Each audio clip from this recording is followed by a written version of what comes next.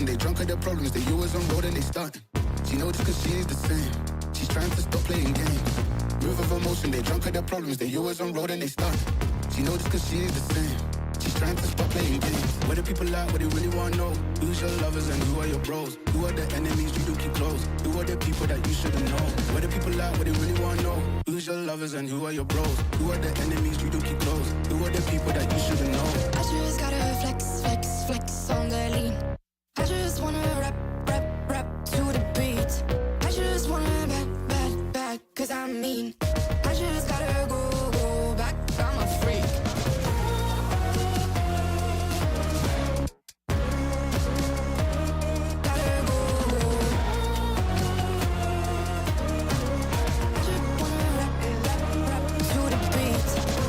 Chains, my vest, my watch, my belt, my cheese, my house, my sneakers, my blouse.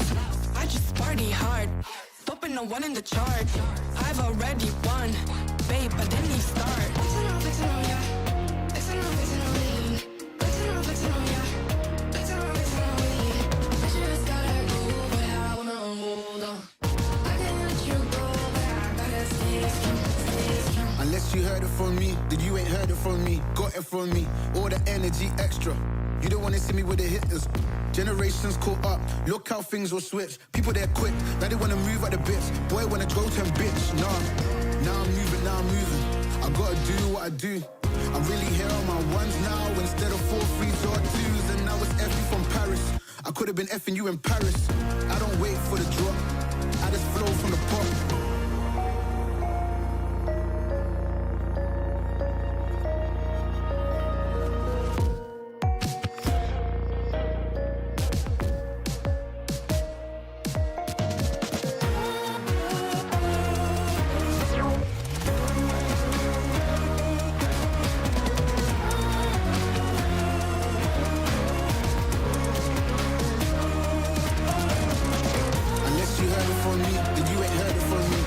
From me, all the energy extra. You don't wanna see me with the hitters. Generations caught up, look how things will switch. People they're quick, now they wanna move at the bits. Boy wanna go to bitch, nah.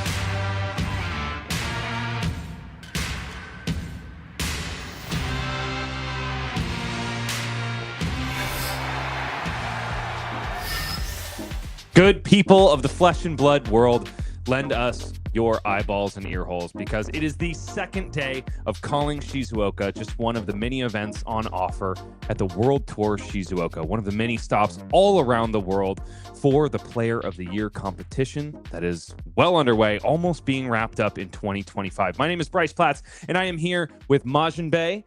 We're going to be giving you the upsets, the great games, and the fine moments that will be set before you. Majiin, are you excited or what? I'm very excited. Yesterday was really fun. It was cool to see how the new set has kind of affected things. It was cool to see we're still seeing the ramifications of the most recent banned and restricted announcements. So it's nice to see kind of how that's all coming together in the current meta. Forget the banned and restricted. We're also seeing the ramifications of Mastery Pack Guardian. Heck, I never thought that a Victor could take down a Florian of Tatsuya Okanishi's caliber, but we saw it before us yesterday. Also, speaking of older influence, we also saw a quad intimidate kill on an Earth hero, and that is still possible today. I am very excited to see our X and 1 Rhinar duking it out in the greatest stage in the flesh and blood world at the moment. But first, let's go ahead and set the stage, ladies and gentlemen. This is a classic constructed calling. This is day 2, as we've already mentioned before. 7 rounds of Swiss have already been concluded.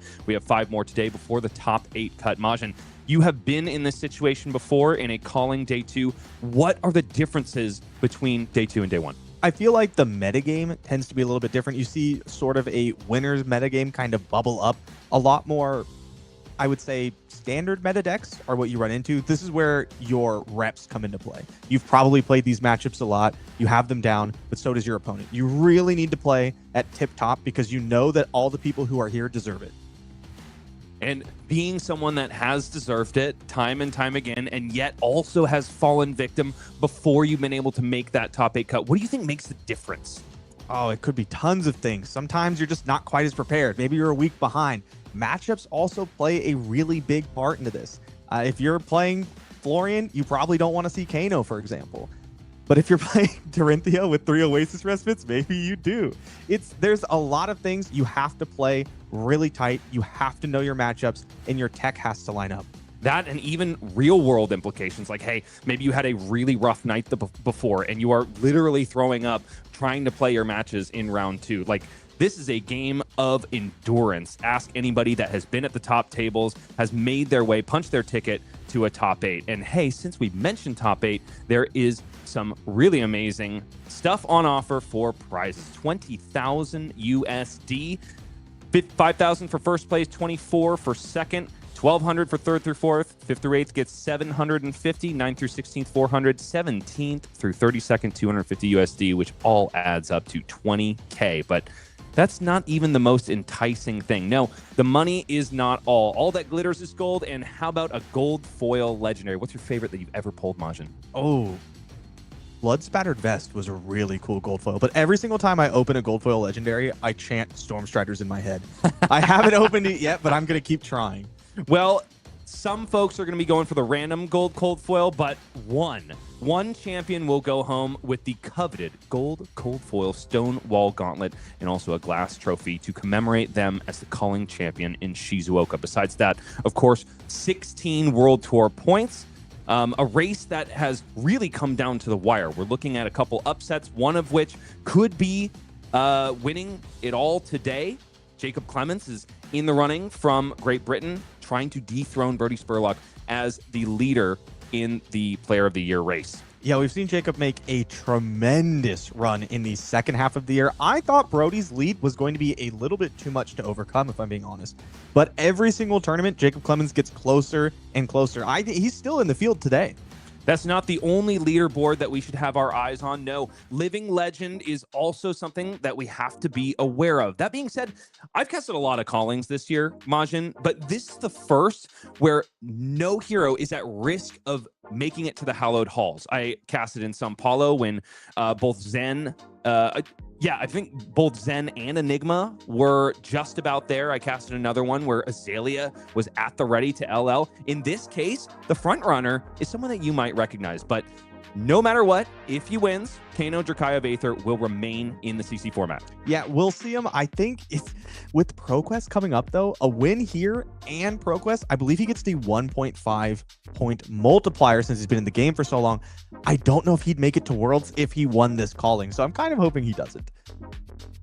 What we really want to keep our eyes on, though, despite the fact that we do have three Kanos still in the mix, are 4th and 5th. 737 points for Kayo Armed and Dangerous and 720 for Florian Ropwood Harbinger means that a big win for them could spell doom for players of either of those heroes when it comes to ProQuest season. Absolutely. Both these heroes I expect to be very popular in ProQuest, just like they were in this calling, 1st and 2nd most represented. That's a lot of points. ProQuest season has a lot of points on offer, and I know that people are putting a lot of time testing into both these heroes for the World Championships. If one or both of them possibly rotates, it could be such a huge shakeup for the meta.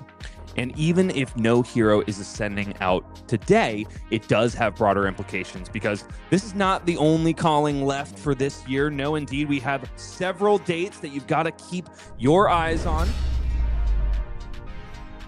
And they are presented right here before you. The World Tour is representing 120 iconic destinations all around the world, and of course, a $1.5 million cash pool. We've got calling in Hamburg, a calling in Sydney, a calling in Seattle, which is not represented here on this slide, but there's a whole slew of battle hardens as well. Get out and play some competitive Flesh and Blood. Get your hero on the Living Legend leaderboard and make them reach ever higher to the hallowed halls. Are you attending any of these, Majiin? I believe both of us are going to be at Sonoma, actually. You are correct about that. I cannot wait to finally sink my teeth in some competitive Flesh and Blood. I am excited. I'm really excited to play this format. I've been a little busy with World Tour Weekly and some other things. I haven't been able to play the game quite as much as I wanted in person. I want to get out there, play in tournaments. It's my favorite way to spend a weekend.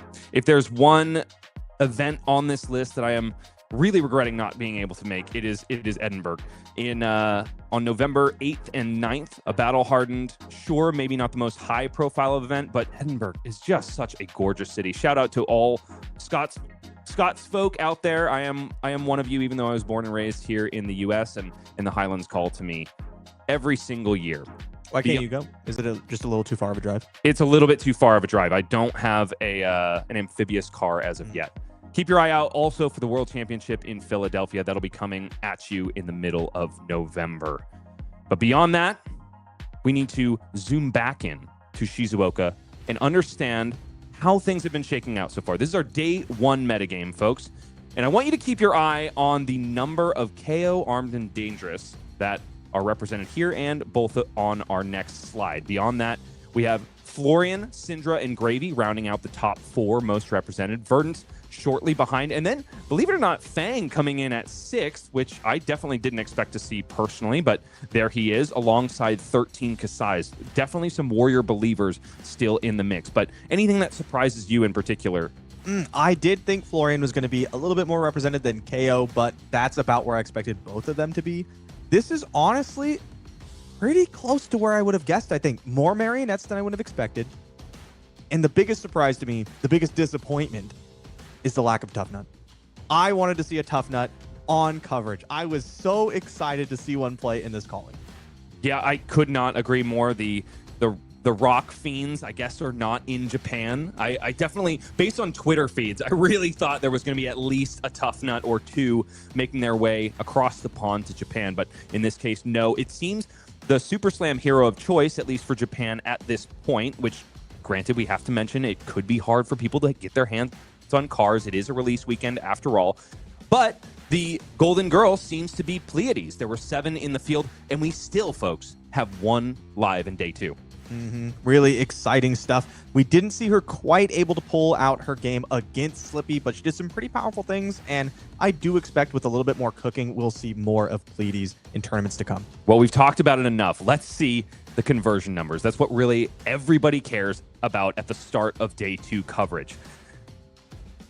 Boy, howdy, what a crater KO Armed and Dangerous has left. From 44 down to just 5, an 11% conversion rate, despite being touted as the best deck in the format by a lot of folks.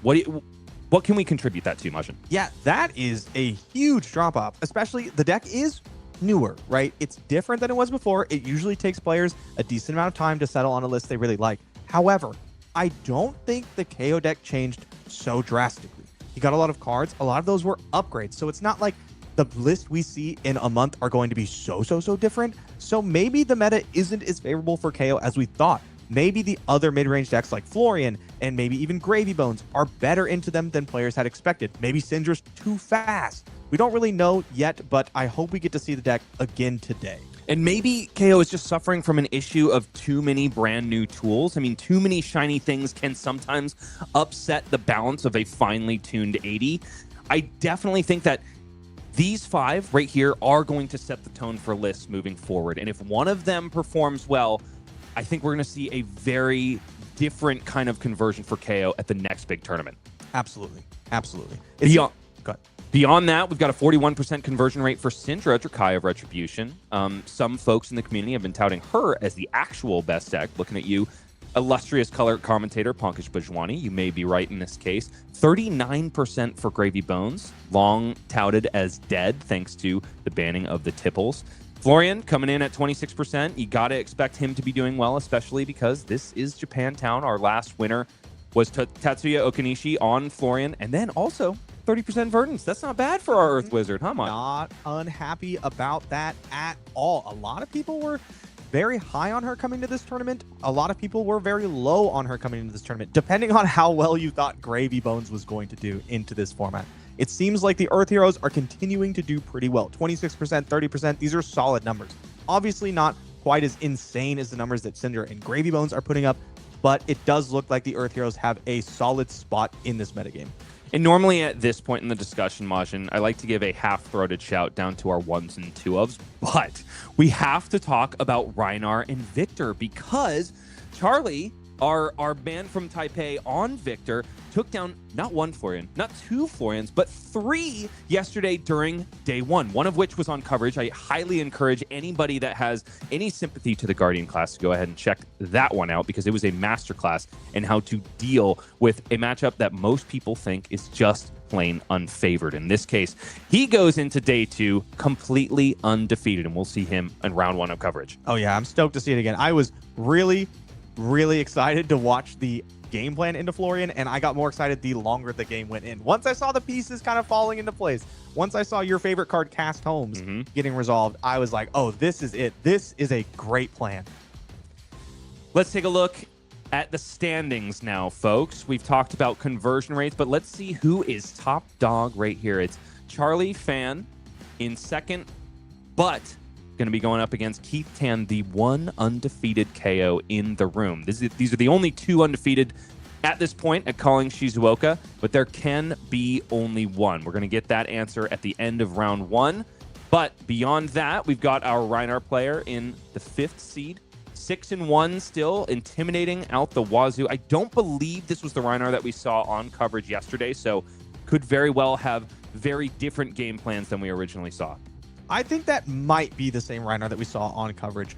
Also, I'm seeing 3 Cindras in the front page. Makes sense considering her wild conversion rate. We have 1 of each Rosetta Wizard and definitely Gravy Bones, which I think has proved that he is going to still be a main player in this metagame. Moving down to page 2, there's plenty more. We've got 2 Kanos, Majiin. That's what I like to see. Love seeing the boy come out and perform well. There's a lot of decks that just aren't very prepared to deal with him. The Earth Heroes really struggle into Kano right now. And this was another one of those, Kano sine wave moments where when the people are least expecting Kano, that's exactly when Kano likes to strike. The second that lists are being fine-tuned, or perhaps the field is a little bit too wide to include those extra pieces of Spell Void or AB, that is when he wants to come out in full force and do some serious wildfiring. Absolutely. And with Slippy losing a huge percentage of the meta share that he had a couple of weeks ago, that was one of Kano's worst matchups. The Arcane Barrier plus Spell Void equipment, having a full suite of those for the super aggressive assassin was so difficult to deal with.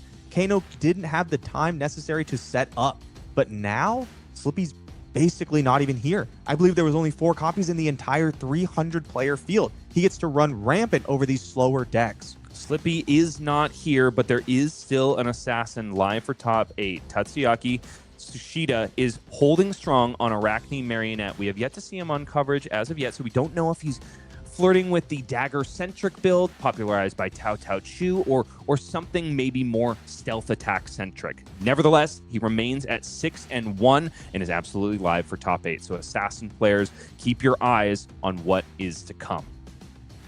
Michael Fang on Gravy Bones.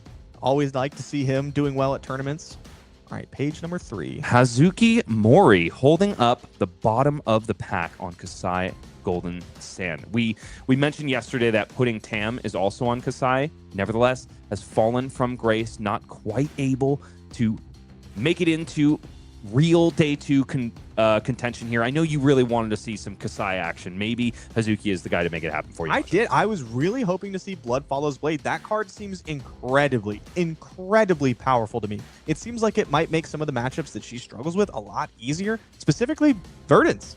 Verdance is really good into Warriors generally. Wizards tend to be. However, Wizards are terrible at dealing with allies. And now you have to think every single time that first Centauri Saber comes in, is this Blood Follows Blade? Do I have to block this? And that makes the game so much more difficult. With bated breath, I mention seed number 28, our only Pleiades, our only Super Slam hero available that could possibly top 8 at this point. Besides that, we've got OO on Verdance, who we saw on coverage yesterday, Jacob Clements, who we continue to talk about as the new potential frontrunner for Player of the Year, especially if he's able to secure yet another top 8 here in Japan. Yeah, this would be big. A big finish here, another top 8 finish here, and we're just one more top 8 away from, I think, toppling Brody's first place spot.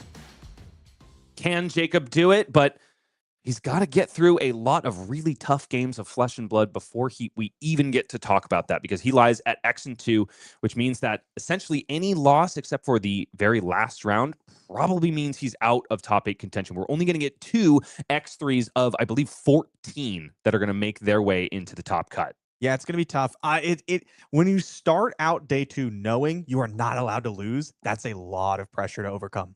And have you ever been in that situation? Yeah.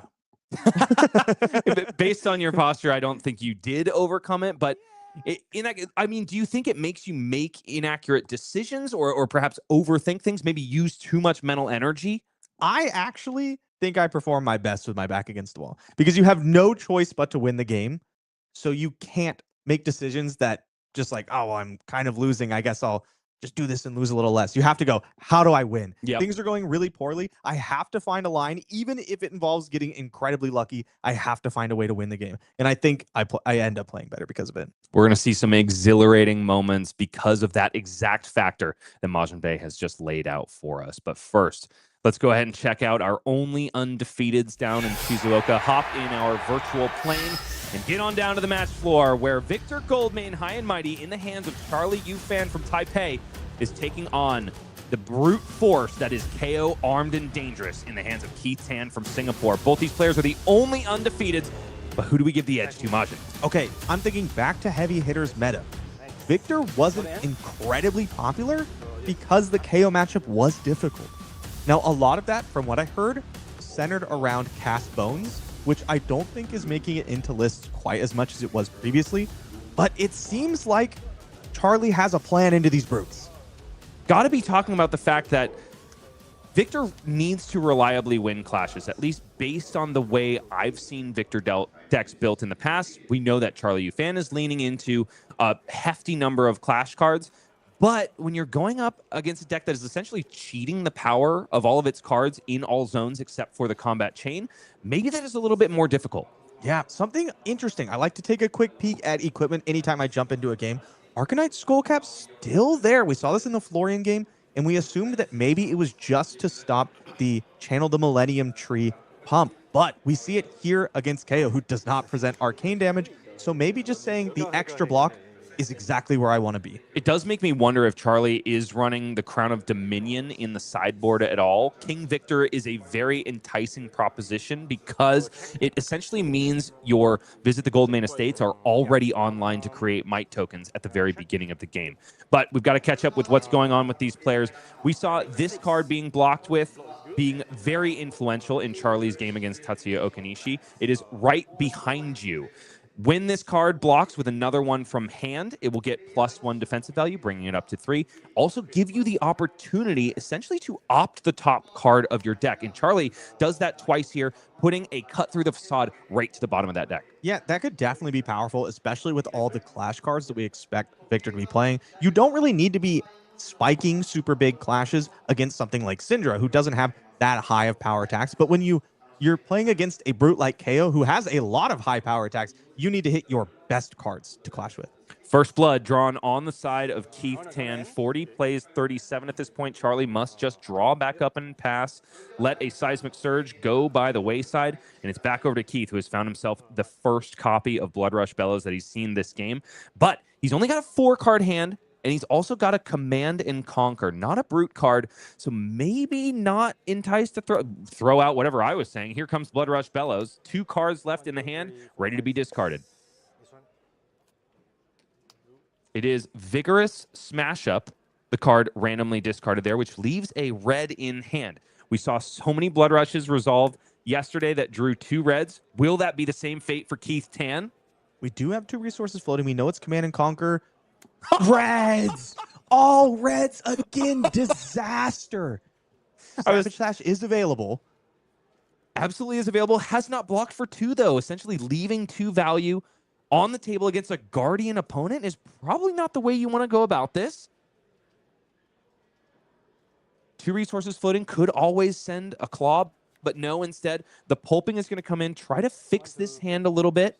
If Keith has been able to draw a resource card, he's got a 1 out of 3 chance to lose it. Okay, it was a red bear fangs. Keeps the new one. It's a blue. It's a blue. We got there in the end, ladies and gentlemen. This is a fixed Blood Rush hand. But how good is this blue? What are you really gaining? You're swinging with Command and Conquer after. It's not pumped by Blood Rush Bellows. It is good. Don't get me wrong. It's hoping for 9 into a Command and Conquer. That's solid. But this is your big card. You want more. So could there be an argument for an activation of Gauntlets of Tyrannical Rex and then send Mandible Claw, pocket the CNC for later, just to get the maximum value on the buff from Blood Rush Bellows? It definitely could be. The disruption, we have to see how highly we value this disruption. Okay, Clash of Bravado, the first Clash card thus far in the game, is thrown out onto the combat chain. Charlie Ufan reveals a Visit the Goldmane Estate. Nothing happens right here, and there is a defense reaction in the arsenal, stuffing the action point that could be generated by this pulping. We saw it once yesterday, folks. It's back. Charlie seems to have subbed in some defense reactions for this exact situation. I don't believe he had a single 0 for 4 defense reaction against Tetsuya yesterday. Yeah, these pulpings first have been stuffed multiple times on camera. I'm actually surprised. I wonder if taking pulpings out is something you might consider in this matchup. I guess Victor doesn't run a lot of defense reactions. Instead, Keith just trying to make mountains out of a molehill. That is not how that expression is used. But in this case, he's just going to discard an Agile Windup, save an Agility token for next turn, pocket that CNC after all, which can start off the next turn with 7 go again. Not too bad, all things considered. Cut Through the Facade is the retort from Charlie Ufan. And the card being held for Arsenal is a Staunch Response. Yet another defense reaction. This is a defensive Victor. I feel like we generally don't see this many defense reactions out of Victor because you need to be winning these clashes. And obviously, when you flip a defense reaction, you're flipping a 0. You're probably not going to be winning it. So perhaps the strategy that we saw for Charlie yesterday could just be what he is implementing in pretty much every matchup. Just not fatigue out your opponent, just block as efficiently as humanly possible until you get to a pitch stack of several Visit the Goldmane Estates, and then crush your opponent under the weight of a hefty amount of might tokens. Absolutely could. And when given a little bit of space, Cut Through the Facade really cutting through the offense here of KO, getting rid of the agility token, making converting hands a little bit more difficult. I have not seen Cut Through the Facade get this much play, but it seems pretty strong here. And Keith Tan has found himself another red pulping. If he chooses to start off the combat chain with it, or the Wild Ride that lies in wait. Or excuse me, not the Wild Ride, only if he chooses the Pulping. Charlie does have the option to deploy the Staunch Response in Arsenal and also a card from hand to stuff the turn. In this case, Keith going for the higher value or higher safety play and sending Wild Ride first. Yeah, I don't think there's really any reason to send Pulping now. Beast Within discarded. Beast Within is absolutely a huge card, but only when you discard it randomly from the hand. At this point, Keith is going to start banishing cards from the top of his deck until he finds one with 6 or more power. He will take that many cards worth of life lost and also put it in the hand. I believe it was another copy of Command and Conquer. So only 1 life lost there for Keith Tan. 32 plays 37 now, but he's got an extra card with which to work. It's looking like a pretty powerful turn here. We have a couple reds in the deck, a couple reds still in the hand. We still have another resource card. We have plenty of go again with things like Claw. I'm a little worried that we might send Pulping first and get stuffed. But other than that, this is a lot of damage. So in the days of old, when a lot of Rhinars were playing Pulping, it was pretty typical, I guess, just because of meta conditions, for them to roll Scabskin Leathers first, just to insulate themselves from any sort of defense reaction shenanigans that could really put them in a tough spot. 2 more copies of Right Behind You are put in front of this Wild Ride, and I was kind of wondering if this was a sideboard card for Charlie, but no, I think he just wants to accelerate to a pitch deck as fast as humanly possible. Yeah, to talk about Scabskin Leathers, I'd be terrified to activate Scabskin Leathers. Just the thought of rolling a 1 and immediately having your turn end, just like what happened with the Pulping, it scares me too much. Brute players, they're built different. Fascinating. An activation of Gauntlets of Tyrannical Rex, pitching 2 reds then for the Command and Conquer that was in the arsenal. Keith decides that he would rather save that Pulping for another day, despite the fact that he could have swung Mandible Claw and then sent a Command and Conquer. A curious sequence here. I believe, I thought it was still a blue in hand. I thought so too, but maybe we saw it wrong. Titan's Fist is the retort here. 36 plays 32. Charlie Yu-Fan showing that he doesn't just have Miller's Grindstone. Perhaps this is the exact matchup that Titan's Fist comes in, because Charlie does not want to be just giving away power on his weapon if he doesn't need to. Again, we've already mentioned that Kayo, Armed and Dangerous, is a difficult hero to win clashes against. So I kind of wonder if Test of Strength has made its way out of the 60 in this situation. I could definitely see that. Second Blood Rush Bellows being deployed here. This one on a 5-card hand. Discarded card is a resource card. It's a yellow Wild Ride. And what have we got here in the hand? It is, no, we found a blue. It's a Smashing Ground, Reckless Stampede, and another Wild Ride.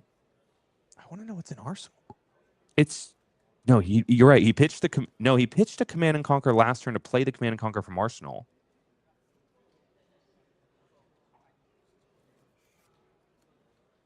Either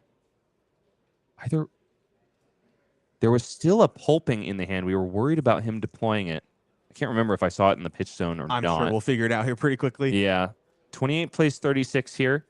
Perhaps the reason that Keith is tanking so much is because it was indeed the Pulping, which means that Charlie could be so happy about the fact that there is a Staunch Response waiting in Arsenal. Now, Staunch Response is not the silver bullet defense reaction into a Pulping that, Fate Foreseen is, because Charlie will have to commit 3 cards rather than 2 in order to stop Keith's turn.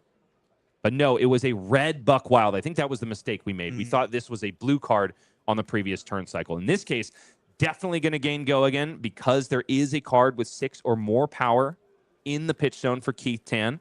Savage Sash also activated here before it had a chance to block. Buck Wild only costing 2 here, and everything else that has 6 or more power will also cost 1 less. This is gearing up to be a really strong turn. No Pulping being stuffed here. We got Buck Wild. It's looking like probably into a Wild Ride, hoping to keep maybe that Reckless Stampede, which is a great card against the deck that's really looking to block. In this case, it is 9 power. Quick Dodge Flexors come out to play for Charlie Yu-Fan, perhaps because he's got a Staunch Response that happens to cost 2 resources in the arsenal. We saw him kind of throw Quick Dodge Flexors away for 2 value against Tatsuya Okanishi. I wonder if he's willing to do the same against KO Armed and Dangerous, though. I don't think we'll see that here. Oh, going with the Mandible Claw instead. Here comes Keith is having another think because he just doesn't have enough resources to do both the Mandible Claw and the Reckless Stampede. Reckless Stampede being such a fearsome card. You talk about clashing. In certain situations, just like Reckless Stampede, Kayo is definitely the better clasher than Victor. Yeah, I was going to say, could be that we're not willing to chance losing the Reckless Stampede here. And I like this move a lot. Reckless Stampede is a fantastic upgrade to KO decks Abound thanks to Super Slam. 28 plays 32. You got to hand it to Charlie. That Titan's Fist is putting in some serious work. I don't think he's resolved a single attack action card yet this game. And yet, there is still a tiny bit of a life total gap. Don't forget we had Cut Through the Sod. Hit for a big 7. Oh my goodness, I absolutely forgot about that. That was a big 7 and an agility token cut through.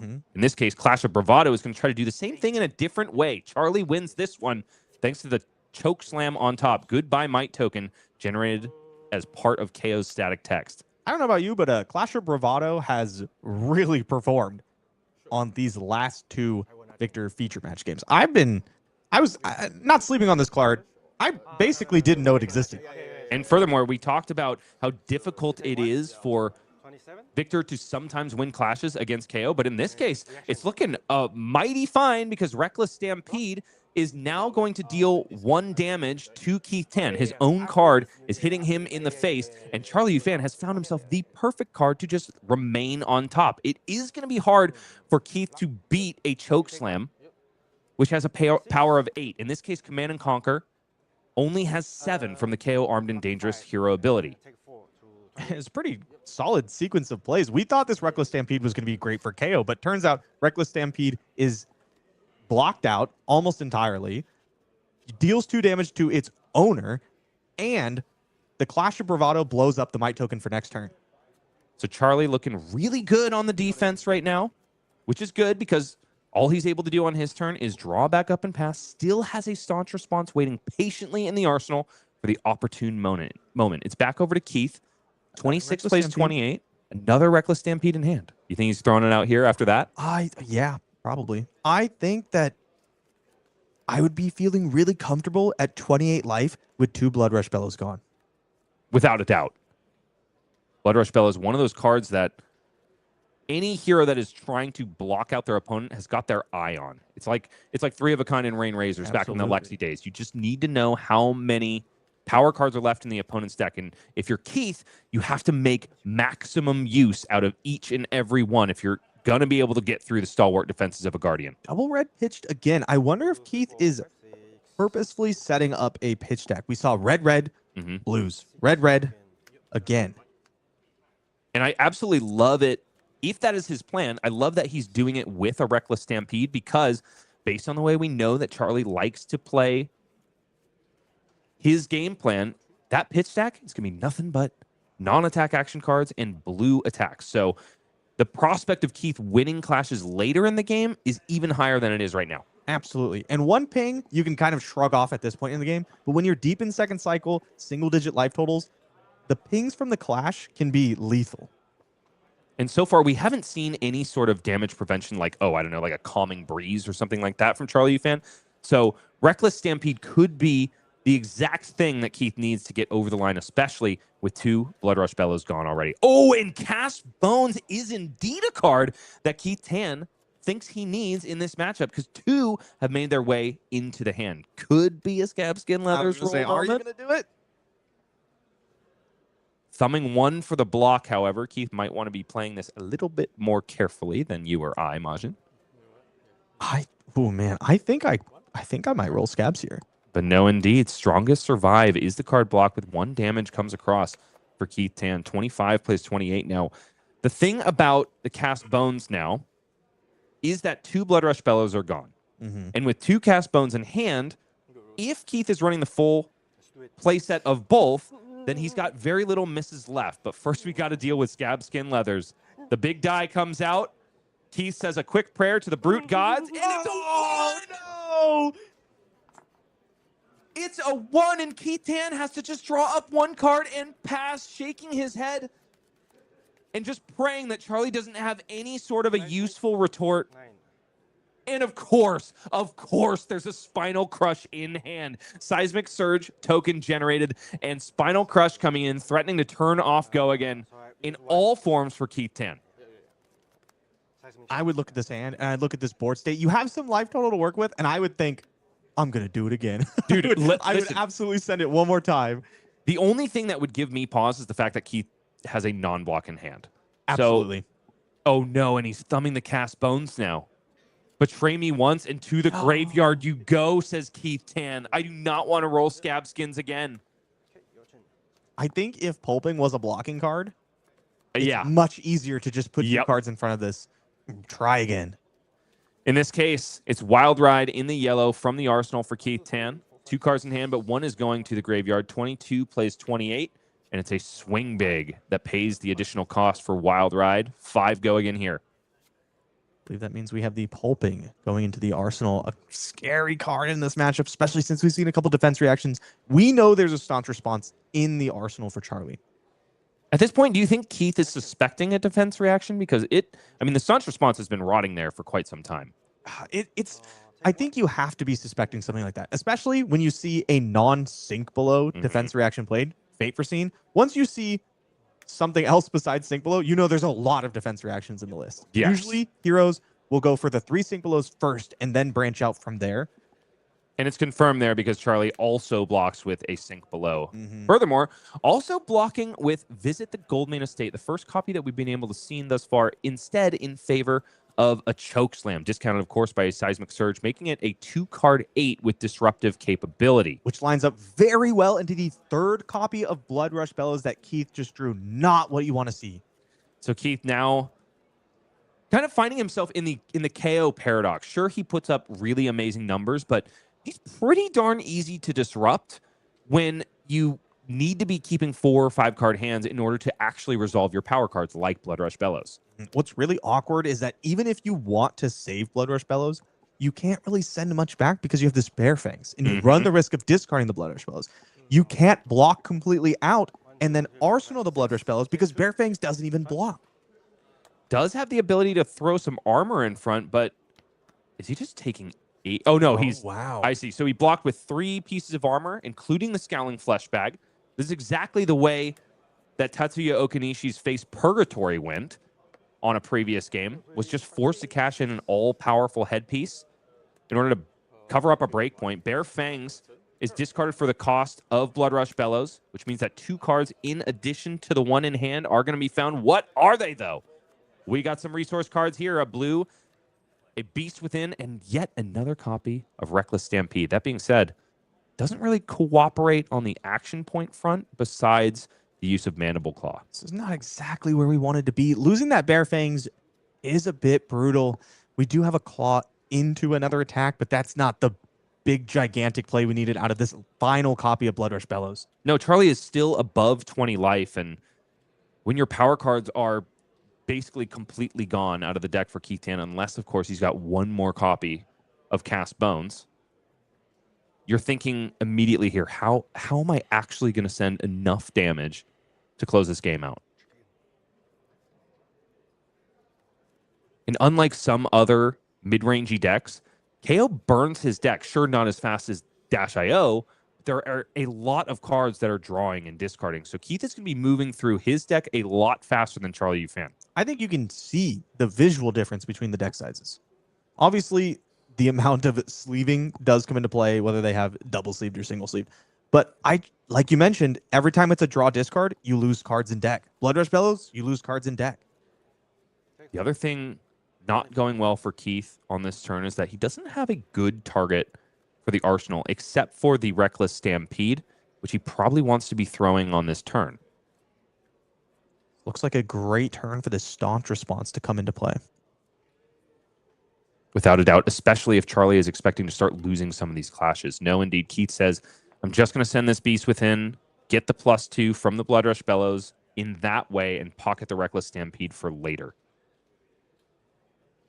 It doesn't feel good to send Beast Within pretty much ever, but it can kind of make the best of a bad situation. Holds on to the Staunch Response, especially when we had a strong card to play. We could have blocked with the Staunch Response and sent Weakest Link. We've seen a lot of no blocks. out of Keith's deck. I'm really surprised by that. And the last copy of Cast Bones is in the hand for Keith Tan. Can he finally make use of one of these all-powerful Majestics? He doesn't have access to a whole lot of go again otherwise. Would have loved for one of these blues to be Buck Wild. But in this case, a little bit action point starved yet again. We can activate the Claw here by discarding Mighty Windup. It's not a ton of damage pushed, but it is something. Does look like that is going to be the line of play chosen by Keith Tan. This Mandible Claw comes in for 4 thanks to the Might token that popped at the beginning of the turn. Enlightened Strike is the block for Charlie Ufan. 1 damage is going to leak through, but not before Keith Tan discards that Mighty Windup, generates 2 Might tokens, and provides go again to Mandible Claw. Charlie seems here to block. Not sending the weakest link on the previous turn, because whether or not it has good disruption is kind of a coin flip. If there's no cards that don't block at all in Keith's hand, it's kind of a whiff. It's just 6 vanilla damage. And I don't think Charlie is interested in that at all. Valuing his life total over his opponent's. Wow, and only 5 hits here, despite the fact that Keith has worked his way through 6 non-6s in his deck, and it's a tear limb from limb. Keith really showing that he values the non-attack version of Brute very, very highly. Tear limb from limb, pretty good at pushing hands through a defensive wall, which is looking like it's going to be needed here. Keith did have the opportunity on this turn, I should mention, to roll Scabskins, send Cast Bones, and also Reckless Stampede, but once you've been burned by a 1, you are very reluctant to go back into the gambling well. I also expect that we want to pair the Reckless Stampede with this large amount of mites, making blocking a little bit more awkward, as long as you win the clash this time. Command and Conquer, however, is going to be coming for that Reckless Stampede after Charlie Ufan finds himself a 4-red hand. Enlightened Strike and Boulder Drop are in the pitch down to pay for that Command and Conquer. 23 plays 20. Life totals are still fairly at parity here, but the cards are favoring Charlie Ufan. So many power cards, so many powerful Majestics have been utilized on the side of the Brute deck. This is a pretty incredible turn for a Command and Conquer, threatening the arsenal on a large turn with the Agility token unlocking all sorts of different hands for Keith. And Keith, once again, in the blocking seat, exactly not what Kayo wants to be doing. We've talked about how much Charlie loves blocking. Keith, in his seat, definitely hates it, but Charlie is making him answer some really difficult questions.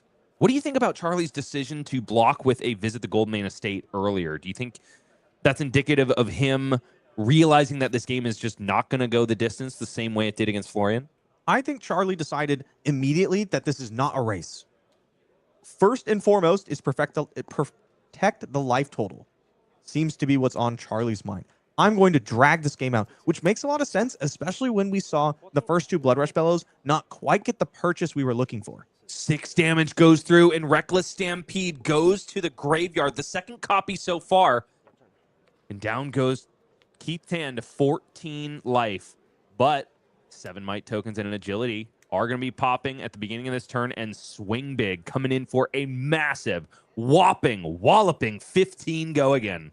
Yeah, but if it hits, Charlie gets a Quicken token. I mean, if it gets completely blocked out.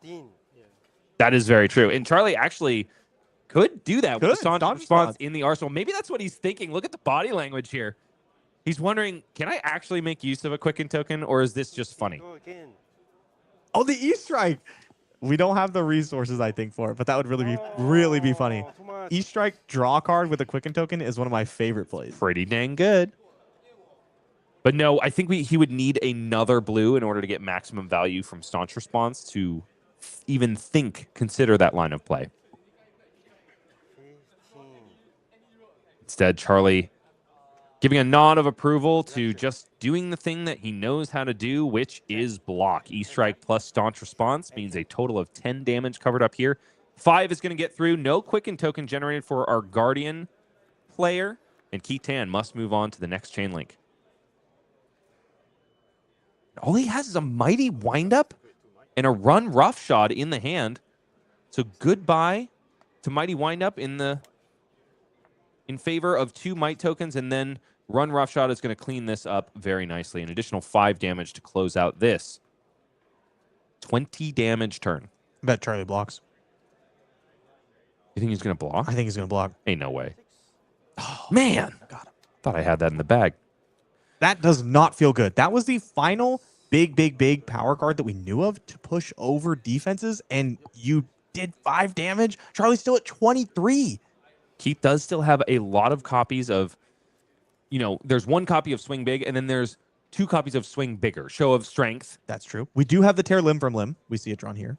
And that being said, Show of Strength is definitely the weakest when it's going up against a Guardian opponent, because if there's one thing that Guardians have, it is attacks with 6 or more power. Instead, Keith is going for Tear Limb from Limb. Going to have to draw and discard a card. As long as he hits a 6, the next attack will get double its base power. It's the middle one. What was drawn? It's an agile windup, which is what he needs. But that means there's 2 reds left in the hand. And Keith will not be able to save anything for the arsenal. I think we really wanted to keep that agile windup in a perfect world so you could go claw into Show of Strength. That would have been a pretty strong turn.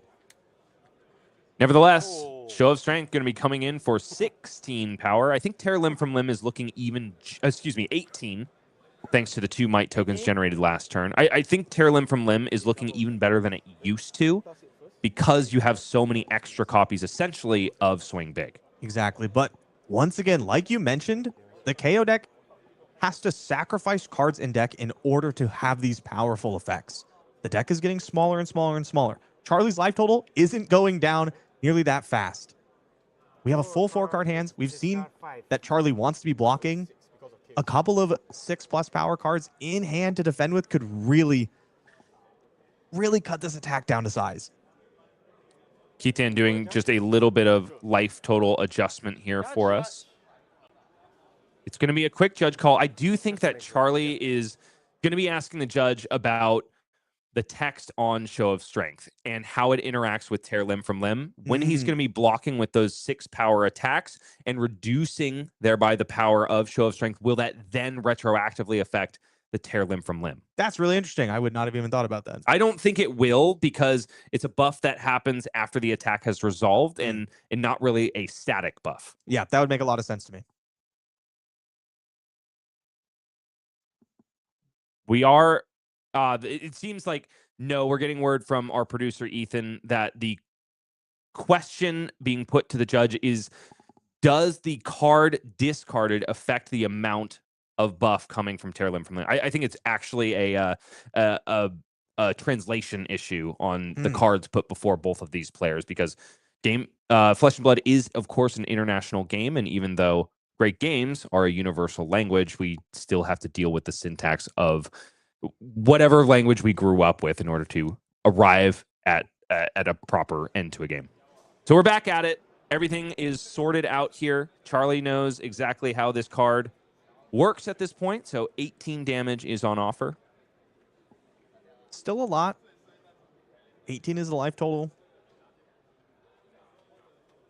Threatening lethal. I imagine we'll see some blocks that would be a continuation of Charlie's game plan.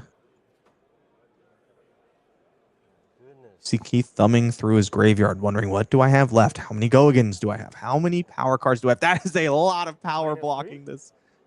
Iron Fist Revelation plus another 9 equals 11. Also, 3 cards that have 6 or more power. So it's going to chop that Show of Strength all the way down to 15. It was looking so fearsome before at 18. Squeaking through 4. After another costly power card and more cards from deck, Keith Tan is left with life parity once again.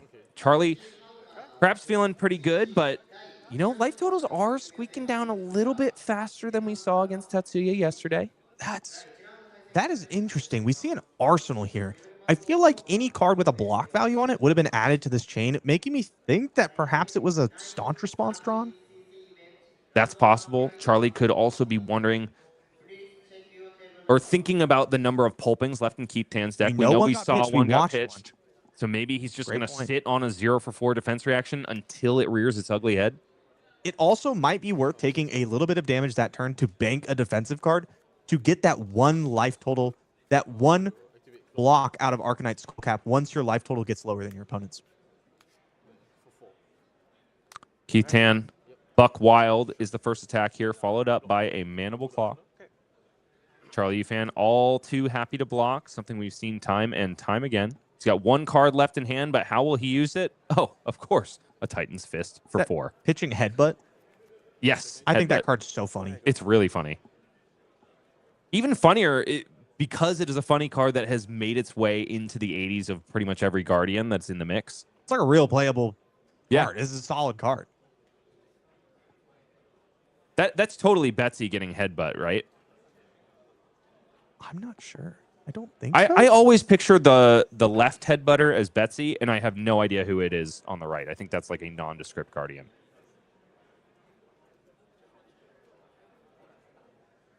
I'll let chat decide. 14 plays 14 here. Keith Tan has to decide what to do with the fist coming at him from Charlie. And it does seem that Keith will take 4 down to 10.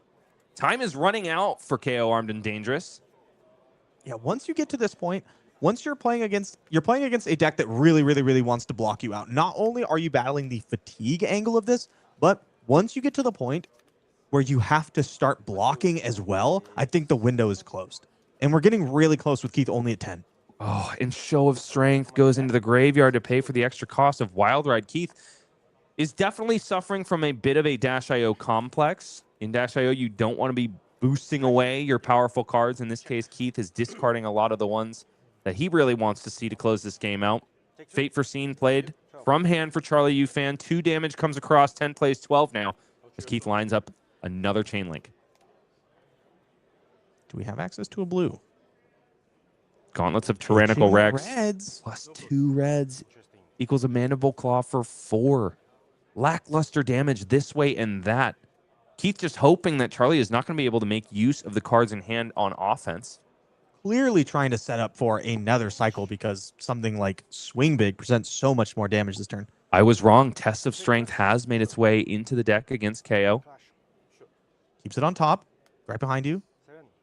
And a Disable, which should win this clash, if I'm not mistaken. Yes, indeed. So Disable drawn on top of the creation of a gold token for Charlie Ufan, which means that Visit the Goldmane Estate is finally online for the first time this game. And by online, I mean it will generate a gold token and several mites upon resolution. Not much to do with the extra blue, just pitches it into Tectonic Plating and sends Titan's Fist once again. That lends a little further credence to us thinking that it's a defensive card in Arsenal. The Tectonic Plating is a very interesting inclusion here for Charlie Ufan. I honestly really like tech plating when I'm playing Victor, but I'm often doing the more tempo-y version, not this grindy block you out until I get my nepotism pitch stack that Charlie Ufan is. I do wonder like how much extra value he would get off of a Tunic based on the way he's playing the game. So far, not much. I have a feeling that Charlie looked at the bottom right-hand corner of the Tunic and said, no, thank you, not interested. A 1, get that out of here. 1 blade break, mind you. 2. And in this case, able to do a lot of filtering thanks to that tech plating. Resource sinks are something that you learn to really appreciate in Flesh and Blood. Test of Strength, the second, finds the mansion on top of the deck. This is the second time that Charlie has revealed a Visit the Goldmane Estate from a clash. Definitely thinking about fixing this match a little bit better. Yeah, I don't know if you do. I don't think you can't can beat a CNC There's flip no from way. KO. It's so unlikely. I mean, he definitely can, but at this stage in the game when so many choke slams and spinal crushes are gone. Yeah, I just don't think it's worth it. I think this is a good decision. Let it go. So 6 blocks 6. Life totals remain the same. 9 plays 12. The difference in the board state, however, is that Keith Tan has found himself a gold token, which could be a get out jail free card based on some of the hands that we've seen him draw. We do have reds in the pitch stack coming back around. Definitely going to need them to try to push over this defensive wall. Hoping in the hand. Pulping a card that is so scary to send against a Victor that is packing defense reactions. It's great when you get to send it last. Very true. Wild Ride Claw into Pulping, that's strong. But every time you play a card like Pulping or Wild Ride, you are losing a card in deck, which has to be on the players' minds right now. Mandible Claw. 3 go again thanks to the discard on Wild Ride. Comes first. Thunderquake is ready for blocks. The follow-up is the Pulping. Discarding the CNC revealed on the Clash is Keith Tan. This Pulping has Dominate, but Keith has no way to use anything else. Oh, and now that a CNC is cleared off the top, Charlie Yu-Fan, despite knowing that he's probably going to lose this Clash, throws the 3rd test of strength at Keith's Pulping and generates his opponent yet another gold token. I wonder if that's why Charlie thought so hard about possibly using the Victor ability to retry that Clash was because of the 2nd one in hand. Might token pops for Keith Tan. Handful of blues, maybe 1 red there at the bottom. The issue for Charlie in that situation is that he knows he's about to draw Visit the Goldmane Estate. I guess he wouldn't if he refixed the Clash. So maybe he's wondering, with my opponent's sub 10 life, maybe it's time to just start resolving these Visit the Goldmane Estates and putting pressure on the hand as well as the life total. I haven't seen Charlie make a play yet that wasn't blocking when blocking was an option. I don't know if we're going to change now. Hold on, what about that choke slam earlier? That was crazy. Well, we blocked first. Okay. We blocked 2 cards. We blocked 3 what cards. we could have blocked, and then we sent the choke slam. That's fair. Beast Within, not exactly the card Keith was hoping for here, I have to imagine. Buckwild red. Get to send multiple attacks this turn. But the issue, of course, with Buckwild is that it does not draw discard. So doesn't turn on Mandible Claw to further extend this turn. It's true. It is- Buckwild into Beast Within using the gauntlets is an effective use of resources, but it's not just what you do on a turn-by-turn basis that matters at this point. You have to be thinking of your resources in totality. What do I have left, period, in the deck? Reckless Stampede adds a little bit more oomph to the end of this turn.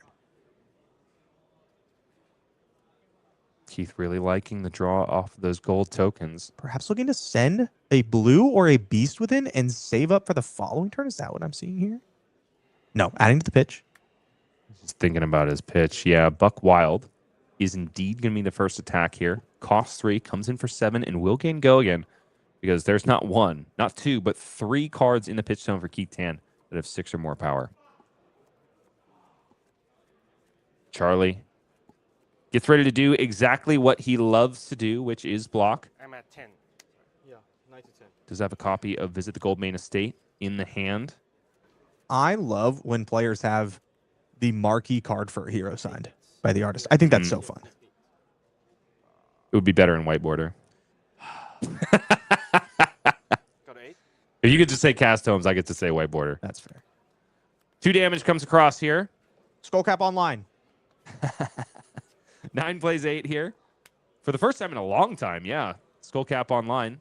Charlie Yu-Fan might be thinking about blocking with it, but you got to doubly consider it when that card is Reckless Stampede, because Reckless Stampede says whenever a card defends this, clash with the defending hero, not whenever an action card or a card from hand or a card from arsenal, which means that Arcanite Skullcap would incur a clash from both of these players and potentially negate the very defensive value that it would get by blocking. Absolutely. Like I was mentioning before, Reckless Stampede, you can shrug it off in the first cycle of the game, but once you get down to single-digit life totals like we are now, it gets really spooky.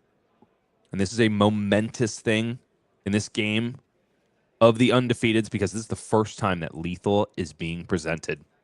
2 cards bought out of the hand for Charlie Yu-Fan, which means that 2 damage is going to leak through, but not before we do some clashing. It's a blue chokeslam versus a red pulping. 7 versus 6. Charlie Yu-Fan has got to make a difficult decision here. He's going to see if he can fix these results.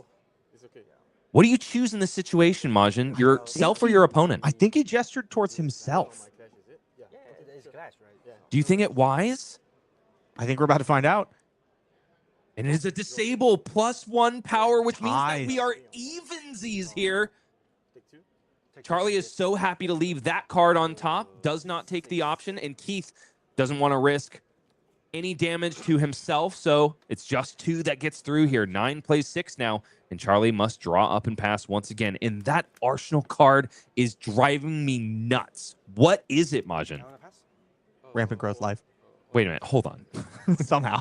Play it, get to spite me. disqualified? Exactly. I don't know. We still have 3 armor block on Charlie's side as long as he's lower life, which I think is going to continue to happen for at least a couple turns. Keith tanks for a moment because he drew himself a blue agile windup, wondering if he can make use of those extra action points. The decks are very close. Yeah. Blocking generally comes at a cost to your deck. Even when it feels like you've got a wall against you, Guardian players do burn through their cards fairly quickly because the printed value in defense is almost always going to be lower than that on offense. Agile windup discarded on Keith's turn in order to provide go again to this Mandible Claw, and run roughshod, showing its stripes. Came on the scene from the Kayo Armory deck back in the heavy hitter days. It seemed like an absolute juicing to a deck that was already doing pretty well. It is an incredible card in this deck. Being a pseudo 6 power blue block 3. But you know, KO got a ton of other really powerful cards in Super Slam as well. And despite that. Oh, we're pivoting to offense. Okay. Taking some damage here. Saying, I'm going to keep these cards for the first time this game. 2 damage comes across here. Charlie, now potentially in the Brute Meat Grinder. 4 plays 9. I think at this point we know that the card in Arsenal is not a crush card because it would have been flipped to the Iron Fist Revelation, I think, unless Charlie Ufan is a avid poker player. We're slowly narrowing down the options of what it could be. Spinal Crush, though, coming in for 9, the last copy in the deck. Pretty great against this agility token. Got to be happy if you're Charlie. But 4's not a lot. No armor. You're kind of getting low on deck size, too. And if you fully seed tempo, it's entirely possible that all these blue attacks are too much for your deck to continue to block out. Keith luckily does have a massive 2-card play. One of the few left in the deck, I would think, at this point. A Show of Strength is ready to be deployed. But against a Guardian player, is that going to be enough to actually swing any tempo? I think Charlie could very handedly put 2 cards in front of it and go to the next turn cycle. And that's exactly how this is going down. Keith sending Show of Strength for 9. But I have a feeling that its base power is going to be a little bit less by the time this combat chain resolves. Enlightened Strike, Boulder Drop, and Clash of Bravado in the hand. Looks like we have 2 cards that can negate a power each from the Show of Strength. So if Charlie wants to just throw 2 cards in front of it and send an E-Strike, he'll only take 1 damage. But no, Clash of Bravado and... Thinking about it. Think hard, Charlie. This is the moment. His tournament life does not hang in the balance, but his comfort, the way in which he can proceed through this day definitely does. Absolutely. Undefeated feels a lot better. Yeah. And I tell me if I'm wrong about this, but it does feel like you are on the brink of a precipitous drop after you take your first loss. I feel like the majority of times I lose, it's after I've finally lost for the first time. That does happen. It kind of opens the floodgates sometimes and more losses pour in. Headbutt versus Strongest Survive, which does mean that Keith wins the clash, if I'm not mistaken. I believe it's a... Oh, no, it's a tie. Tie. You're right. 6 You're for right. 6. 6 for 6. Headbutt strikes again. 7 Oh, cards. not a lot of cards in deck for either player. Keith is up, I think, on total cards. By a sizable amount, it seemed. But the weapon race does favor the Guardian here. Titan's Fist coming in for 4. Gosh, this is a tight game, Majin. I think we might see a shift here. I think if Charlie's plan is to just block and send Titan's Fist, Charlie's the one that gets fatigued. Brute has a large power attacks. That's the whole deck. We still have a red in hand. 2 block left on the armor. Claw is only 1 point of power less than Titan's Fist. And it's not just any red, Majin. It is Buck Wild. 7 go again at the ready. 1 damage comes across. 4 now plays 5. Keith Tan is going to try to slam the door on the Golden Guardian. Buck Wild comes in for 7 go again here. No might token generated on the previous turn cycle, thanks to Show of Strength not discarding any cards from hand or deck. I gotta know what's in the arsenal. Right? Is it maybe the last copy of Visit the Goldmane Estate? I don't think so. It would be a bummer for Charlie if it was. It would be. It seems like we really haven't been putting a priority on it. 1 damage comes across to Charlie. Down to 3 he goes. An activation of Gauntlets of Tyrannical Rex means that this Mandible Claw is doing itself some Titan's Fist cosplay. Another 1 damage leaks through. Charlie is running out of breakpoint stuffers here. Down to 3 he goes with 1 card in hand. Down to Excuse me, 2. And I believe Keith has Pulping in arsenal. Pulping red. 4 on Titan's Fist once again. Smash Instinct?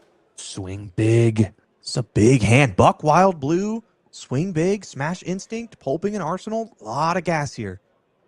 Hot dog. Final block on Scabskin Leathers is the choice here. Down to 2 goes Keith Tan. He's decided it's the moment. I've got to put my foot on the gas. I've got to close this out before my opponent can harbor anything more than a Titan's Fist. Buck Wild in the blue comes in for 5 go again. I think this could be the last turn of this game, Majin.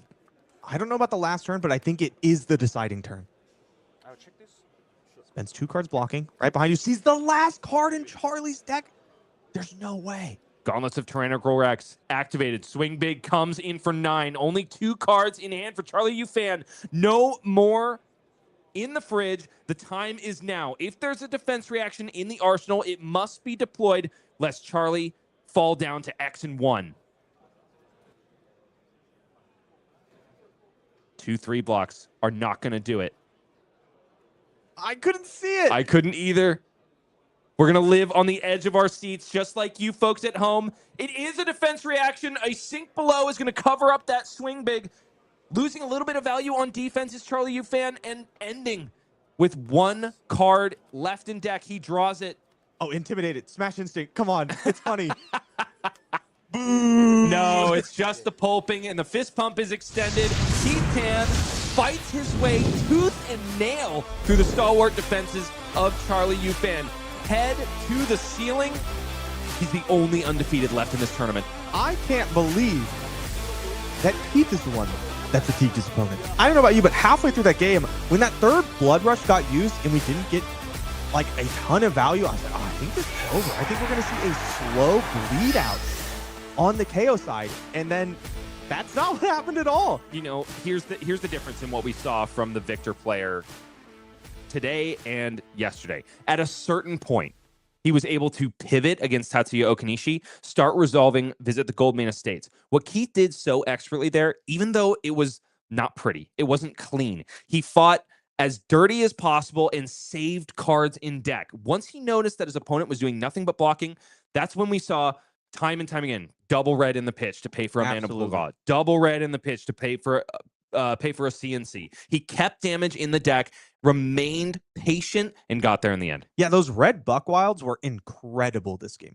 I thought Reckless Stampede was going to be the big standout card, but I was really, really impressed with just 7 go again, starting off these big second cycle turns. Dude, even the blue ones. Because incredible. When they come back around, that is exactly the moment where KO can normally run out of gas. But when you've all of a sudden got go again generators, not just in the form of your windups, giving it to Mandible Claw, but also in the form of a 5-power attack, come on.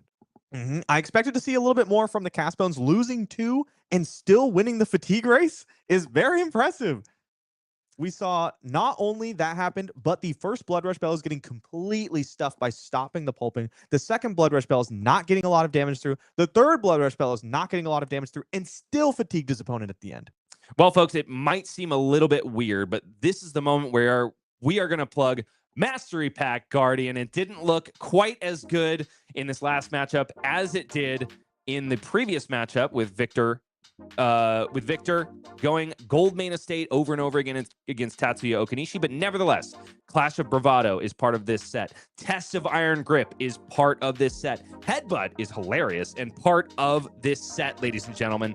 Get yourself Mastery Pack Guardian and beef up the beefiest people in Flesh and Blood. Valda Seismic Impact making a huge impact on the scene alongside her cold foil full art brethren Jarl Vitradi. You messed around with Mastery Pack Guardian at all, Caleb? No, I have not. I am not surprised by that at all, but nevertheless, we have seen some serious Victor play over the course of these last 2 days. Is it at all encouraging you to pick it up?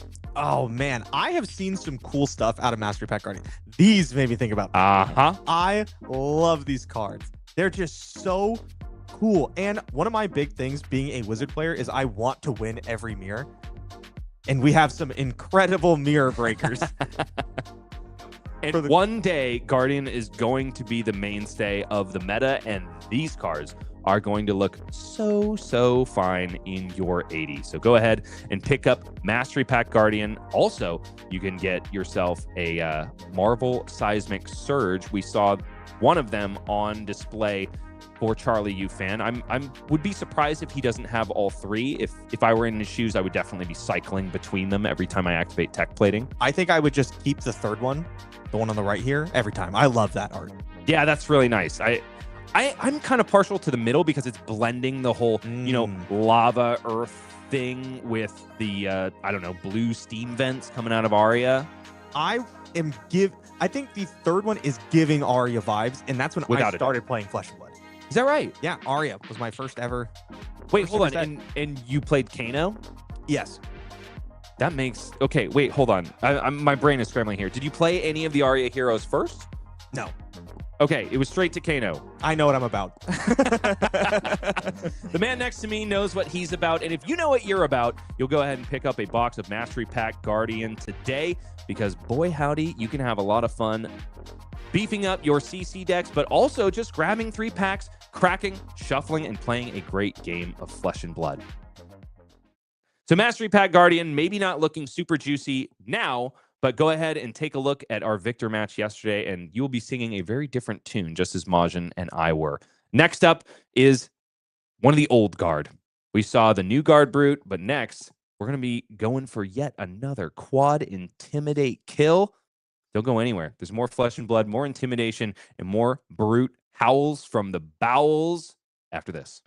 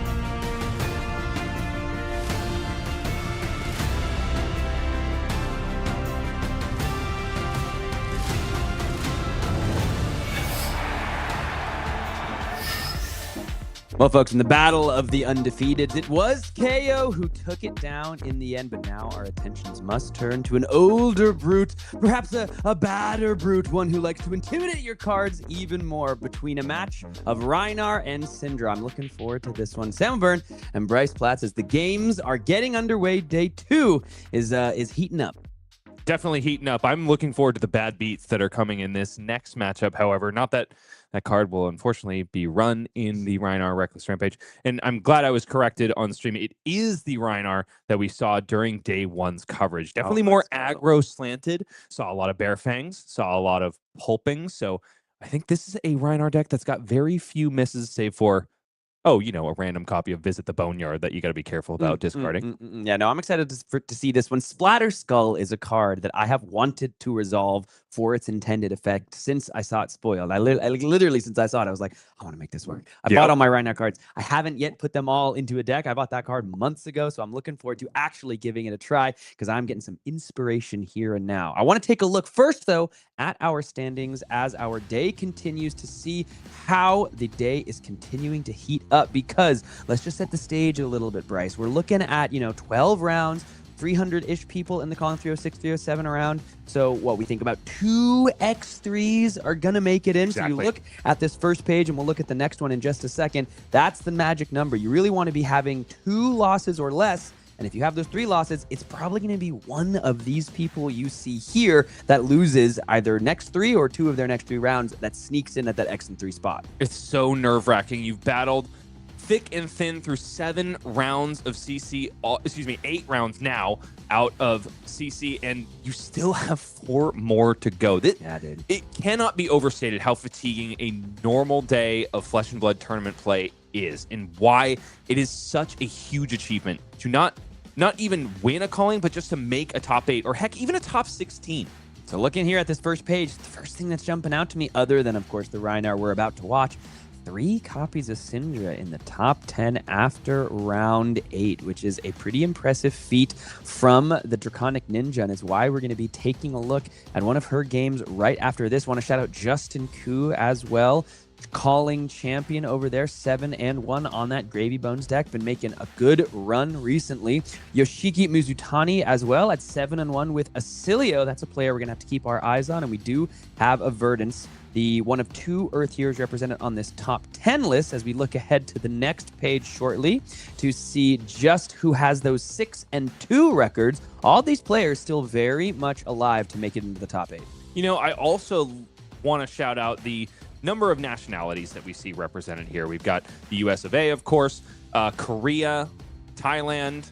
On the previous page, we had Taipei and also Singapore. So the Japanese mainstays are getting a little bit challenged for the crown. We definitely saw that in Calling Kobe earlier this year. It was an Englishman in Jacob Clements versus Tetsuya Okanishi in the finals. So you love a hometown hero, but they definitely need to be going up against an outside influence. Taking a look here at the heroes as well. 2 smirking Kanos at number 16 and number 17. I wonder if we will be graced with a appearance from the Drakai of Aether as we look ahead toward the top 8. We got Majiin Bae here in the booth with us. I want to see him cast over a Kano game at some point, but first we got to see if they can punch their ticket. Looking down at number 19 as well, Tatsuaki Tsushida sitting down there, 6-2 with Arachne Marionette. That's another pretty interesting list. Of course, Michael Fong, we've got a Pro Tour champion still at 6-2, and a Verdance. There's another Florian, and yet another Cindra as we look ahead at some of these other 6-2s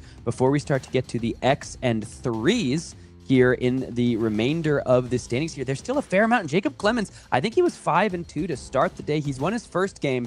That's going to be a player we just have to keep our eyes on. I've also got my eye on those 2 Warrior sympathizers, 2 X and 2 Warriors. Very different classes, though.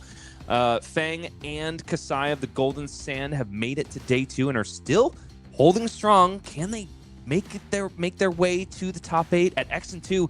That's a very tall task, especially when we were in the winner's bracket that Majiin was talking about earlier, and you cannot give any quarter at this point. Gonna look ahead and just see the remainder, see if any players still have that X and 2 record, as we do see CYK Lionel down there at number 30. Do still have a number of X and 2s. All these players still very much alive. We got to talk about them. Ryosuke Urase as well. I believe a battle-hardened champ sitting there with Florian. Another Florian player up there, 33. We got another Fang at 6 and 2. There's one of those 5 KOs that did make it. Still very alive. And Ryoto Kagawa.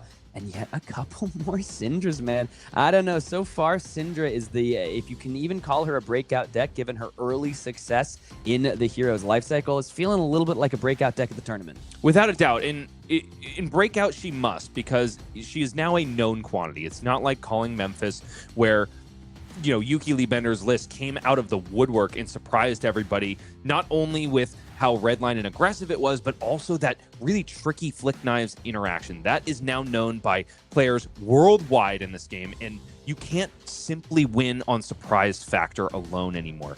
I do have to mention as well, Sam, is it weird that I want to watch a Gravy Bones game? I also want to watch a Gravy Bones game. I want to see new Gravy. We've only gotten to see him one time. Exactly. It's one of those things like, you're going to be seeing Gravy Bones most likely make it into the top 8, so it's not always an early target in some of these Swiss rounds. With ProQuest season coming up, I know players out there want to see how these Gravy Bones decks are working. They want to know what cards do they need to bring in for their matchups. They want to know how to play against them or how to play the deck at their local ProQuest, with ProQuest Yokohama coming up shortly. So we're going to have to look to get some of that action still going in these next couple of rounds as we see the final X and 2s. Now, we talked about a couple of X and 3s potentially making it in. It's not going to be these X and 3s. They're going to have to lose later in the tournament, but we got a shout out at number 48 there. That is a Pleiades player, X and 3. Pretty badass to see. Ain't bad at all. The auras of suspense are definitely falling her way, but unfortunately the top 8 cut will not. Nevertheless, it is a grand achievement to bring a brand new hero from a brand new set and do so well at a high level event. I wish them the best, and I hope they're still grinding it out for a top 16 or top 32 cut. Well, they are one of the newest heroes that Flesh and Blood has seen, but the talk of this next round is one of the very first 4 heroes. I want to see how Rhinar Reckless Rampage continues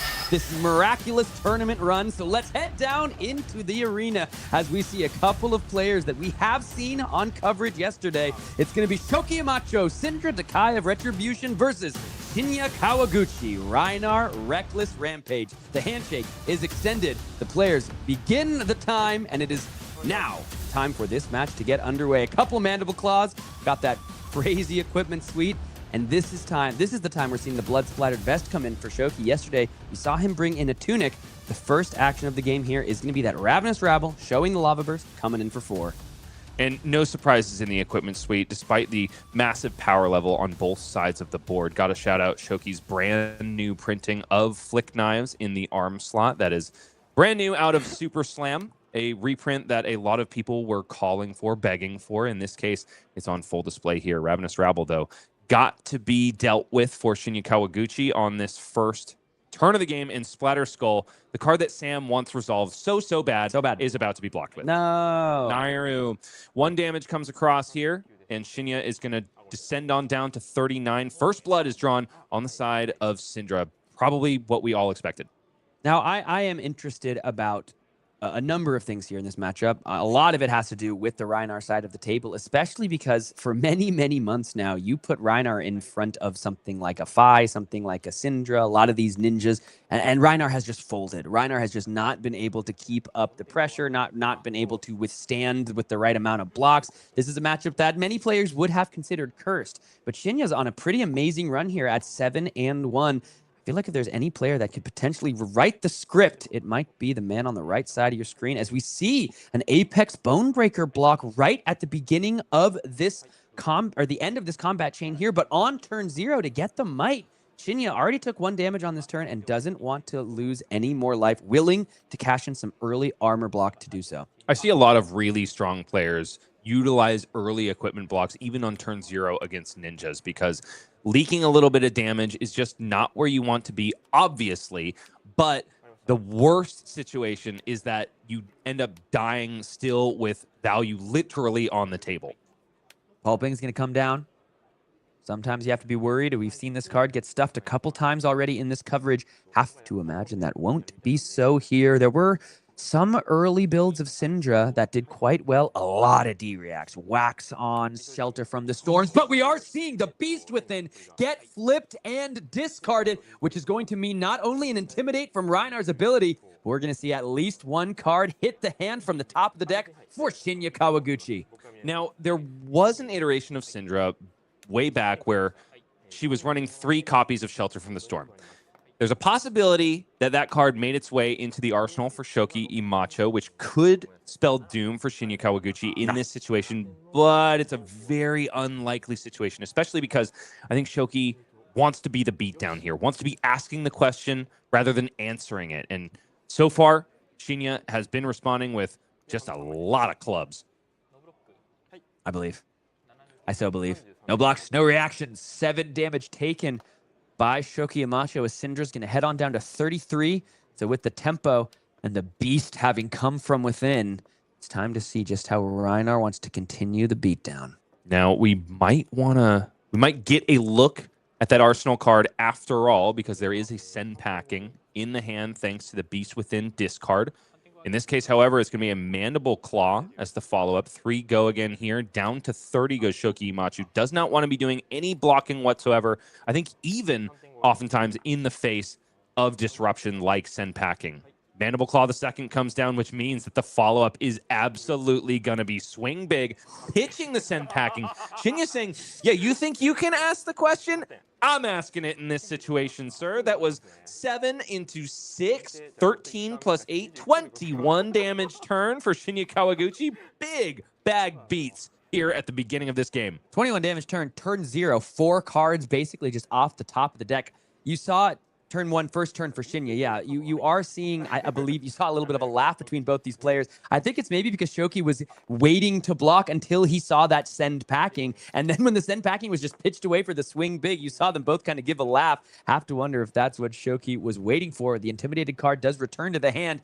But when all is said and done, Cindra is down to 20 and has already taken half of her starting life total. The Apex Bonebreaker just gets shot in front of this first kunai of Retribution to stop the combat chain in its tracks before the Lava Vein loyalty comes down. This is what Shinya will accept. He heads down to 34, and the follow-up gonna be Blaze Headlong. You see a couple pieces of equipment, and immediately that final card is intimidated from the Scowling Flesh Bag plus Savage Sash combination. The Flick Knives is going to go ahead and flick that kunai across. So down to 33 goes Shinya.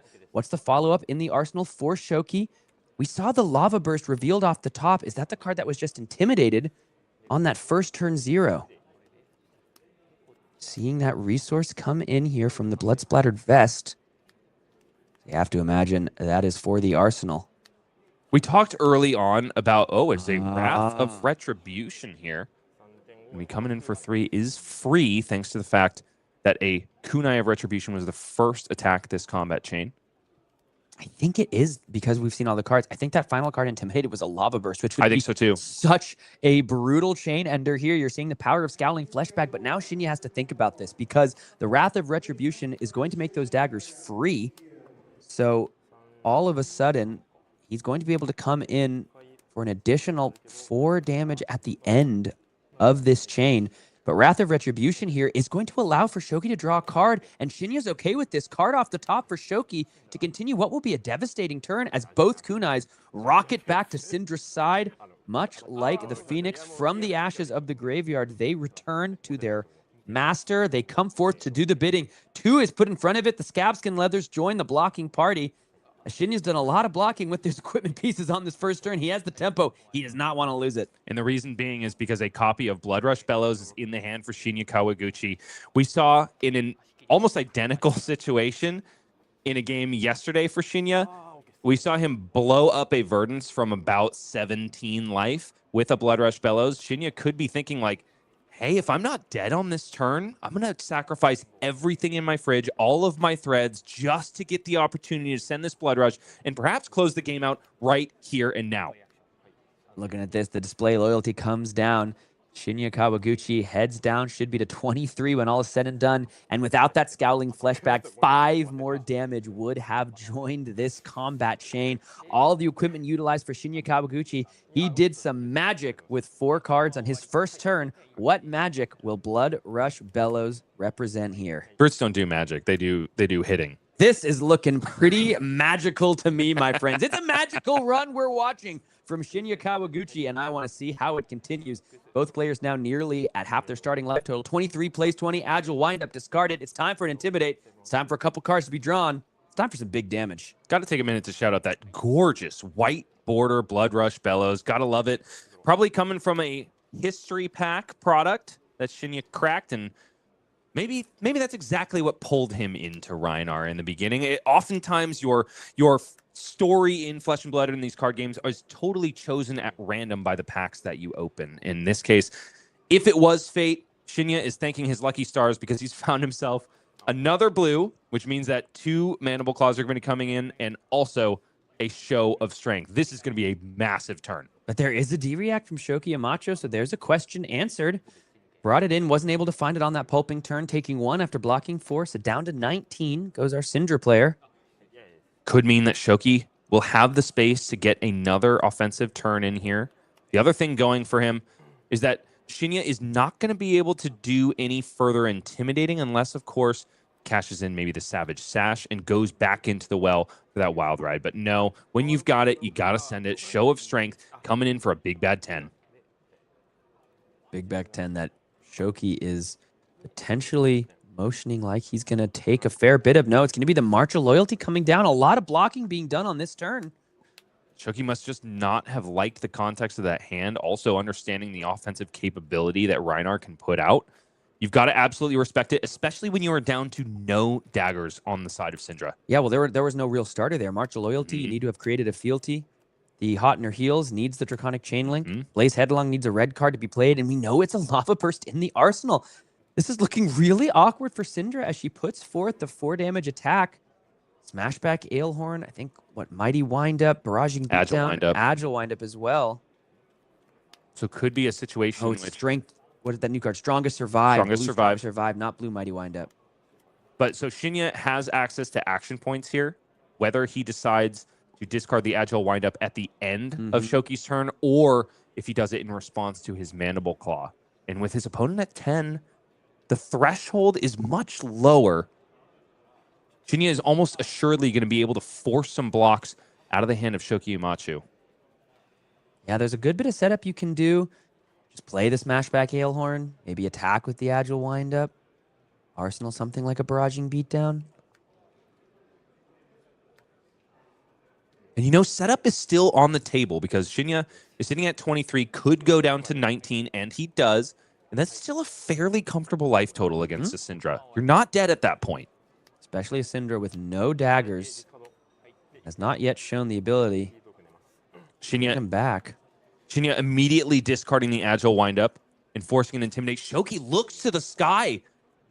Maybe not liking what he drew up there. It might have been another hand of no starter. No, there's 2 in the hand. 2 in the hand, and with 2 ignites, one of the ignites can discount the Cindra activation to bring back the daggers, allowing for that cut through to potentially get unlocked as well. The Mandible Claw comes down. Gonna have go again, and we're just going straight into the Strongest Survive. He's doing a little bit of setup, but he's doing it by threatening as much damage as he can while making sure there's agility set up for the next turn. Rhinar's in a really good spot here, folks. This is not what I think many Brute players would have expected coming into this match. This is not how Rhinar has done against Draconic Ninjas in the days of yore. And it may be because of this exact card, Sam. Strongest Survive is a huge Brute upgrade from Super Slam. It gives them a form of disruption. When it hits a hero, they discard a card unless they reveal a card from their hand with power greater than the damage dealt this way. In this case, the damage dealt is 2, so Shoki is A-okay to reveal that cut through, which has a base of 3, but it could have been a lot worse. I mean, 2 ignites are a difficult thing when your opponent is attacking with Strongest Survive. Shinya gets a little bit of more information about the offensive capability of his opponent's turn and also forces those all-powerful equipment blocks. And all of a sudden, Cindra is much less threatening without Mask of Momentum. Ignite, gonna get through here. Second Ignite comes down. So now that Cindra activation could be utilized, costing 1 less thanks to the Ignite. And the first Ignite is not utilized to its fullest ability because the 1 resource discount will be eaten up by the second Ignite in this situation, but Shoki probably didn't have a convenient way to use that discount anyway.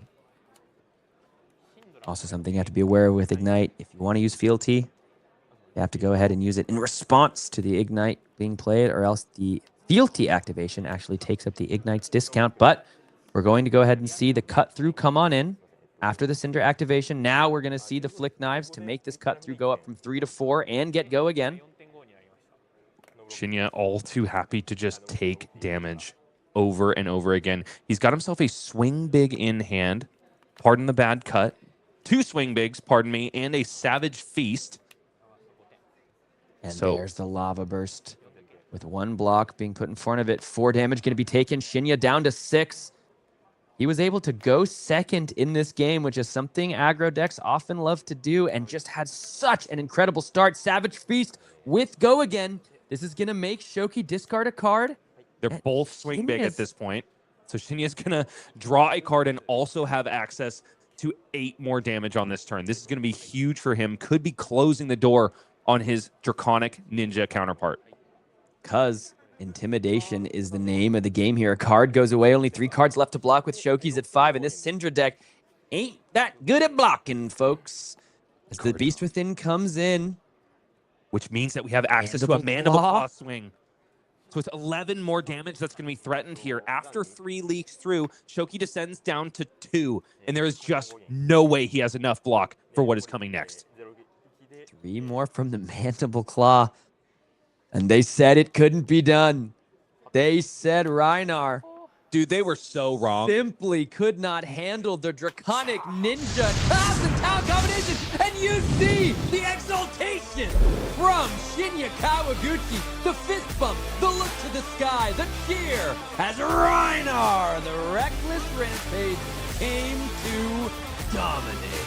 Oh, he came to play indeed, Sam. Shinya Kawaguchi is no slouch. He's definitely got his reps into all of the meta decks. Majin talked about it earlier on. Day 2 is all about how fine-tuned your testing was. What have you been getting reps into? What are the game plans that you have set forth for what you know is going to be in the Day 2 meta? And you better believe that Shinya has tested into Cindra this way and that. When do I block? When do I just put my foot on the gas? And that is exactly something that Brute heroes across the land can do if the stars align. In this case, they absolutely did for Shinya Kawaguchi. They absolutely did. And the miracle run continues for Rhinar Reckless Rampage. Currently 8-1 in very good position to lock himself into a top 8 spot and a top 8 berth, which would be such a fun little storyline after Super Slam. Which Brute or Guardian actually got the most? Everyone's like, oh, Kayo, maybe it's Rhinar, folks. The dream is still alive. For all of you Rhinar fans out there who are watching these great games and thinking to yourself, I want to be like Shinya. I want to go ahead and make my mark at a calling. Do we have the events for you? As there are so many fantastic offerings coming up, not the least of which is our very next stop on the World Tour in Hamburg, one of the first, if not the first, TCG tournament for cash prizing in Germany in many, many years. Because Flesh and Blood has been recognized, of course, by the German government as a game of skill. I know you all know how that feels. I know we know how that feels, but it's nice. It's just nice to be recognized. It's nice to be appreciated, you know? And German bureaucrats famously big Brute fans themselves. They absolutely love rolling Scabskin Leathers and playing Blood Rush Bellows, intimidating cards out. No, I'm just kidding. They're all Warrior players through and through. Maximilian Klein, look him up. One of the best Warrior players in the game. So maybe wouldn't get the same respect if it was just Brutes in this game, but nevertheless, you got to have a little bit of fun, man. On top of being a game of skill, there's got to be a little bit of magic. And I think there will be. I hope you join us as we watch this event live from the FabTCG YouTube channel as well. This one will be streamed with our friends Scott Mines and Gabe Schur as we look ahead to our next calling in Sydney. This has got a beautiful mat that I think our co-caster has his eyes upon. Light Up the Leaves, a pretty nice one as you see the same event package there. This one, of course, also streamed on the FabTCG YouTube channel. So if you can't make it out to the event in Sydney, we hope you watch it as Matt Brandwood and Hayden Dale bring you all the action that weekend. Sam, I got a question for you. What's up, dog? You go to one of these events. Yeah. Are you hoping for the Reviled pack or the Revered pack? Reviled, dude, 100%. Both of those decks, I've now gotten the chance to play both Lyeth and Kayo in CC. Big shout outs to our producer, man, Sant. That Kayo deck is saucy, man. It is quite fun to play.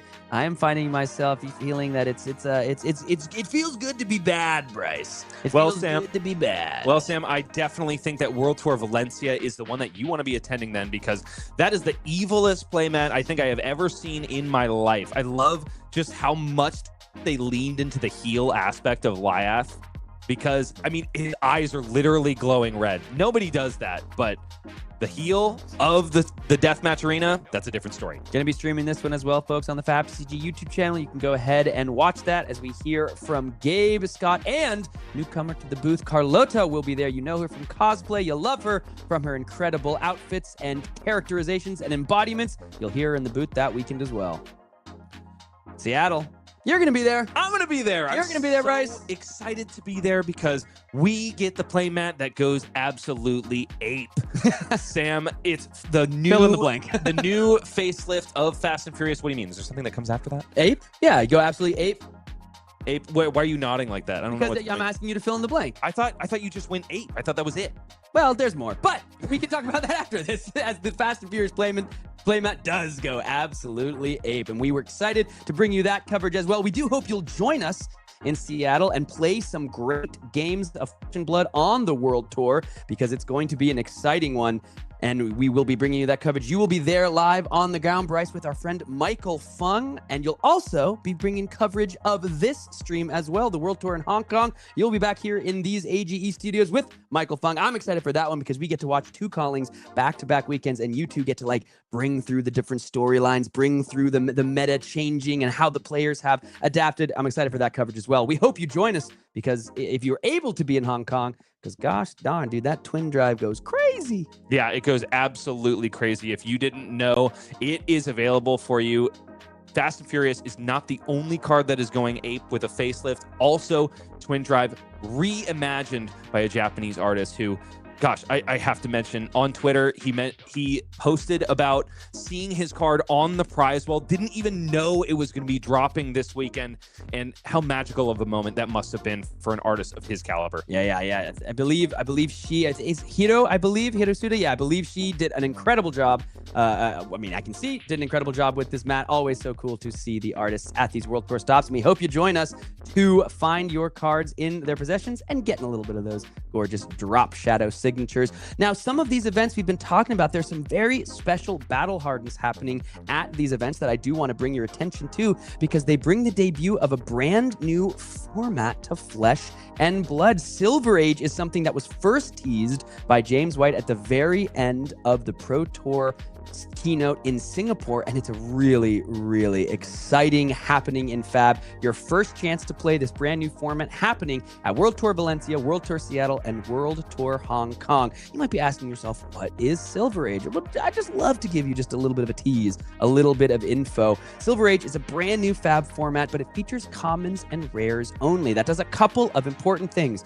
It significantly can lower the barrier of entry for perhaps you or your favorite friends that you want to bring along and get into our great game. But it also it really adds to the deck building variety, honestly, because your card pool, by being limited, it's addition by subtraction. By subtracting some of the most powerful cards in Fab in this, clearly you can see by the arts of these young heroes, a young 20 life format, right? You get to experience a variety of different playstyles and strategies, because a lot's viable, and you got to find the right strategy. There's a lot more info coming on this in October. Please keep your eyes peeled, because it's a really great time to be a Flesh and Blood fan. I'm super jazzed about this format. Sam, I absolutely believe through and through that creativity requires limitation. You need barriers and walls to deck build yourself out of, and Silver Age brings fertile ground for everybody that is ready for a deck building challenge. So I encourage you all to get more information about Silver Age when it comes around in October,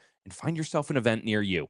But for us here from World Tour Shizuoka, we got 3 more rounds of the Swiss before we find our top 8. We've got an exciting one coming up. We've got another Verdance. Let's see if Majiin Bae can watch a Verdance win. But we also have Arachne Marionette still slipping through the cracks per se, even though not the hero that slips through the cracks. The Chaos talent certainly does. We'll have to see which hero comes up out on top right after this.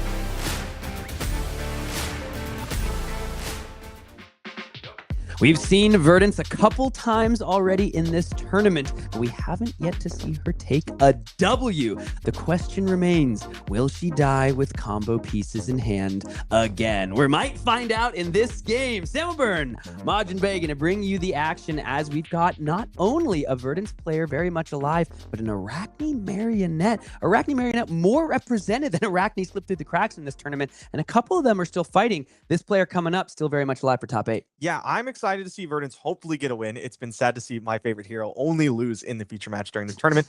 Marionette and Verdance is an interesting matchup. There's some prevention effects. There's a lot of reactions. I'm pretty excited about this one. Talk to me just a little bit before we get into it. How do you feel in the Verdance seat when you sit across a Marionette? I want to be on the Verdance side rather than the Marionette side.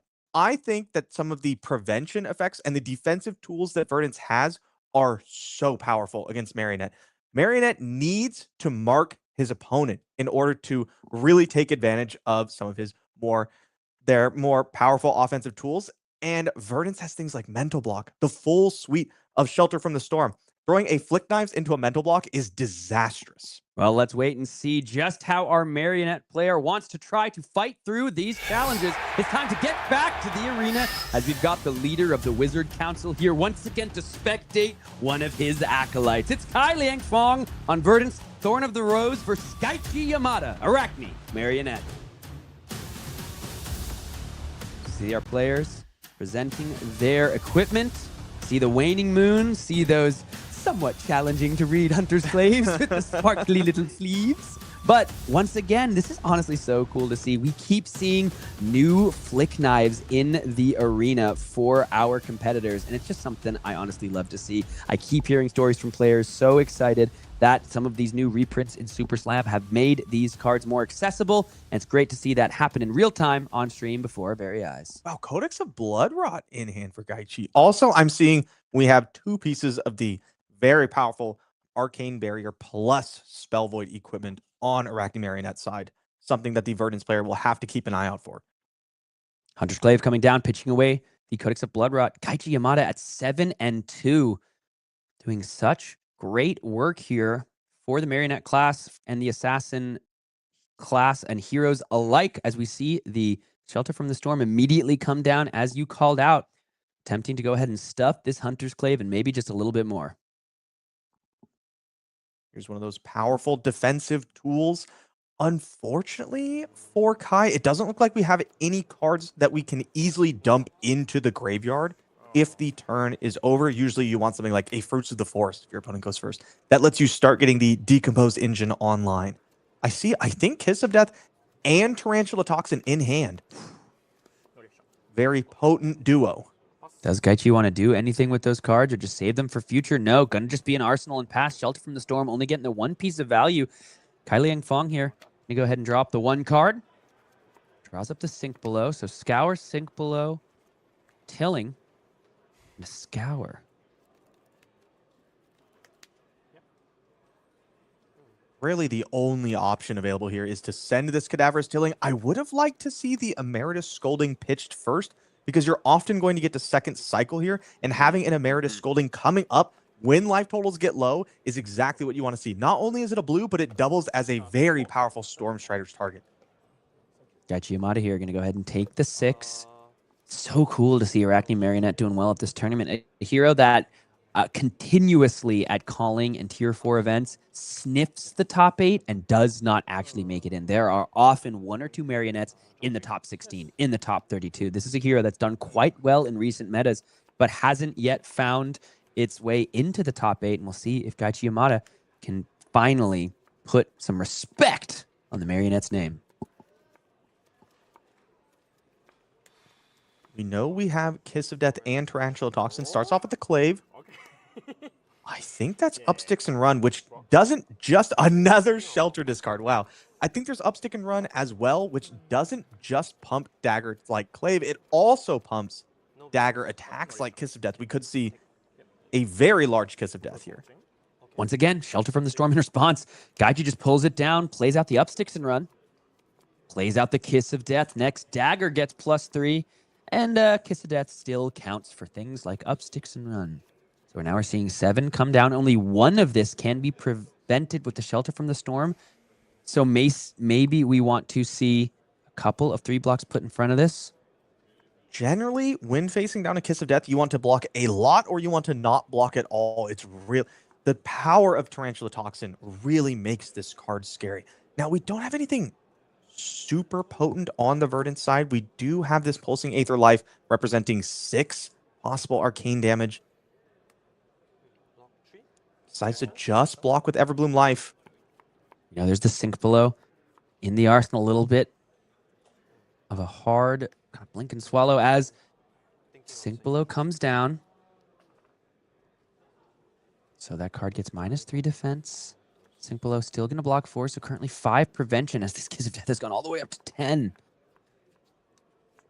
Pretty powerful stuff. I hate putting 1 card in front of Kiss of Death for exactly this reason.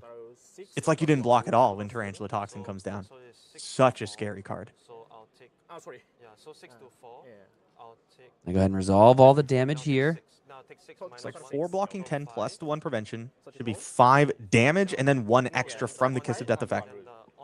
No go again or anything. Because that's not loss of life, right? Or that's not damage. It's just a loss of life. So the Shelter from the Storm looks like that's what the players were discussing. So down to 34 goes Verdance and Liang Fong. No follow-up from Arachne Marionette. Pulsing Aether Life, not the most exciting way to use your action point, but arcane damage can be tough to block. And we're getting more Earth cards in the graveyard to power up our future Decomposes. We saw sending a Telling for 6 instead of 8 on the first turn of the game. That's not where we want to be. Luckily, I don't think the next time we draw a Decompose card, we're going to find ourselves in that spot. And funnily enough, this is still kind of, both of these players are happy to just walk each other's life totals down, right? Both of these decks can do some major work when life totals get low, finishing the game in the blink of an eye, kind of out of nowhere. One in the reaction step, one at instant speed. So going to go ahead and AB2 with the Take Up the Mantle. 2 more from the Waning Moon. That Gaichi's going to accept. So 34 currently plays 30 when all is said and done. Card hits the bottom of the deck as we move over to Gaichi's turn. See, I think I have to imagine that's a gem.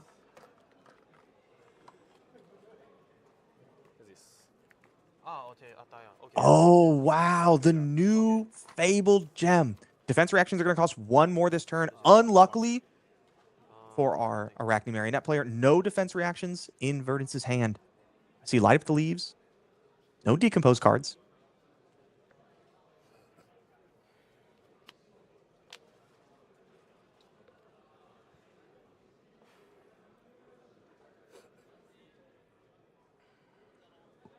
Wave coming in. Blocking with red Fruits of the Forest. We see Flick activated for the first time this game. Pushing through the mark. No shelter this turn. No, that's one here. That's one here. Yes. Okay.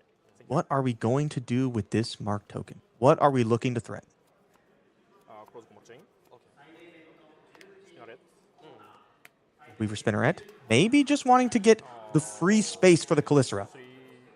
Tossing it in for 5. 1 from the dagger, 3 from the pump, and an extra +1 from Marionette. I'm so used to Slippy, sometimes I forget about the +1 that Marionette gives. 5 go again. See what the block is going to be. 3 from the Autumn's Touch here. Bang! There's another Tarantula Toxin. Puts this thing up to 8, and now the Autumn's Touch blocks for Zip, Zilch, and Nil. Bunch of damage comes through. Liang Fong going to head on down to 26 here. Clear that mark token. 33 minus 8.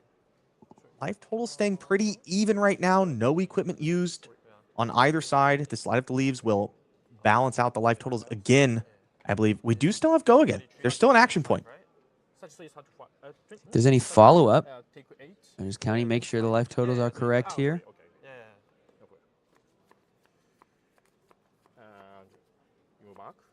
Converting 2 Tarantula Toxins this early in the game and to leave no witnesses. Wow.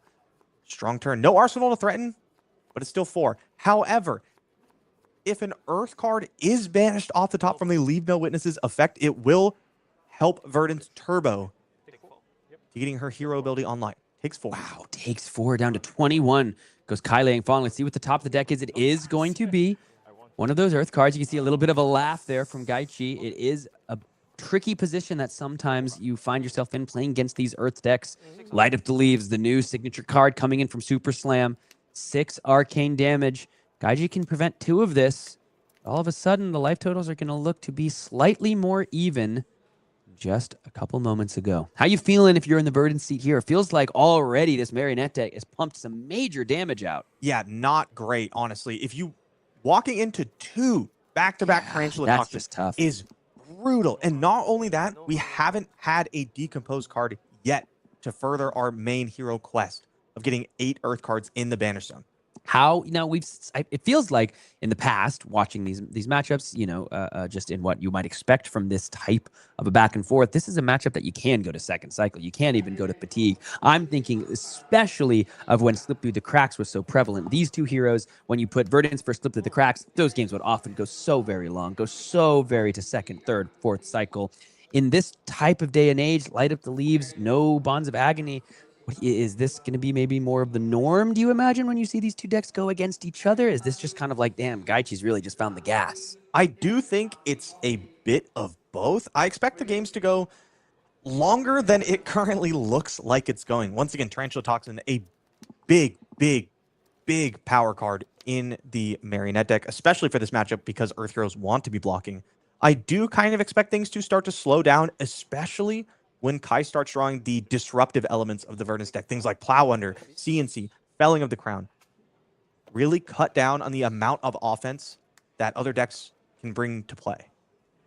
Liang Fong here, empty arsenal. If Gaichi finds one of those Codex of Frailty, can do some major work here. Up sticks and run. Going to go ahead and pump up the next dagger into the Hunter's Clave. We haven't seen Arachne Marionette transform into one of the Brood members yet. This Hunter's Clave threatens that ability if Verdance remains marked at the end of the turn. First 5 damage, piercing as well for Liang Fong to deal with. Taking a look at the hand, see a number of Earth cards as one hits the combat chain here. The Autumn's Touch Blue going to get in front of the Hunter's Clave. We do see Plow Under. Now, having Leave No Witness hit the 1 Earth card is a very big deal. I know it's only 1 of 8, but getting that first one means that a card like Plow Under or a card like Felling of the Crown can come in for the full amount of damage possible. You can decompose 3 Earth cards with the Plow Under, letting it come in for the full 6 instead of just the 2. Here comes Graphene Calycera. 2 now go again. And there's the Scar Tissue to pump it up. Just +3 in the reaction step, so up to 5 goes the dagger. Liang Fong maybe going to take some more damage than Verdance might be comfortable receiving at this point in the game. This is a bit unfortunate. They definitely wanted to see that last card go into Gaichi's arsenal so that Plow Under could come in and take it. I think maybe blocking with the Light Up the Leaves might have been something we should have thought about. Gaichi's life total isn't low enough that the tall arcane damage is really going to do enough here. Tarantula, the member of the Brood that Arachne transforms into with 2 daggers that we've already seen do some major work. And of course, the important piece in Flick Knives, that is a potential really disgusting amount of damage for Liang Fong to deal with. Already down to 14. No arsenal for this Plow Under to do anything about. We also already saw 2 Shelter from the Storms go away. Have to assume there's one more in the deck. We haven't seen any Menta Block. Some players don't even run them, but that would be very nice to have on this Arachne Tarantula turn coming up. Light Up the Leaves. 6 Arcane. Gaichi respecting as much Arcane as he can, as we've seen on multiple turns, and still presenting some pretty potent offense. Neither player really working off of 5-card hands yet in this game. Neither deck operating potentially at peak power. We're going to see Gaichi here decide, is he comfortable going down to 20 or willing to put a card into the pitch zone to shore up some of this arcane damage? I don't know. This isn't a dangerous life total to go down to. Arachne Tarantula can put a lot of damage in your opponent's face. I would be tempted to take this and push as hard as possible. With Tunic up, Flick Knives, we could be seeing a pretty explosive turn. Arachne Tarantula as well. Such a cool mechanic. Not often seen on our coverage tables. Marionette, of course, recently winning the Battle Hardened in Copenhagen. Has found some success at that level, but still looking for that breakout performance here. These multiple day tournaments, the Callings, the Pro Tours. Gaichi, for the first time, not respecting the Arcane. Down to 20 he goes. He's got some impressive ways he wants to utilize these 4 cards in hand. And the first step, going to be the Graphene Calycera coming in. Go again, because the defending hero is currently marked. Only 1 power since we're flipped. No +1 ability here. But remember that each time these daggers hit, there is an additional damage from Arachne Tarantula. Not just hitting in combat, but something like Flick Knives, Pain in the Backside, all gets this extra +1. If you decide to block, Arachne Tarantula can also let you discard an Assassin card to pump it by +3. It's really scary to be on the defensive end, especially when your life total starts getting low. Yeah, another Autumn's Touch. We've seen, I think, 3 Autumn's Touches be blocked with so far in this game. This one's going to get in front of the Graphene Calistera, blocking 3 on an attack that's ostensibly for 2. And you consider the life loss from Tarantula as well. Here we're going to see, what's the name of this card? Give him cut to the same front, cut from the same cloth. Yep. We got there. Yep. Gonna go ahead, no reactions, but gets to see the hand. Burn Bear, Scour, and Cadaverous Tilling. We know, of course, that it is a Plow Under in the arsenal for Verdance. No prevention effect. But a Hunter's Clave that comes in for an awkward 5. There is a 3-block and a 2-block in the hand. But that's if you believe that this is all the tricks that we're seeing so far this turn on the dagger. If this is just face up, just a dagger for 5, nothing to worry about.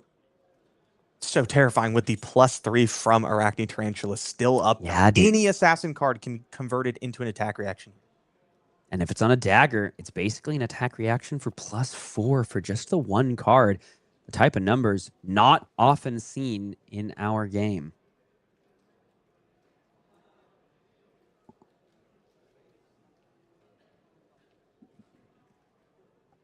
See, looks like we might be putting 2 cards in front of this. We know, and so does Gaichi, there are no defense reactions, at least in the hand. No armor utilized yet for Liang Fong at all. He's just putting 2 cards in front of this. Doesn't matter what's in the hand. Any one of those cards, if they're assassin, can become +3, which becomes +4. It's just so hard to get value out of the armor with these piercing scar tissue, giving a +3. +3 over. Tarantula still not activated. 11 and 210. No Flick Knives used for an additional point of damage. So down to 10 goes Liang Fong after the -3 and the 1 life from the Tarantula. And Leave No Witnesses now coming down to threaten the Plow Under. Once again, Gaichi Yamada not putting any cards in the arsenal, not letting this Plow Under get any value whatsoever, and threatening a Flick Knives activation here for 2 more points of life. Gaichi looking to just come forth from the shadows, emerge with the many-legged members of these brood members, and attempt to just slowly bleed the life out from this wizard. Not something the assassin classes often feel comfortable doing, fighting into wizard heroes. He's putting on a pretty impressive display here for us, live from the Calling in Shizuoka. 20 plays 10, 37 minutes elapsed. This is round 10. Only 2 rounds after this before either of these players could find themselves in the top 8, but Gaichi Yamada, you can see him staring down at the table. He knows this might be his moment. This is scary. It's 10, but it's like a fake 10. We still have Flick Knives with Arachne Tarantula up. It's a lot of damage coming in. And once again, dodging this Plow Under's disruptive effect. Just stranded in the arsenal here. I have to imagine we're moving to block. We can't do anything with this Plow Under. Yeah, could just come in for that 6 points of damage here. She's going to block for 4, and Gaichi's not going to utilize the Flick Knives here. This is the thing about this Marionette deck. They use the dagger so well. It's the bread and butter of their game plan. It's not really disruptive assassin attacks. It's damage in the reaction step at awkward times with uncomfortable breakpoints to just put their opponent in a position where it's like, I just died. I just died when I didn't want to, out of nowhere. Yep. I was surprised not only to not see the Flick Knives, but not using the Tunic that turn either. Gets to save it. I see another Kiss of Death. Paired with Savor Bloodshed. Potent combination. Savor Bloodshed comes down. Next dagger gets +4. Firstly, it's going to be the Graphene Calistera. Liang Fong remaining marked here. So this attack gets to come in with go again. And next time a dagger hits a marked hero, draw a card. Seeing a little bit why Gaichi didn't want to use Flick Knives on that last turn. So impressive now that the mark has remained on the side of the table for Verdance. Saw Liang Fong look to move that Barkskin possibly into the combat chain, but only one Earth card in banished, still there would be no embodiment of Earth created yet. There's a Rootbound Carapace. We can get to Crazy. 4, but we can't do it before the Barkskin blocks. Blocking 6. We're seeing almost all of the big arcane damaging cards from the Verdance gone. All 3 Light Up the Leaves and a Burn Bear. We saw a Pulsing Aether as well. It's interesting because you're kind of seeing in real time how some of the deck construction is changing in these Verdance lists and how it's putting them into slightly different play patterns, at least early. We haven't seen any E-Strikes, no ability to go too wide with cards like that. Mostly just these big arcane spells as the damage offerings. Tunic is going to come here after the Cadaverous Tilling gets in front of the Hunter's Clay for a Command and Conquer with just the Rootbound Carapace in hand. This is a chain ender that is absolutely devastating. The Crown of Providence has to get in front of this thing. Otherwise, Liang Fong is in for such a bad time, and the Plow Under going to do what it wants to do on offense and just head to the bottom of the deck. A little bit of insult to injury there as Arachne Marionette tightens their grip on this game. And you can't convert anything here.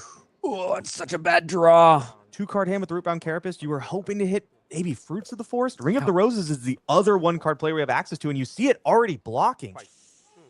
Yeah, that's a really good point, Majin. I'm not quite sure if there was really anything Liang Fong was hoping to draw into, if he was just like, I don't want to lose my Plow Under for no value. But this is now about to just be a pass of the turn for Verdance. And as we mentioned earlier, Gaichi Yamada had not yet utilized a 5-card hand to their fullest extent in this game. We're about to see it here, and it might be the moment that punches his ticket. It looks like the Flick Knives was activated last turn as well, so Liang Fong down to 5. 2 blocks on 2 different panes in the backside, and another CNC comes down to threaten the same Rootbound Carapace. That's going to buy another set of blocks. Gaichi Yamada has to imagine he knows exactly what's in that arsenal after the way Liang Fong passed the turn. This is looking pretty dire, but one way that Liang Fong has to get back into this game, we haven't seen a single copy of Felling of the Crowd. If Gaichi stumbles, we could see that powerful Earth card buy a way back into this game. Oh, yeah. Cut from the same cloth is going to reveal the wrong kind of reaction. Unfortunately, no mark, but the +4 on daggers, really powerful here. Here comes 5. An awkward amount to block. You don't want to put 3 blocks in front if there is a 2 block in the Fruits of the Forest. We haven't seen a mental block drawn yet. I wonder if they're in the list. It is awkward when you play the Verdance deck and you're facing so much pressure and you're just like, where are my Fellings? I really need my Fellings. I think that's a wizard thing. All wizards have that. Gone in Flash for Oscilio, Felling for Verdance, Wildfire for Kano. What was the Icelander one? Aetherized Vein. Or CLF. It was CLF. True. Rootbound Carapace here finally puts the first Earth cards in the banished zone that Liang Fong wanted there. The first one banished off the top to a Leave No Witnesses. Now Mark of the Black Widow comes down for 3 and threatens a card out of hand. If Liang Fong is marked, should likely be done by flicking the Hunter's Clave. Not exactly where we want it to be. This Rootbound Carapace and Pulsing Aether overblocking on the Clave, wanting to prevent the mark. It still feels bad to lose that 2 value. Blocking 7 to 5. If the attack, Liang Fong gets marked in the reaction step, this attack would also get +1 from Arachne Marionette's ability, and if it hit, would not only rip a card out of Verdance's hand, but then would immediately get go again. I don't think you... Oh, if you just block with a 3 block here, you're almost forcing the Flick Knives play. Now, the Sink Below in hand can cover up exactly just the Flick Knives.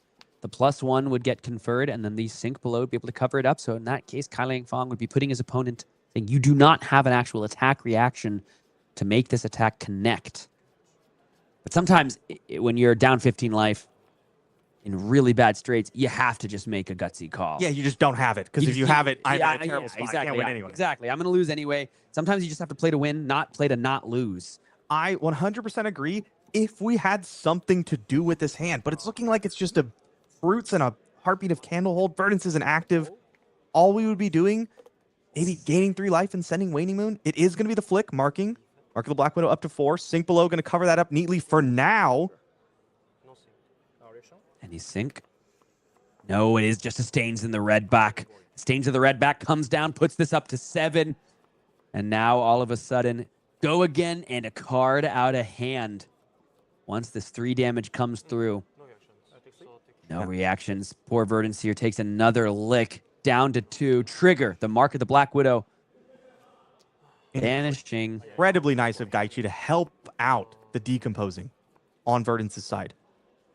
Seen Liang Fong struggle to get Earth cards in banish. Yeah, totally. So this is some sportsmanship here. Yeah. Surely that's what's going to make it possible for Liang Fong to come back in this game. Here's the thing. There's no daggers currently available for Gaichi Yamada, but there's a Codex of Frailty, and that's going to be the absolute game-winning play here. It's not the Frailty. It's not the Ponder. It's the discard from hand now that this Cadaverous Tilling is going to hit the arsenal. There goes the Heartbeat of Candlehole. It ain't matter what Gaichi is going to get here. The Leave No Witnesses is going to come down. It's going to hit the table. It's going to do its job. Gaichi going to leave no witnesses whatsoever as Arachne Marionette continues their reign of terror. 8-2 on the day. The run is not over yet. I just want to see Verdance win again. Dude, I just want to see Verdance win again. I know, it's been tough. We're so excited. We have the Grandmaster of the Wizard Council right here, but unfortunately, every time we get the Verdance players on, they're just not quite doing the thing. They're not quite doing the thing. What's going on? What's happening? Well, Verdance has some big power cards and a lot of cards that support the big power cards. The big power cards being things like Felling and Plow Under, which, as you saw, no Fellings drawn. Plow Under did not line up, was not able to be resolved. And Arachne Marionette came out swinging hard. Kiss of Death plus Tarantula Toxin, not only getting the +3, but also the -3 defense. That's a lot of damage to overcome. And when you're not able to disrupt on Verdance's side, it's too much. Yep, 100%. The other thing I feel like as we look towards those two matches, it's like it's part of the way that Gaichi was able to just play the matchup as well, not opening himself up to the Plow Unders, really waiting to establish that 5-card hand when it was time to just slam the door on Verdance's face. And boy, oh boy, that CNC at the end of the chain, boy, howdy! That was a pretty nice game from our Arachne Marionette player. A player playing a deck that featured a number of cards that you could have found in the Gem Pack Season 1. Come on. That was available earlier this year. Gem Pack Season 3 just out now at your local Armory event. And this one, I remember the first Gem Pack. I was excited. I was excited to open my cool hunted cards and get some of those nice EA Scar Tissue. I think we might have even seen an EA Scar Tissue in this game. This Gem Pack built different. It's just built different. Gem Pack 1 was really cool. Love the idea. Great product. Gem Pack 3 is heat. There's so much good stuff in Gem Pack. Oh, look at the Prism. Heat.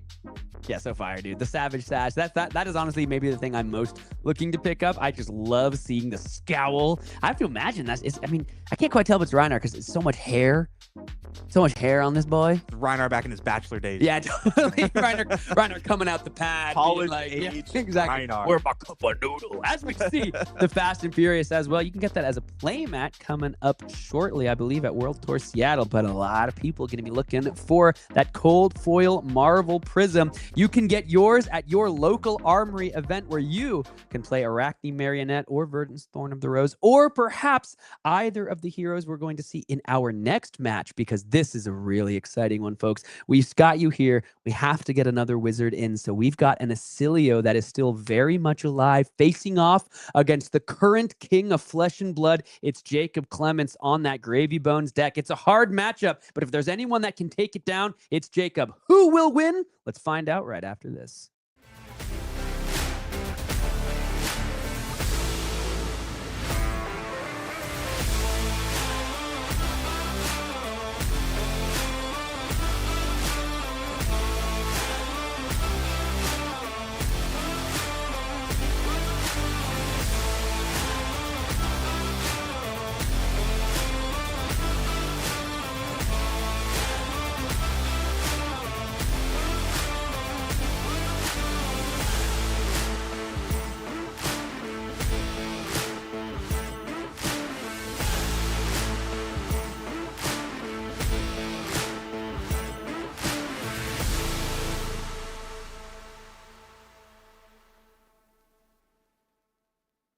If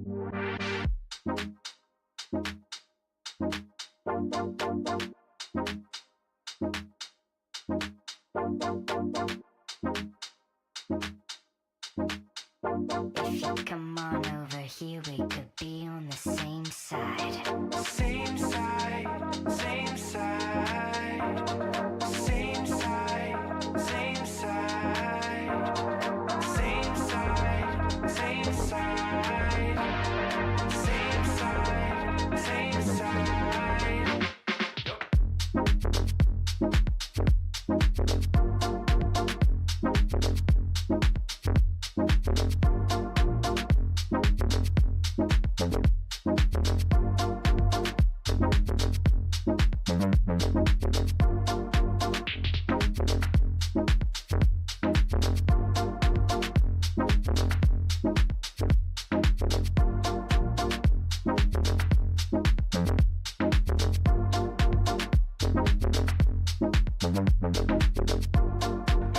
I'm here, breaking my neck, looking over my shoulder. Stepped into your skin, got me tripping over myself. Thinking I would say something, passing the time. If you come on over here, we could be on the same side. On the same side. On the same side. On the same side. On the same side. On the same side. On the same side. On the same side. Same side, On the same side. same side, On the same side. same side, On the same side. same side.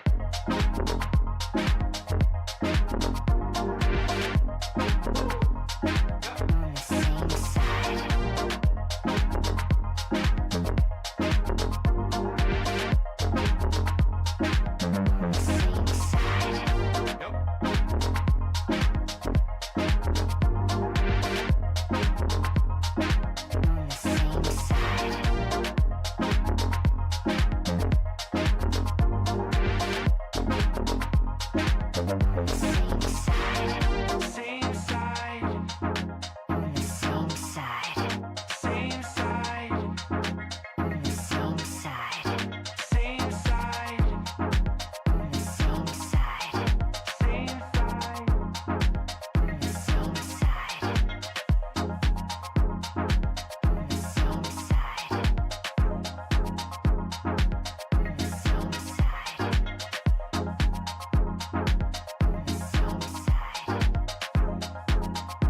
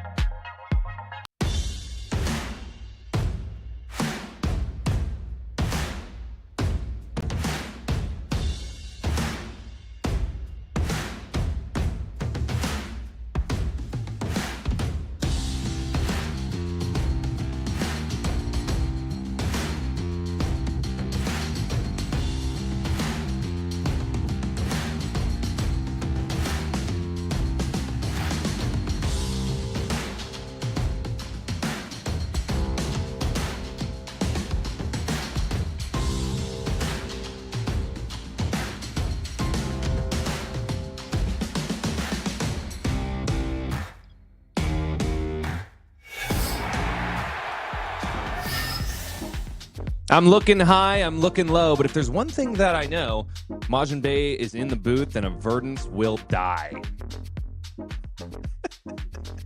How you feeling about that, bud?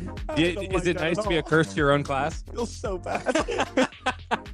Well, Verdance is still having a rough time here at calling Shizuoka, at least on the coverage table. There are some, at least one, I think, that are live for top 8. So we'll have to see if the leaves can get lit by the Elemental Wizard. Otherwise, it kind of seems to have been getting done by Cindra's Arachne Marionettes this way and that. Maybe she just can't handle knives. Yeah, maybe not.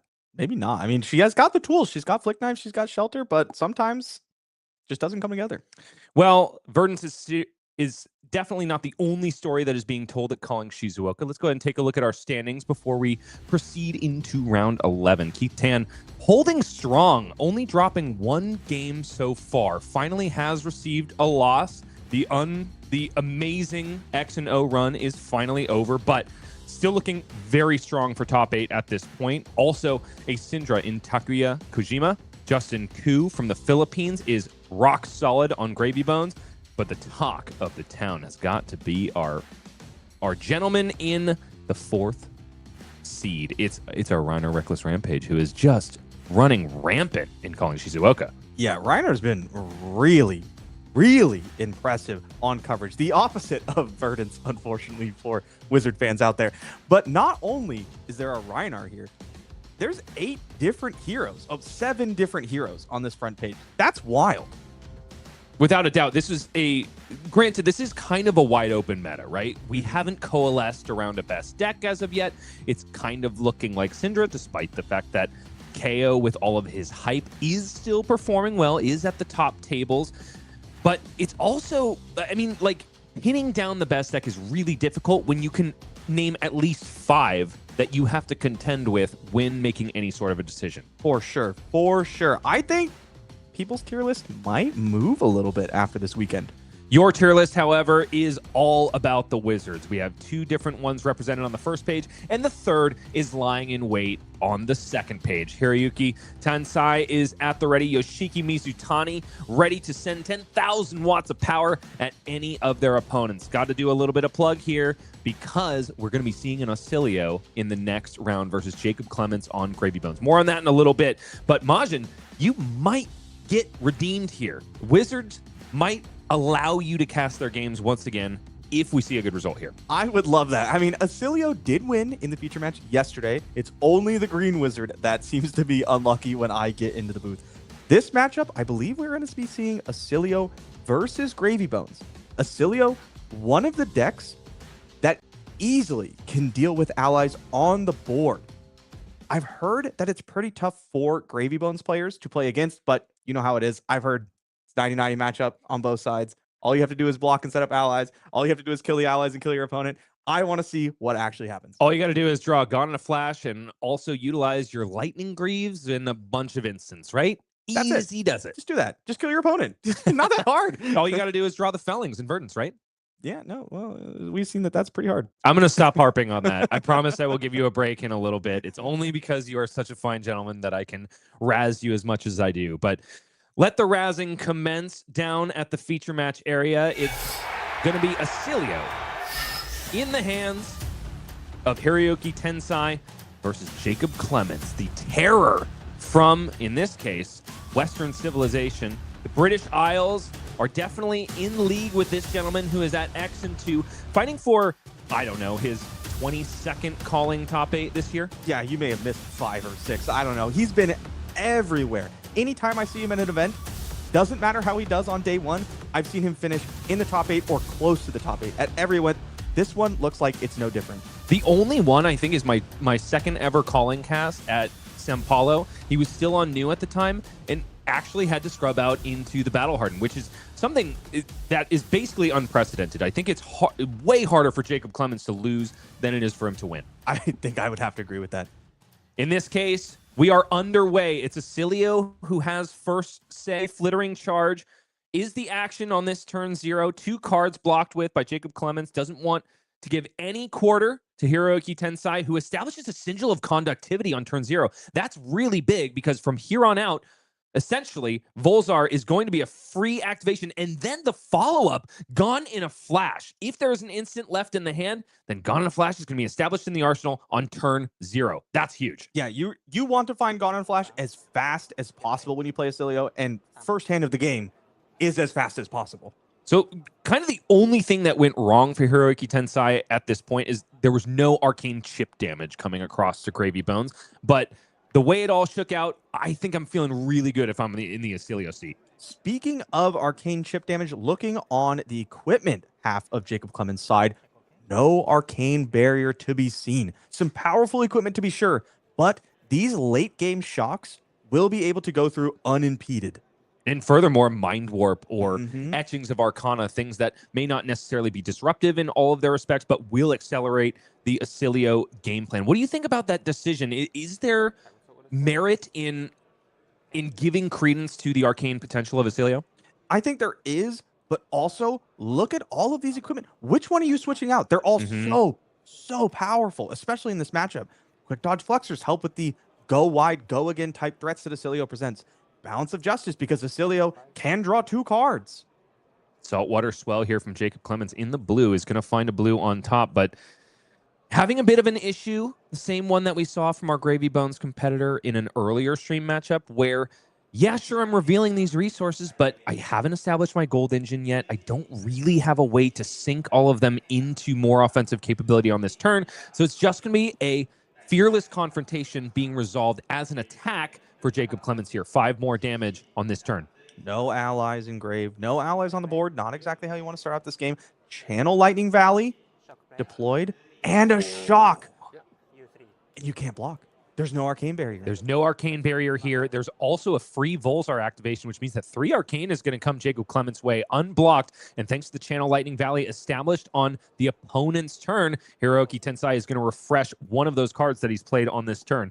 And let's go digging deeper. Seduce Secrets, paid for by the Oscilio hero ability. And back to the well went Hiroyuki Tansei. Got himself a current funnel. Is that a Sigil of Brilliance and an Etchings of Arcana? Unfortunately, no way to actually pitch a lightning card since Volzar has been activated. It was free anyway. Looks like Channel Lightning Valley is going to be going away. We have one more turn to threaten to draw a card. Wouldn't be surprised to see a Gone in a Flash.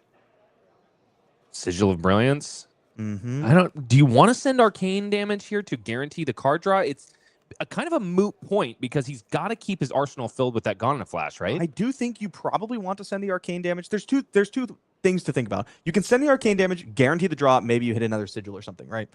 You also do not allow Jacob the opportunity to block. But if you go with the Gone in a Flash line this turn instead, you could possibly activate the Surge. I don't know if we get to Volzar on our turn after Volzaring on our opponent's turn. Because I thought it was a once per Is it turn once- instant. Let's go ahead and pull up Volzar here. It is once per turn? It is a once per turn instant. You do? Wow.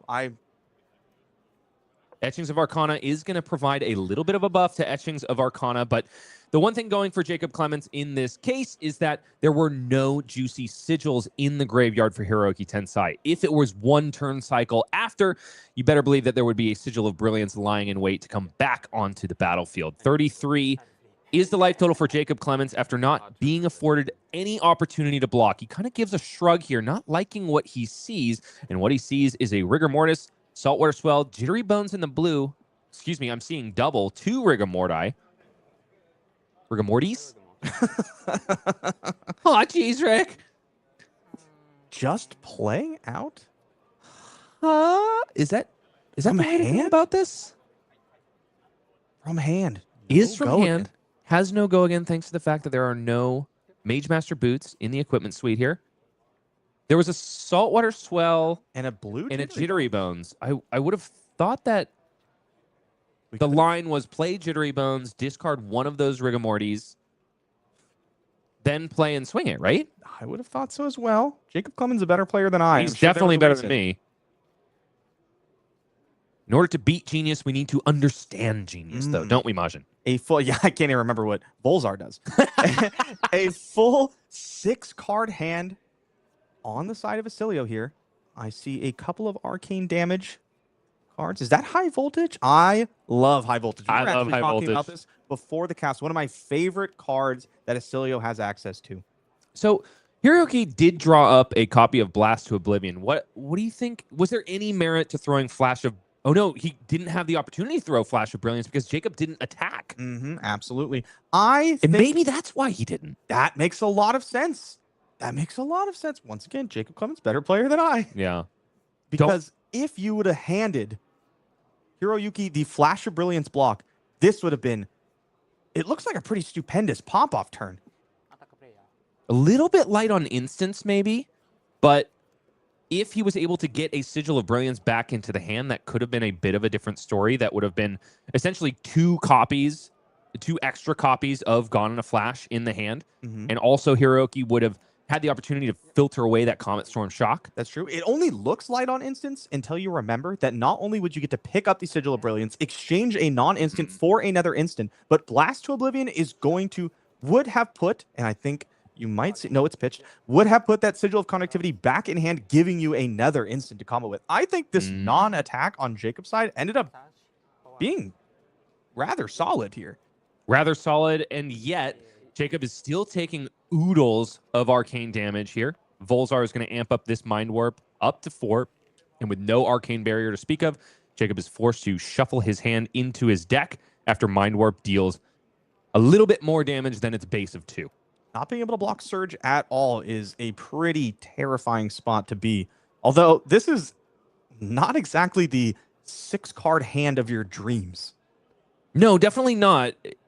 Nevertheless, Hiroyuki Tensai remains at an incredibly healthy life total when Jacob Clements hasn't established a single ally, and the one that he did got burned immediately by a 2-cost shock.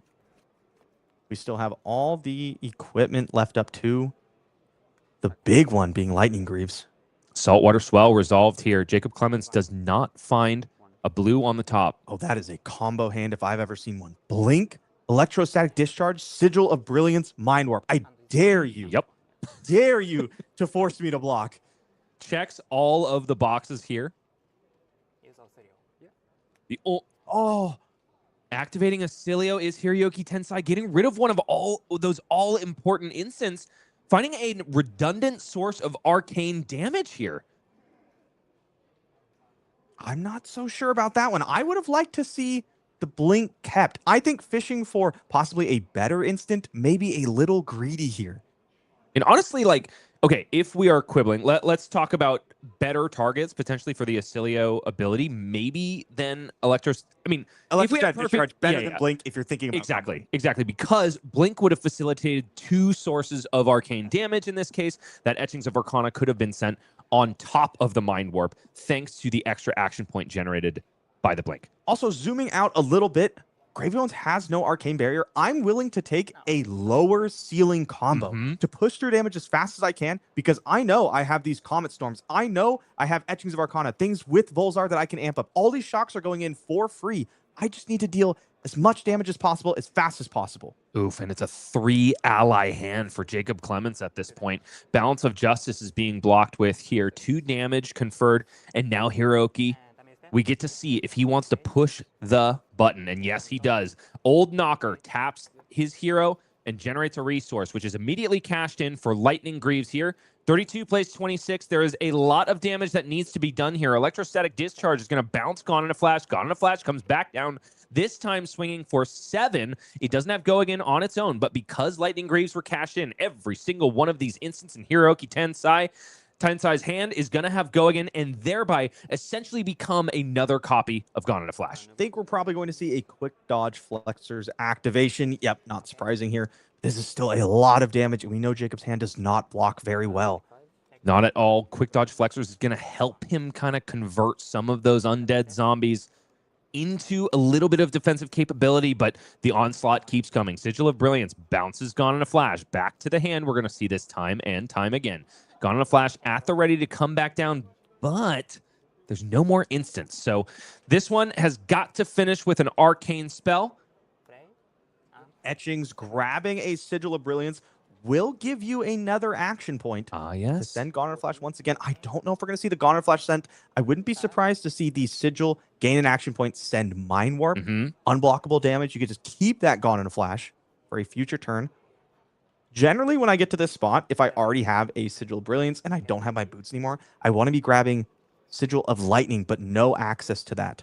No, indeed. It is Gone in a Flash. Honestly, kind of a sage choice based on what we know is in the hand of Jacob Clements. You might be given pause a little bit if you think they have more blocking capability, but perhaps the early activation of Quick Dodge Flexors telegraphed to Hiroyuki Tensai that there just wasn't any more block in the hand of Jacob Clements. Another heater drawn for Hiroyuki. Look at all these instants. Some fantastic instants, some really good ones in the hand too. And now that Jacob Clements has attacked, Flash of Brilliance is at the ready to bounce one of these Sigils of Brilliance back to the hand. In this case, though, it's just a block of the Aether Bindings of the Third Age, which you had better believe are going to be utilized at the beginning of the next turn. I don't know if I want to filter any of these cards. I think these are pretty good cards. You also get to utilize the Aether Bindings of the Third Age to get the amp off the Sigils, leaving the battlefield.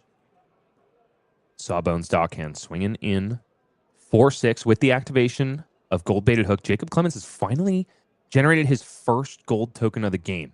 Could. Definitely something that Gravy Bones wants to do before turn 4. Absolutely. Could look to do something like play out the Sigil of Lightning now in order to unlock the go again on something like that Blast to Oblivion on Oscilio's turn.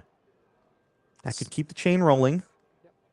Sigil of Lightning, channel Lightning Valley. I like the play. This also maximizes the amount of amp that you're going to get from Aether Bindings of the Third Age. Not even looking at any other cards, we should be seeing amp 4 this turn. If Sigil of Lightning is deployed, looks like it's not going to be. We're keeping it in hand. Going to trust the top of our deck here. But 2 sigils. It was a Sigil of Solace. Sigil of Solace. Oh, and the second one, Comet Storm Shock. Big card. Big card. I would have loved to have go again this turn, though. Yeah, absolutely. Because no longer does Hiroyuki have the get out of jail free card in the form of Lightning Greaves. These instants are not going to just generate action points this way and that. So if he is sending a Blast to Oblivion at the beginning of this turn, that is going to eat up his action point, and he's going to need the 2-cost shock in order to deal any arcane damage and utilize all of the amp he's going to generate both from Aether Bindings of the Third Age and Volzar. Absolutely. Not exactly where we want it to be. We do have Oscilio's hero ability active. If I was going to ditch one of these, it's probably Sigil of Solace. My life total is fine. But what are you hoping to hit? Hoping to hit some source of go again. Flittering Charge, maybe? Flittering Charge is a great hit. Great pickup. We've seen one resolved already for Hiroyuki. I'm not convinced there are more hits than misses in this case. No, I guess think there are okay. definitely more misses. Okay, what if we hit one of our instant speed shocks? We play out a good number of lightning cards, and then we go instant speed shock into Comet Storm. Okay, I don't hate that. I don't think it's going to be enough to close the door on Jacob Clements, but that could be a hit. It's a lot. We haven't seen any fries in the list. Could still have that available. I see a lot of Oscilios play that card. I think we might just be gearing up for a large Comet Storm shock here. Jacob Clements looking into Oblivion. This is the exact posture that you expect from folks waiting for a wizard combo Waiting turn. for some bad news. Uh-huh. Ditches the discharge. Finds, is that current funnel? It is current funnel. Unfortunately, still no go again to activate the current funnel, but it is a blue lightning card. Channel Lightning Valley and Sigil of Lightning have been resolved here. 2 lightning cards thus far. And going to be both halves of Comet Storm Shock. Getting Volzar up to 3 amp. First 2 amp from the Aether Bindings of the Third Age is going to be utilized on the shock. So 3 damage coming across. Jacob finally has some damage prevention at the ready in the form of Sawbones Dockhand. Should only be 2 on that Aether Binding. Yep. Looked like it just got bumped when it moved over. Very small nitpick here, but I think we're supposed to use Volzar on the shock portion of this card to dodge a possible... Oh, that's the blue. Arcane Compliance. Just in case. I thought you were about to say throw caution to the wind. No, at this point, you have to look at the board and go, okay, I'm in a great spot. How could I possibly lose? And that's one of the ways. But in this case, it's going to be 9 arcane damage. Jacob Clements, with no arcane barrier and Sawbones already activated, descends down to 1 and is in a position that so many Oscilio opponents have been in before, just waiting for the 0 cost or the 1 cost shock. Any shock here is lethal. Chart the High Seas resolved for Jacob Clements. Oh, and it's a red off the top plus Loan Shark, which means he's finally going to generate another gold. But Chart the High Seas really needs to find blues. Hiroyuki is holding priority, though. Wizards doing wizard things. Do I even get to resolve my card before I am absolutely dead in the water? Comet Storm Shock has found its way into the hand for Oscilio, which means access to a kill is at the ready. Sawbones has already been utilized. That is a once per turn cycle ability. And Jacob trying to get another Sawbones on the board. Jittery Bones, discarding Sawbones from the hand, gaining go again here, but Hiroyuki is life plentiful, has 27 points to work with. Plenty of room before he is knocking on Gravy Bones' locker. Yeah, just wait. Just wait. Saltwater Swell finds the blue on top. Eventually, Jacob's going to show you all the cards, and then you can go. Or you can just go to your turn. Wait for this. Play the Spindle. There's the Sawbones. You could go now if you want, but Yep. it could be theoretically throw caution to the wind. Mm-hmm. I hate losing when I don't have to. I like to guarantee my wins. You've talked about this ad nauseum. You have to wait for the absolute last possible moment before you hit the Kano button or the Oscilio button. In this case, Hiroyuki likes it. He sends the 2-cost shot and closes it out for Jacob Clements, which means that his tournament run is over. The man we thought could not lose has just done so for us here at home. Hiroyuki Tansei kills the boy wonder and moves on, still live for top 8. Yeah. It's nice to know that I'm not a bad luck charm for all the reasons. The curse is broken, Majin. Finally, at long, maybe it's just for Verdance. I think Verdance is maybe we just don't put one on camera for the rest of the tournament. I'm thinking we're going to need one more just to confirm the rule. I mean, like, this is how we do proofs in math, right? That's true. That's true. Yeah, it just has to break once. It just has to break once. But, I mean, that was exactly what you want to see if you're on the Oscilio side. Found Goner Flash immediately. Drew into a strong combo hand. Kept the Sigils of Brilliance cycling. Never had 4 cards. It was 5, 6, or 7 every single turn. Unfortunately for Jacob Clements, not what you want to see on the Gravy side. No, not at all. Things were cooperating so well with Oscilio. We even thought that Hiroyuki had a couple of instances that we might have changed things around, and despite that, still put together the 2 combo turns that he wants, one for Lightning Greaves and one for Aether Bindings of the Third Age. In the case of Jacob Clements, did not generate a gold token until turn 4, and by then, the damage had already been done. The Lightning Greaves combo turn yielded 3 allies in the hand. There just was absolutely nothing that went right for Jacob in that match. No, I think that's a pretty nightmarish scenario almost every single turn there. Well, if you want to avoid nightmarish scenarios in high competitive situations, you can go to your local game store and pick up a little product I like to call Armory Decks. I'm not the only one that calls them that. LSS calls them that because that's just what they're called.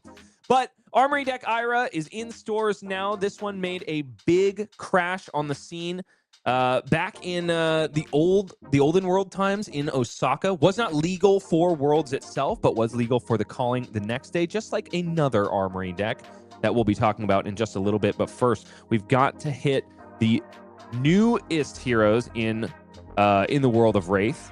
Ira, however, getting some seriously cool new tools. Enact Vengeance, Okana Scarwraps, and Iris of the Blossom. These are ones that are not just juicing Ira, but also Katsu in his own right. Yeah, I think Okana Scarwraps is wildly cool. I mean, tell me this, Majin. In your career, how many times have you misblocked when an opponent was representing Breaking Scales? Oh, probably at least a couple. Yep, me too. Yeah. Now imagine that they can do it multiple times a game as long as they're banishing an Edge of Autumn. No, I don't want to imagine it. Well, it's terrifying. real. It's something that you have to contend with along with everybody else that plays this fair game. Also, Armory Deck Pleiades is now in stores. Now that Super Slam has officially dropped, you can get your hands on all of the power that Auras of Suspense and the latest superstar in the world of Wraith have to offer. Guardians are not just bulging muscle heads, they are also crowd pleasers and audience adored all the way around. Pleiades Superstar is asking for a standing ovation, powered up by so many Auras of Suspense. We saw a little bit of her power level earlier on in calling Shizuoka today. We also saw her piloted expertly by Scott Howling Mines during the world premiere against Pankaj Bhajwani. She's got a lot of power. Majin, are you at all tempted by Pleiades? A little bit. I love instant speed things, you know. I love taking game actions. You may have noticed that. How about instant speed things that block 3? Instant speed things that block 3, I don't get to experience that very often. But she does have an instant speed things that draw cards, and that I am really into. So Ira made a big splash at the World Championship in Osaka last year. But this Worlds is all about Rhinar. No, the cards from the Armory deck Rhinar will not be legal for the World Championship, but you can go ahead and pick this product up in Philadelphia and play with a blue 6 fresh off the press the very next day at the Calling. Alpha Instinct is here and it's ready for our Rhinar competitor at Calling Shizuoka and everybody else that loves the bad beats of Rhinar. Yeah, Rhinar already making a splash. Without a doubt. Armory deck. They're at the top of the meta here. And they are using their Alpha Instincts to get there in the end. Very nice. Do need to shout out this card because I really like what it implies about what else is in the Armory deck. It's a Rhinar specialization. Yes, it's a 6 power, but it says when this is discarded to beat chest, which is a mechanic from heavy hitters that a lot of brutes were really excited about and hasn't really found its way into the main boards as of yet, it's going to create a might token. I think that this Armory deck is going to have a lot of extra beat chest support, and we might finally see that archetype coalesce into Rhinar. I think that's very likely. Beat chest was a lot of fun to play in limited. We didn't really see it make too much of an impact in constructed. A couple of cards here, a couple of cards there, but I'm excited to see what we get from Armory deck Rhinar.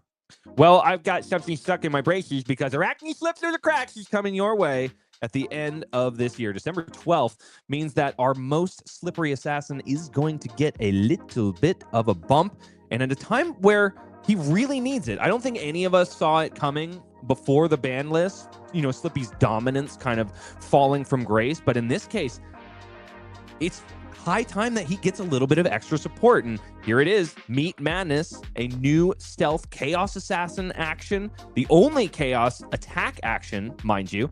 When it hits a hero, they're going to choose one at random. They choose a card in their hand, banish it. They choose a card in their arsenal, banish it. They banish the top of their deck, which all things considered could be really bad in any of these modes, but only if the dice roll Arachne's way. Yep, it'll be interesting to see if this card can take over any of the slots that are currently occupied by other 3-power stealth attacks in the Arachne Slip Through the Cracks deck. I wonder if we can see a couple more Chaos cards in the Armory deck. I really like the talent, and we just don't get to see too much of it yet. It might be one of those cards that's really nice as like a toolkit card, a one of for heroes that run Codex of Frailty or things like Take Up the Mantle, where it's like, okay, as long as I have one of these in my graveyard, I can rely on it to come in exactly when I need it. Hey, I will min-max the situation. I'll wait when my opponent has both cards in hand and an arsenal before I deploy it so I can guarantee I'll get some sort of upside. 2 out of 3 is not bad. Top of the deck could be good in some matchups. Generally not as good as the disruptive parts. I wonder if it would be really cool if we eventually at some point see something that can maybe tilt the odds in your favor for these Chaos cards. Very interesting indeed. I mean, hey, that's a 66% upside. Scab Skin Leathers has a 50% upside, and I'm rolling that pretty much every turn, brother. I don't know if that's what you're supposed to be doing. And you know who's also rolling it every single turn is our Rhinar competitor. He's up next. We're going to be back with more bad beats, more blood rushing and bellows. It's going to be a winning in for him and potentially a winning in for Arachne Marionette, who we saw earlier on in the stream. It is definitely a losing out for the Marionette. It is possibly a losing out for our Rhinar. But all of that is neither here nor there until we see the result. And you're going to have that and more flesh and blood after this. Don't go anywhere.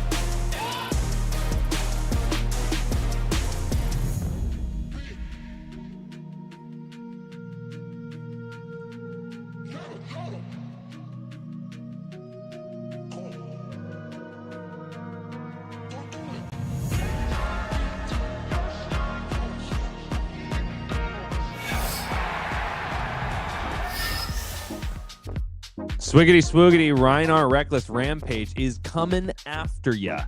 He's gonna give you some bad beats, some blood rush bellows. Stop laughing. There's nothing funny about this. Rhinar Started with Swiggity Swooty. is live with for top 8, ladies and gentlemen. There's no laughing matter. This is extremely serious.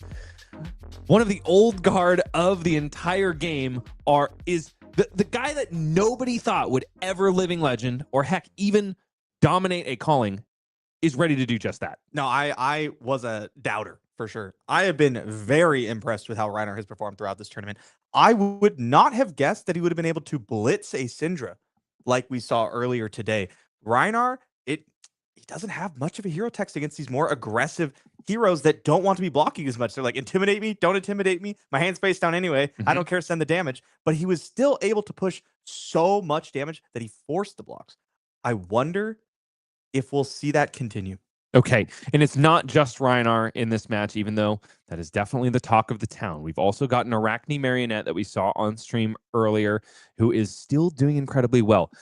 It's 2 Dark Horse heroes, and they are both going for win and ins in this situation. It's high stress for both of them. It's going to be high stress for myself and Majiin in the booth, but it's going to be so much fun to watch. They're not the only ones competing for top 8 though. There are plenty of folks that are still live here, not least of which is Justin Koo on Gravy Bones, the man from the Philippines trying to take Japan's crown away from them. Also Keith Tan from Singapore holding down for the KO Chads out there. He says this is still the best deck in the format. It wasn't overhyped, ladies and gentlemen. He is ready to rain down Blood Rush Bellows, same as his counterpart in the 4th seed Rhinar Reckless Rampage. There is so much more as well. Let's imagine here, Majiin, that it's not just a top 8, it's a top 10 listed right here. Sure. Who are you giving the edge to in the top 8 race, given the hero spread that we have before us? Oh, it looks like a really good spread for Cindra, honestly. I think the Draconic Hero, well, I would think that the Draconic Hero would do well into the Brutes, but we saw Rhinar absolutely dismantle a Cindra earlier. Maybe that's not how it goes. Gravy Bones continuing to be impressive. Florian is the king of mid-range. Honestly, I think this could go any direction. And it's probably going to come down to pairings as well, right? Because, Absolutely. I mean, I could see this being a really good Oscilio bracket, but it all depends on what side he's on compared to the Cindras, right? Running into Arachne Marionette in the top 8 seems like it would not be what you're looking for in the Oscilio seed. Luckily enough for the 10th seed Gordon Coco, we are not going to be casting his game, so he will not have the curse of Majiin Bae upon him. So it's very likely that he might leak his way into the top 8 if he's able to sneak a win there and tiebreakers break his way. All right. Are these all of our 9 and 2s, 10 and 1s? Are these our live players? These are it. So just these 10. These are only the 10. These are the only 10 players that are live for top 8. 2 of these folks will drop out. The other 8 are going to make it in. Exciting. I love win and ins. I absolutely do too. It's nice when stakes are at hand and on the line. And it's even better for hero pride because neither Rhinar or Arachne Marionette are considered mainstays of the meta at this point, but Gaichi Yamada and his counterpart on Rhinar are really trying to show that these heroes have a place. I think they do. I've been impressed with both of them. Clearly, they have more of a place than KO Armed and Dangerous for the majority of people that brought him. In this case, we got to go ahead and take a look at how it's all going to shake out. Do you know anything about this matchup, Majin? No. I don't either. So we're going to leave it to our players to show us exactly how it's going to go down. This is one that I don't think you ever could have planned like a classic battle pack for, because it's just not one you can expect to see. But it's going to be Shinya Kawaguchi. You've seen him. You know him. You love him at this point. He is possibly supplanting Eugene C as the People's Champion versus Gaichi Yamada on a Markni Marionette, who did some fearsome dagger dismantling of a Verdance previously. Sparkly daggers. I see a beast with it. What is that? Sigil of Cycles? Marvel? Bro, Sigil of Cycles is so hype in Rhinar. At the is. beginning of Shinya's turn, he's going to blow up that Sigil, discard a card, and draw another card off the top of the deck, thereby creating an Intimidate trigger. And this is the exact sauce that he needed in order to create that quad Intimidate turn that killed a Verdance on day one. Wow, we've seen a lot of Verdances die. Was that a white border Blood Rush Bellows? To pair with that beast with it in hand, that could be a powerful turn with the Sigil of Cycles and the agility token. We could see some serious fireworks fast. Shinya could be coming out of the gates swinging, but it all depends on whether Gaichi Yamada is going to do a little bit of disruption on this turn. Scabskin Leathers blocked with immediately here. I think Shinya is identifying that it's the moment to lose one block value just in order to make sure that the offensive capabilities, the disruptive capabilities, are a little bit less for Gaichi Yamada. CNC is the follow-up here, though. Does not require a mark. It all depends on what Shinya has in the arsenal. Couldn't quite catch it. In this case, the Blood Rush Bellow is in the hand, usually the card that you're trying tooth and nail to protect from things like Command and Conquer. It's a tough spot. I think you want to keep this entire hand full of super powerful cards here, but you don't want to give up this entire armor suite, or do you? I think we do. I was thinking the helmet Scowling Flashback was just too valuable in this matchup, but no. Shinya says this is the hand. Shinya giving a wry smile, just knowing that sometimes it's just like the way fate is working for you when it comes to Brute. Like if you're just drawing the right combination of cards, you put out so much damage. There is not another class in the game that can dish it out quite like a Brute who is drawing super well. One thing I want to point out, you see the Mask of Deceit over on Gaichi's side? Oh, I see it. I think that might be there. You can get, I think if I were in the Markni Marionette seat, I would be looking to flip into Trapdoor, possibly. Trapdoor, the demi hero in the suite that is available to Markni Marionette, that can essentially add one intellect to the hero and allow him to fetch out a trap from the deck, thereby adding 3 more defensive capability. Unfortunately or fortunately, flips into Markni Tarantula. Not exactly what you want to be doing right after you flick one of your daggers, especially when you're going to be facing down what looks like an incredibly powerful turn. Sigil of Cycles doesn't need to wait for the random discard of the Blood Rush Bellows for Beast Within. Sigil of Cycles allows you to just choose it, heck, and trade it in for a Command and Conquer at the cost of 1 life. So down goes Shinya Kawaguchi to 38, but the life totals are definitely going to be swinging in his favor by the end of this turn. Blood Rush Bellows coming down. 1 card already intimidated. Another one sure to follow because Shinya drew himself a hit. And it's another blue. Another Intimidate trigger. Gaichi Yamada is watching his defensive capability vanish before his very eyes. Is that a Savage Feast we get to pair with this agility token? I sure hope so. If you're fans of Rhinar at home, you're hoping so as well. It's a Wild Ride, yes, a Savage Feast, also a blue in hand. No misses for this Savage Feast. And I think I spy a Strongest Survive in the arsenal. Excuse me, Barraging is a miss because he's not going to be able to pitch it here. We could play around that. We can just send something else first. We could indeed send the Mandible Claw, but then that would eat the agility token, thereby making the plus side on that Savage Feast a little bit less enticing. What do you think about just going for it here, Majin? You would have a 2 out of 3 chance of hitting. I think if Shinya subscribed to your way of playing Brute, we would see a Scabskins activation here. No, I think he's right in trying every other possible line before considering Scabskin Leathers. I think I would probably... Oh, wow. Savage Sash. This is the turn, says Shinya. Savage big. Sash going to discount every single attack in the hand with 6 or more power. Wild Ride does have a miss here. Could not get going in here, but this gives Shinya a little bit better of a chance. It's barraging beatdown as the discard. It has agility. You're right. Still has go again, so it's still safe. But the other blue, the resource card in the hand for Shinya Kawaguchi is gone here. Oh, never mind. He drew another one. Draws another one. We did activate Which is Savage great. Sash as well, which is a nice little bit of insurance. 8 coming in from Wild Ride. Command and Conquer at the end of this chain is going to be brutal. Especially when it's probably preceded by Claw Claw. That's what I'm thinking.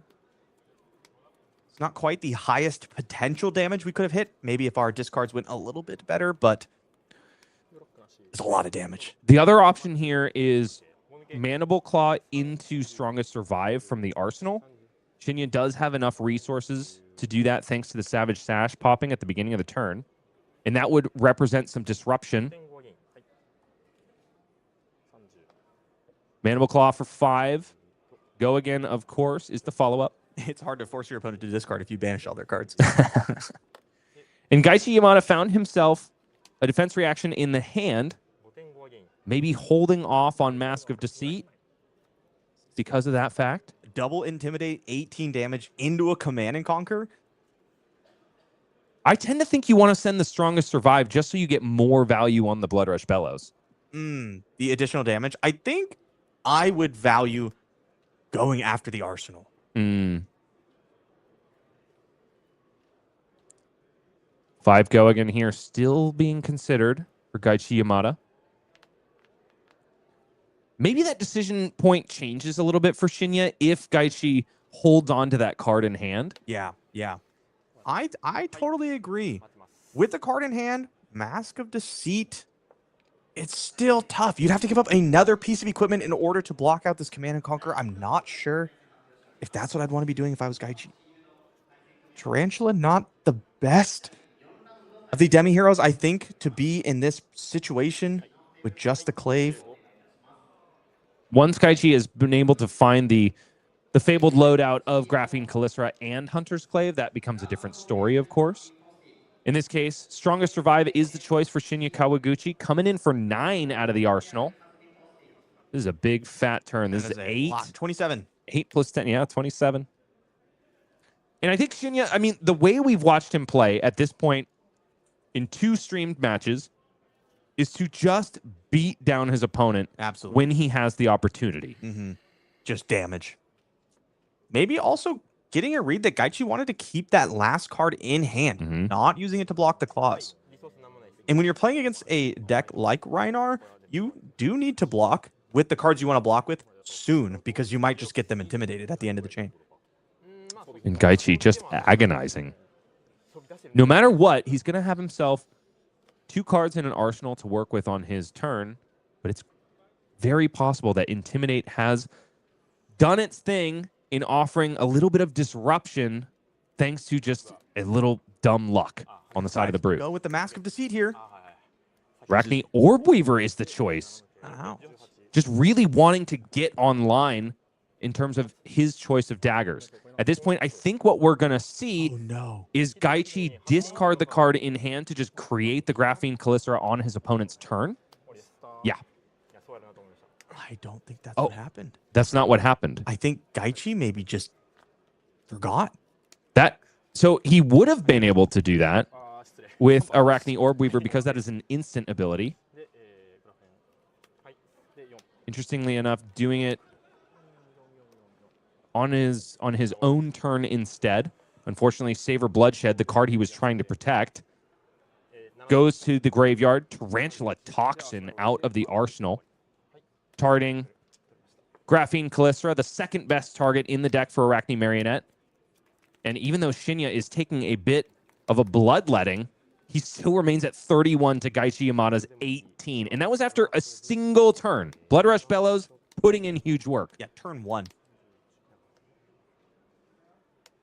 Yeah, I do think it's funny to see Shinya's equipment almost completely gone on the second turn of the game here. Sand Sketch Plan in the hand. What do we see? Swing big? We see a swing Wild big. Ride? I believe that's a pulping. Pulping. It is a pulping. Sand Sketch Plan. What is going to be the find here, though? Ain't no way he goes with Blood Rush Bellows like Eugene C. No, it is just Beast Within. That makes a lot of sense. One of the more safe options when resolving this card. Especially if your plan might be to use a pulping later. You get multiple looks at trying to discard this Beast Within for value. And also multiple Intimidate triggers, which become all the more relevant when your opponent is sub half-life. Intimidate when you're at 40 is not that scary, but Intimidate when you're at 8 is terrifying. Mm-hmm. What is it? Show us the Beast Within Shinya Kawaguchi. Things are lining up absolutely famously for our brute hero. Intimidate happens, and the find is a Bear Fangs off the top. And now because a card with 6 or more power has been discarded, the action points are at the ready for Shinya if he wants to cash them in on Mandible Claws. 2 action points also from the Sand Sketch Plan. First one goes to Bear Fangs. The second, likely going to be the Swing Big unless it is discarded here. I really like starting with the Bear Fangs. I think looking for a blue to make use of Mandible Claws. Tragically enough, Swing Big goes into the graveyard, but that means Bear Fangs is coming in for a big bad 8. And the card drawn for Shinya Kawaguchi. It is a yes, blue. it is a resource card. But first, it's 8 essentially go again that Gaichi Yamada has to deal with. Nip at the heels. Plus a Shelter from the Storm shores up most of that damage. 1 comes through. Down to 17 he goes. And now only has 1 blocking card left in the hand. Wow, great thing Shinya didn't start with pulping. It would have been completely stuffed with that Shelter from the Storm from Arsenal. Saw that earlier in the day. Not going to happen here again. Here's the Claw. Mandible Claw for 3 here. Down to 14 goes Gaichi Yamada. Mandible Claw the second to follow. Claw. Looking to hold on to the pulping for a following turn. And accepting the damage is Gaichi Yamada. And I think that makes a lot of sense here. When a Brute is presenting 1 card in hand and no resources floating, there's almost nothing else that can happen on that turn. We need to see some offense from Gaichi. We need to see some disruption. But does he have it? Doesn't get to choose the cards that he keeps for this turn, save for this pain in the backside. 3 go against Shinya, accepting Just it says yes. immediately. You got it. Gosh, the way Shinya plays Rhinar, it's looking more like an aggro deck than anything else. I've seen Cindra players think about blocking more. Graphene Callisto, the follow-up here, thanks to the mark conferred by the on-hit of pain in the backside, and thereby the Hunter's Clave. 2 go again here. The follow-up, Hunter's Clave, 1 go again, threatening to reconfer the mark after Graphene Callisto eats it up. There, so far, is absolutely no disruption to be seen. Not where we want to be on Gaichi's side. This would have been a great Codex of Frailty turn. Maybe another Command and Conquer, Leave No Witness, something like that. We need to be stopping Shinya's aggression. We're losing too much life too fast. But unless he's drawn that disruption, nothing he can do but push as much damage as humanly possible. Splatter Skull blocked with here. Hunter's Clave does not mark the opponent, and Gaichi Yamada just passes with an arsenal card set up. Smashback Alehorn. Shinya Kawaguchi is drinking a beer and getting himself some tokens and following up with a Command and Conquer. Not the most fearsome offensive output we've seen from him so far, but still offering a lot of disruption. Double trap? No. Sink below and a trap? No! Gaichi Yamada is just not drawing well here. Shinya has full steam ahead, despite the fact that Gaichi's got 2 cards in hand and 1 in the arsenal. Is it possible he also tucked a defense reaction? Oh, that would be not great. Command and Conquer really proving it's worthy. I feel like Command and Conquer was incredible when Flesh and Blood started. Got a little bit worse, and then now is absolutely insane again. It is, because all of a sudden we've got the tools to go 7 go again in multiple classes. We've also got might tokens to be generated off of pure nepotism in the hands of Victor Goldmane. Man and Conquer, only getting better. Okay, at least we have something to send here. That's Goodness. an efficient threat. Not exactly what we were hoping for, but still solid. What do you pick here? Frailty? I Blood think, Rot? Erasing? gosh, it's a rough situation. Maybe, no, I don't Can't like be inertia inertia. here. You also have Inertia Trap in hand. I don't think that's the one we're going to do. I mean, if we're playing to win, I think it's Blood Rot Just Pox Blood Rot Trap. Pox. If we're playing not to lose, it's Frailty. I don't hate that. In this case, though, Gaichi does get to set up a 0-for-4 defense reaction in the arsenal when Shinya has got himself a pulping in his very own arsenal. I think it's a 0-for-3. Oh, I'm sorry. inertia. You're right, because he pitched the sink below. But bottom line, it's a defense reaction. It is a defense reaction. It will be an arsenal. It will stuff a pulping. Assuming if you have any cards in hand left when the pulping hits the combat chain. That's a good Rhinar's point. Intimidate is terrifying at this point in the game. Shinya Kawaguchi pulping in the arsenal. I imagine with this agility token on the board, doesn't need to start off with pulping at all. We'll likely send something else, maybe something like this Bear Fangs or send packing. I do like the Bear Fangs here, especially because Bear Fangs would then turn on Mandible Claws for subsequent chain links. No, it's going to be a send packing first. Coming in for 7. Going to banish that that defense reaction that could have threatened the pulping, which I think is actually maybe a really heads-up play because no matter what, it's not going to be in the arsenal anymore, which does mean that pulping can follow up this send packing. Wow, great line. I didn't see it. I'm glad Shinya did, though. All you Rhinar fans at home, does seem like you found a worthy champion. Another pulping, definitely found off the top, goes into the graveyard to pay for the first. And the Intimidates keep on rolling. This is 6, dominate, go again. Ain't no way for Gaichi Yamada to stuff this, even though he tried. He set up the perfect card to do exactly that. I'm sorry, it's coming in for 5, thanks to the Frailty token generated by Gaichi. See Codex of Frailty, I believe, in Gaichi's hand, which is Assassin's catch-up card. We saw it do some serious work in the Pleiades versus Slippy game, and we thought it was out of reach for Slippy. I'm getting a similar feeling here. Maybe Codex is enough to start clawing it back. Bad choice of words. Claws are on the I was other going to side say, of the field. so far the only clawing is going on Shinya's side of the board. Gaichi would like to do a little bit of clawing of his own. So far, really just a victim of his own draws and the amazing draws of his opponent. Speaking of which, yet another Blood Rush Bellows is in the hand of Shinya Kawaguchi. I don't think there's a single 6 power attack. There in the hand. is not.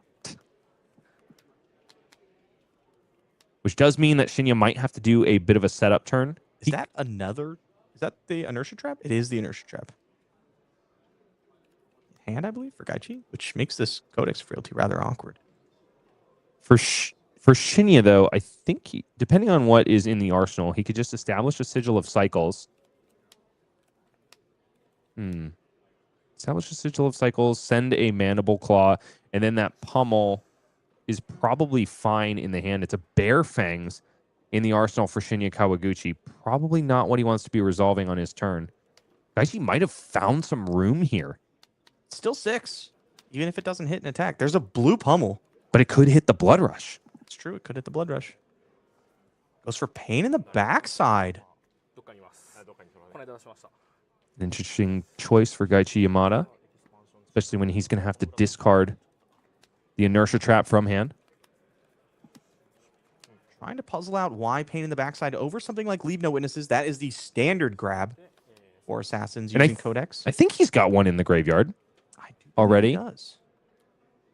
It's possible that he doesn't. This game It's possible he has doesn't. been fairly quick. That would make sense if he doesn't. We really haven't seen any disruption. Mm-hmm. Except for the Command and Conquer. I don't think he has one. I just assume Assassin Yeah. players have a Leave No Witness in graveyard. They always do. Codex of Frailty is one hell of a card, but you've got to have the prerequisites in order to reach its real capability. And Gaichi clearly has subbed in a lot of traps from the Outsiders set for this matchup, but they're rearing their heads at the wrong time. Oh, yeah. It is tough to bring in defensive tools against Rhinar. They're great when they line up, but sometimes you just get them intimidated and you can't use them at all. And then they gum up your hand on offense, as we were seeing on a previous turn. So Shinya riding the high, not just of what's on top of his deck, but also what his hero ability is getting rid of in his opponents. I don't think I saw a Leave No Witness in there. There's a persuasive prognosis. Yeah, but you just walk it right into give one card. Yep. Unfortunate. Turn 5. Nothing really to grab here, but pain in the backside. And Shinya's actually probably pretty darn happy that Gaichi sent any sort of damage whatsoever, because now he has full steam ahead to do setup, also send a claw, and get ready for the Blood Rush Bellows to follow. Gaichi looks like debating about flicking just to get the Arachne flip. And what, maybe transform into Trapdoor? Is that what you think he would be hoping for? I think you're hoping for Trapdoor or Black Widow, something. You need to be doing something here. We might be at the point where you're just kind of having to play for some high rolls.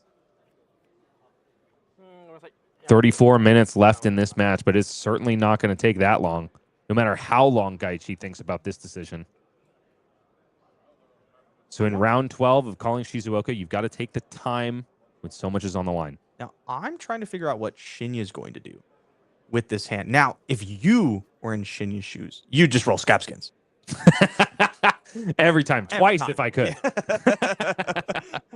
Wow, I rolled a 6. I had 3 action points. Time and then I would only use one of them. Times.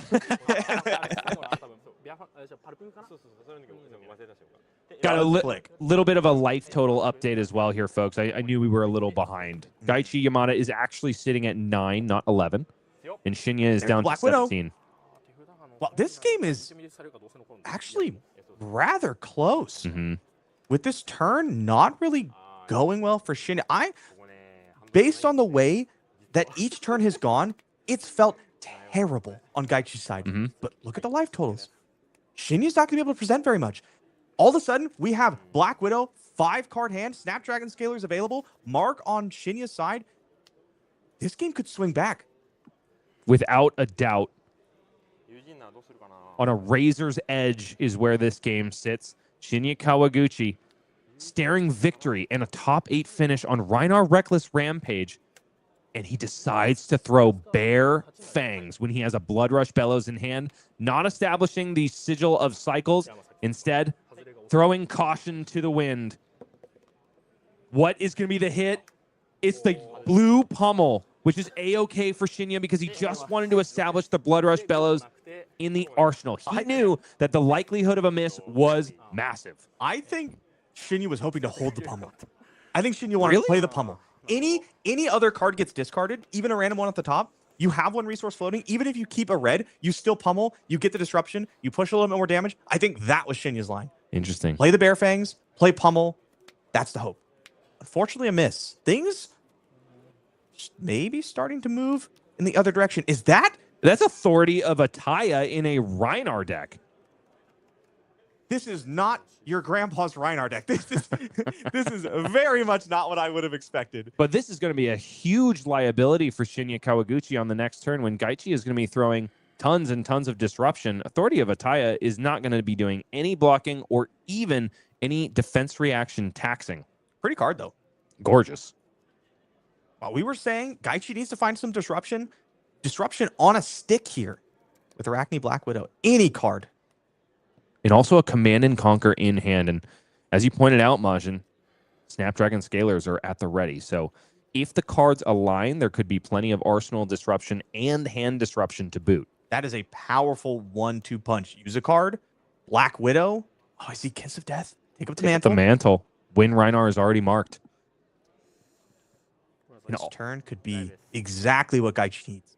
And all of a sudden, this 8-life surplus that Shinya's got for himself is not seeming like enough. Codex of Frailty in hand as well. Still no Leave the Witness, unfortunately. What was that last card he was thinking about blocking with? That was the CNC. A little awkward with this Codex of Frailty. Thinking about blocking with the CNC. We don't know what the arsenal was. Picked up off a Ponder. Random card. If we're thinking about blocking with the CNC, perhaps there's a pump to go with this Kiss of Death, and we're hoping to move into the Codex after Kiss of Death. I'm surprised to see Command and Conquer looking to be blocked with, because I thought we were going to see something like Kiss of Death, pump it with Black Widow, Snapdragon Scalers into CNC. That's the line that immediately jumps out to me. What if that Arsenal is a Tarantula Toxin? We've only seen one so far this game. Well, then I definitely take that line. Heck yeah, baby. And you would think that Gaichi is just snapping off the block of the CNC, but take up the mantle, a super powerful card, but one with so many branching decision trees that you need to consider. I think Take Up the Mantle gets converted into a Black Widow activation here. That's not a bad choice, but one that Gaichi has to be absolutely sure of.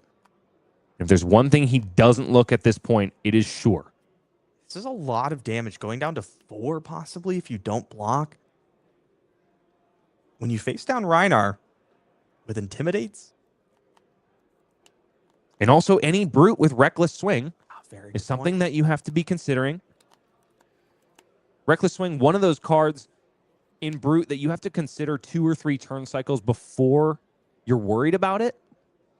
Okay, if I block here, then I'm going to... If I don't block here, then I'm going down to 4, which means that 1 claw leaking through means that I'm in Reckless Swing range.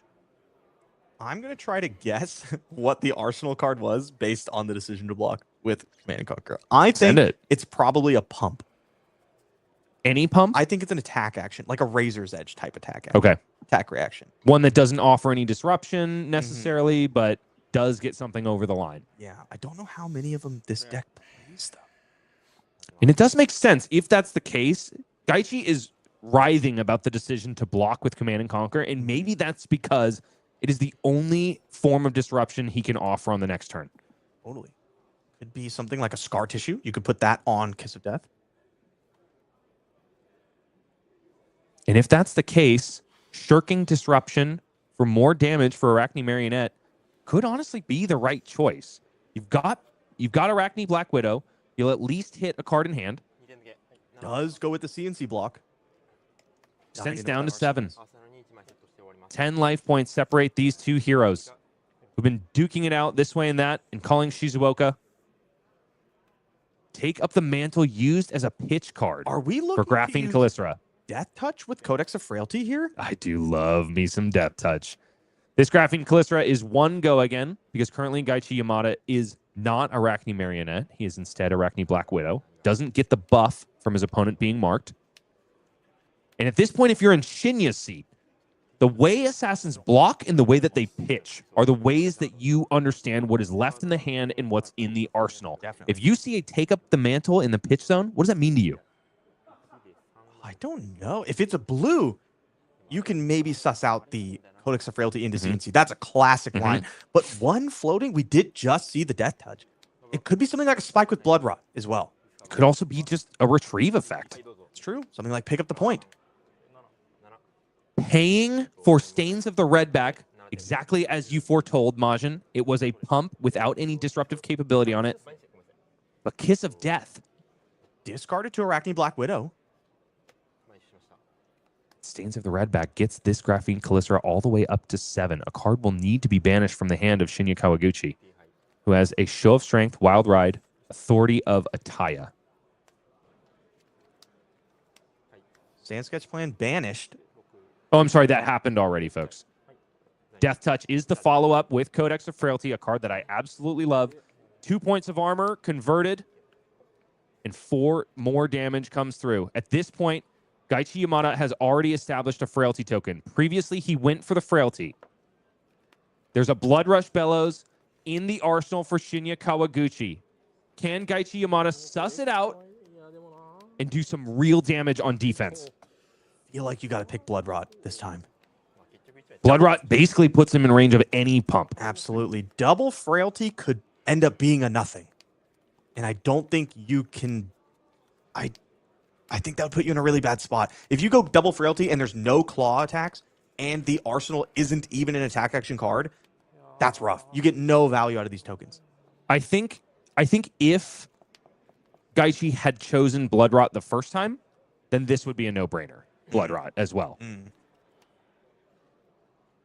It's because his opponent is at 6. You're thinking, how do I make it so that I can at least keep 1 card? How do I get to the point where I have the pump to close the game out?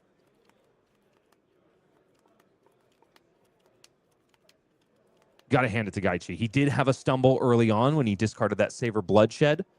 two strongest survive. And But just he is not seeing the disruption. no, not Hell. seeing the disruption, but he is rubbing every single brain cell together, trying to piece together a win. Agonizing over this token choice.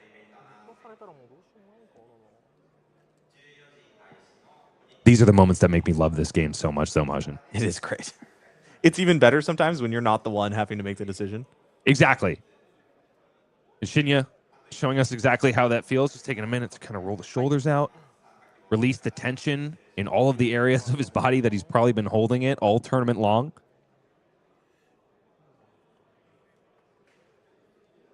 Gaichi Yamada in the tank, trying to decide the correct token to buy him a ticket to calling Shizuoka's top 8, and it is Blood Rot Pox. Our token couldn't see what it was. It's a mystery. 6 plays 7. We're back over to Shinya Kawaguchi, who's got himself a Blood Rush Bellows in the arsenal. Authority of Ataya going to be pitched here. Is that a sync blow in Gaichi's hand? It is indeed. Shinya Kawaguchi got... Like, the seas are parting for this guy. Gaichi Except for that one turn where he stumbled. One turn. Show of Strength discarded here. 2 cards are going to be drawn for Shinya Kawaguchi, but first we have to handle the Intimidate. Gaichi Yamada has one last card with which to deal. It's a Send Packing in hand along with a Wild Ride. Below still in hit. I don't know about you, but every time players peek at cards, I lean to try to get a better angle. Me too. It doesn't work. That's not physics. Nope. It does make me feel like I'm seeing something, though. It does. Yeah. I think it just focuses you in on the situation. Oh my gosh. And the Intimidate's going Shinya's way as well because the Sink Below is left in hand. Honestly, this is one of the few situations where Gaichi probably wants the defense reaction to be intimidated away so he doesn't have to worry about Authority of Ataya. 2 points of value generated by that Frailty token so far. Wild Ride is the follow-up, and that's it. Shinya Kawaguchi intimidates the last card out of Gaichi Yamada's hand, and it's all over, folks. Rhinar, Reckless Rampage, is locked for top 8. That's so exciting. When's the last time a Rhinar... Never mind. It's always Eugene. Wait, but did he... I don't think he made top 8 in... He did not make top 8 in calling Kobe. He was doing incredibly well, but he did not make top 8. Wow. Yeah, no, this is exciting stuff. This is out of control fun stuff. I told everybody on Twitter that Japan knows how to throw down. This is not a show you wanted to miss for exactly this reason. Where else could I have the opportunity to cast 3 Rhinar games in a single tournament? I don't think, not even in an armory. Like, I don't even see this many Rhinars winning games anywhere. This is crazy. The new cards have really pushed the deck. I am more shocked, honestly, at how this Rhinar deck was built than it performing well. This seems like a high aggression, high risk, high reward Rhinar. Without a doubt, it is the most aggressive Rhinar deck I have seen in some time. I know people like Hayden Dale and other Brute sympathizers from the old guard era, back when, you know, people were trying to figure out the best way to play Rhinar, often lean into a value slanted romping club kind of build with defense reactions and the like. Shinya doesn't want anything to do with that. It's all gas all the time. And he's got a lot of misses, granted, for draw discard effects, but when fates align, it's just rockin' sockin' for you. It is very, very powerful. We saw that deck go fast. I don't know if I could put a Fable in my Rhinar deck. I'd be so scared. I'd be so scared every time I played a Wild Ride. Every time I played a Pulping, I'd be like, I'm going to hit it. I know it's on top. Well, Shinya is riding wild straight into the top 8, but there are 7 other competitors that we need to see. Let's go ahead and take a look at your Calling Shizuoka top 8 bracket. Justin Koo, after a massively impressive performance, is our first seed on Gravy Bones. Morihiro Makigano, a player we have yet to see on stream, sneaks in at 8th on Florian Rotwood Harbinger. Soya Okuda, representing the Cindra fans, along with Takuya Kojima. Another Gravy Bones. That's 2 and 2. And then Kayo, armed and dangerous that could, in the hands of Keith Tan. Shinya Kawaguchi, of course, on Rhinar Reckless Rampage. And yes, Majin, there is a Verdance. The curse can be broken. All we had to do was not put them in the feature match area. Gordon Coco rounds out the top 8 cut of Calling Shizuoka. And what an amazing story it's been to get to this point. And I'm just ready for more. Yeah, no, I'm so excited to see how this plays out. A lot of different heroes, a lot of new stuff, a lot of interesting matchups. Folks, it's not just calling Shizuoka that is going to be a high-level tournament in Flesh and Blood. We've also got a lot more on offer. We got tier 4s, we got tier 3s to boot. But first, you got to get through the pro quest for Yokohama, and these people are showing you exactly how you want to get it done. I'm watching this wondering what I'm going to bring to my pro quest. I mean, it's probably Verdance, but It's not Rhinar? It's not Rhinar. I don't think I could do it. I don't have the guts to play Rhinar. I'd be so scared every time I played a random discard card. Well, for those of you who do have the guts, go ahead and disembowel your other green friends and get out to ProQuest Yokohama with a Blood Rush Bellow. That's going to be happening October 4th to November 9th, starting just next weekend. And see if you can get yourself a ProQuest invite and also some juicy prizes. I've got my eye on that cold foil overcrowded, but you know, it would be a little bit better in white border. I don't agree with you. I keep saying it confidently to see if I can just sway you. No, it catches me off guard every time. Every time you say white border. I love overcrowded. Not just the look. I loved the art. Now having played with the card, this is maybe one of my favorite cards in the set. Wait, what deck are you playing overcrowded in? Don't worry about it. Not Verdance. No, it's not Verdance. There ain't no way. The new heroes. Okay. The new heroes. Okay, of course.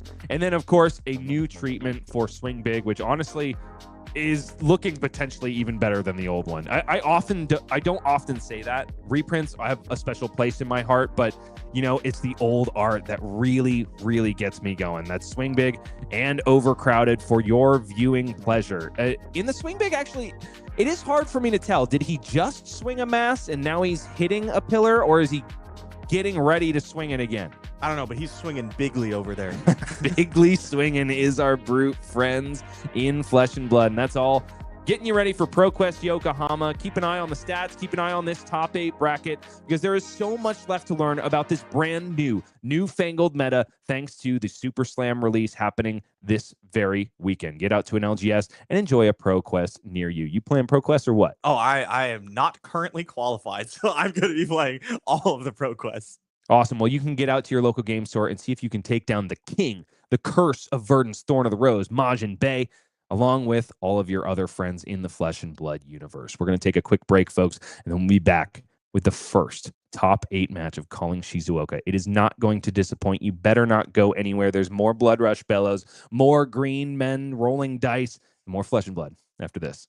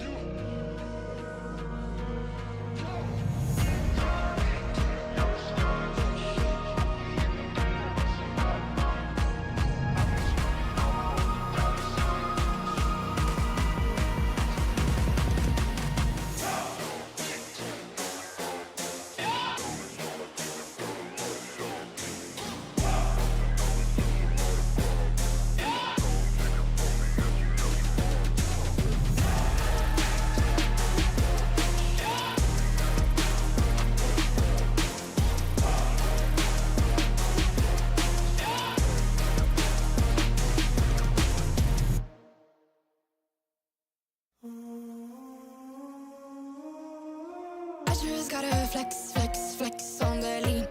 I just wanna rap to the beat. I just wanna back, cause I'm mean. I just gotta go back, I'm a freak.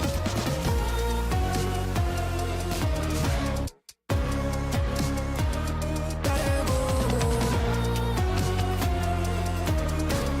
I just wanna rap to the beat. Move of emotion, they drunk at their problems. They always on road and they starting. She knows just cause she is the same. She's trying to stop playing games. Move of emotion, they drunk at their problems. They always on road and they starting. She knows just cause she is the same.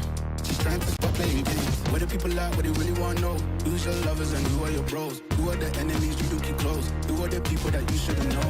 Where the people at, what they really wanna know. is your lovers and who are your bros? Who are the enemies you do keep close? Who are the people that you shouldn't know? I just gotta flex, flex, flex on the lean. I just wanna rap, rap, rap to the beat. I just wanna back, cause I'm mean. I just gotta go back, I'm a freak.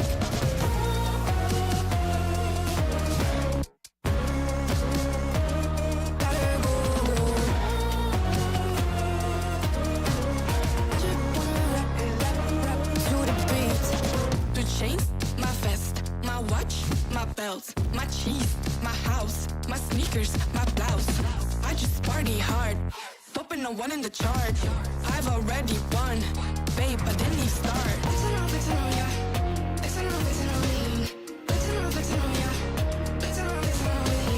I just gotta go where I wanna hold on. I can't let you go, but I gotta stay strong. Unless you heard it from me, then you ain't heard it from me. Got it from me, all the energy extra. You don't wanna see me with the hitters. Generations caught up, look how things will switch. People they're quick, now they wanna move at the bits. Boy wanna go to bitch, nah. Now I'm moving. I gotta do what I do. I'm really here on my ones now instead of 4 3s or 2s. And now it's F from Paris. I could have been effing you in Paris. I don't wait for the drop, I just flow from the pop.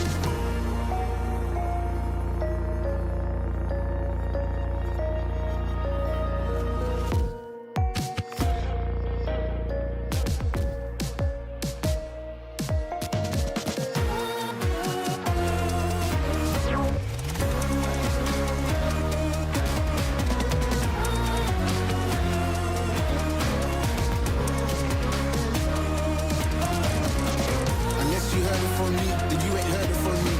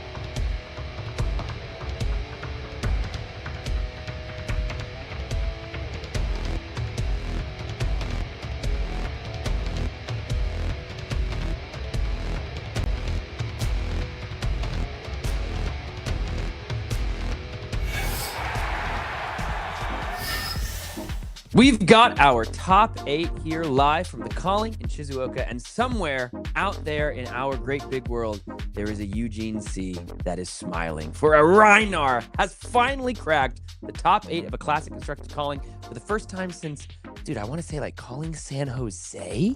Dude, I would not be able to even call back that far. As far as I'm concerned, it's unprecedented. Yeah, I think calling San Jose was the last time we saw a Rhinar in the top 8 of a calling, or at least it was pretty damn close. Let's go ahead and take a look at the top 8 bracket and see just what we have in store for us for the remainder of this tournament. We went over it, so we won't go through every little detail. Just want to take a brief look at all of these matches that are about to be played over there in Shizuoka. Can see a couple Cindra, a couple Gravy Bones. My pick for the kind of quote-unquote breakout deck, man, seeing 2 Cindras in the top 8 is pretty impressive.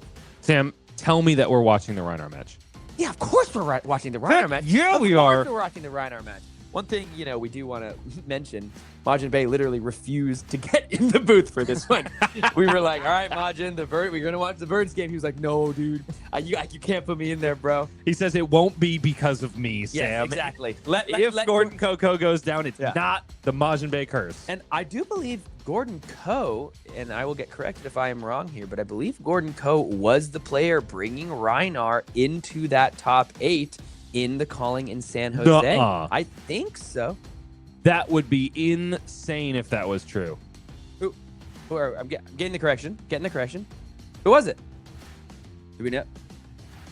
Who was it? Sam asked into the ether to no one in particular. Well, I don't know. I'll try to get the information. I'll try to get. I hoped I would get it from the ether, but we'll find that info. But we are going to be watching Gordon Ko on Verdance taking on Shinya Kawaguchi, because we gotta see what that Rhinar do in top 8. We gotta see it. Let's also hear, I do just want to take a moment and see the remainder of our, the top of the standings, see the players that were looking ahead towards, or that we're looking at to see how they did from the first to about the 32nd. Getting the correction, Chandler Toe. Chandler Toe, I often get those names confused. Chandler Toe does rhyme with Co. So It does indeed. Chandler and Gordon, though, I don't know. No, it's not close. As we look down and see just the players that are here on this first page, you can see 10 and 2 from 1 to 6. Gordon Ko, the last player sneaking in at that X and 2 bracket. What an incredible record between those 6 players. And then the 2 X and 3s that snuck in, Takuya Kojima and Motohiro Makigano at 9 and 3. And then just barely on the outs there, Gaichi Yamada. It is, of course, Markni Marionette at 9 and 3. Barely couldn't squeak it in. Same with Hiroyuki. Tansei, our Oscilio player, at 9 and 3. We'll look ahead to the next page of standings and see some of the players that still had a fantastic run this weekend at the calling in Shizuoka. 9 and 3 on all of these records. You can see Michael Fong as well, Pro Tour champ, had a great run. Jacob Clements, listen, might not be in the top 8, which is unique for Jacob in his recent tournament run, but this is still a fair amount of World Tour points for the boy wonder looking to shoot up that leaderboard as the person currently in first place. Nowhere to be found on this page. CYK Lionel, reigning calling Auckland champion on Dash.io, X and 3, 1 win away from making it into the top 8, and a Kasai at 9 and 3 as well.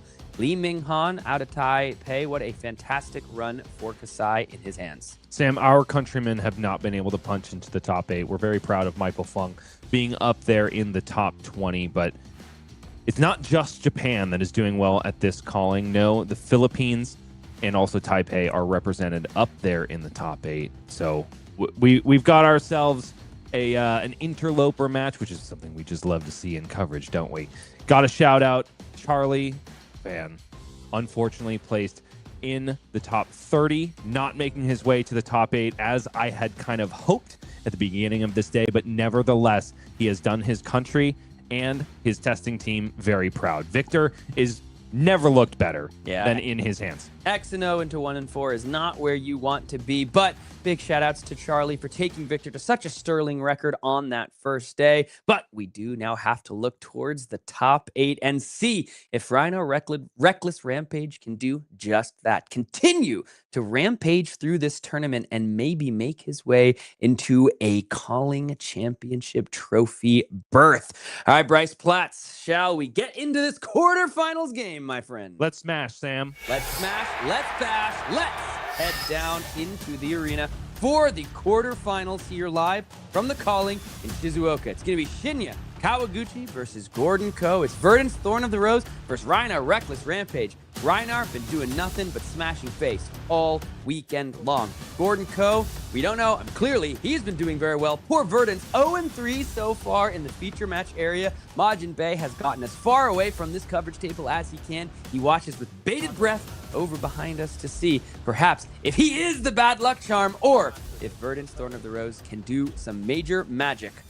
Finally, Sam, he's actually left the building. He doesn't want to be even blamed for proximity. I'm pretty sure I heard him get into a car and drive away, which is weird because he doesn't have a car at this moment. Yeah, so he went out there, he stole a car. Probably yours. But my car.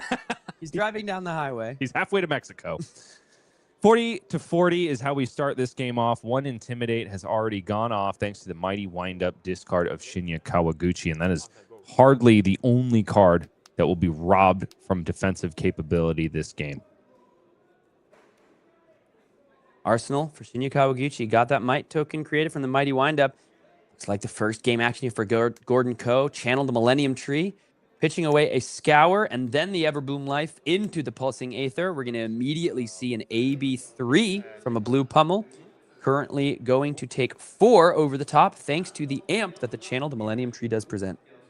Ain't no slouch for this arcane damage. Gordon Ko might have been watching some of Shinya's matches earlier and knows that he wants to be the beatdown. He wants to put as much damage into the face of the Earth Wizard as possible. In this case, trying to buy a little bit of cards from the hand to block some of this arcane damage. Waning Moon does connect for the full 2. Down goes Shinya Kawaguchi a little bit further. First Blood has been drawn, and it's not for the Brute here. Low counter on the Channel the Millennium Tree. Might token gonna pop. Smashback Ailhorn resolved for Shinya Kawaguchi. Gonna make another Might and create an agility token for the next turn. 34 life for Shinya after that turn. It's gonna be that Show of Strength coming down. Big, beautiful EA coming in for 9 thanks to the Might token. Show of Strength looking absolutely fire here, especially in the face of a hero that wants to be sending kind of mid-rangey, high-value attacks. Gordon Ko has not gotten the Decompose online as of yet. Does, however, have a fistful of defense reactions and also mental block. Scar for Scar, an interesting choice here, will be online if he accepts all the damage, but you got to be using some of these cards on defense because that's the only thing they do. Not seeing any way to utilize the amp that the Channel the Millennium Tree is about to confer onto Verdance's side of the table. Do want to shout out all of you at home for joining us all weekend long, wherever you may be in the world. Maybe late in the night where we are, but it is just heating up during the top 8 here in the Calling in Shizuoka. Thank you for joining us. It's been so many great games throughout the weekend. The top 8 is just getting started. We're going to discard the mental block. We're going to go ahead and play both the Rootbound Carapace and the Sink Below. Make the Ponder, no Decompose, no Sink on the Rootbound Carapace. Getting some Earth cards in the yard. Let's see if that Scar for Scar comes down to make sure we get value out of the Ponder. Just to be coming down for 4 damage. Ponder going to be able to draw a random card off the top for the Arsenal. Can take a look at the graveyard there. Only 1 action, but we're about to get 2 more from the Scar for a Scar and the Channeled Millennium Tree. Gordon making the best of a bad situation. Also freshening his breath, which is just damn good manners. It is. Personal hygiene is so important in card games. Don't want to make a win based on a stinky appearance. That's for darn sure. And Gordon Ko is a respectable human being.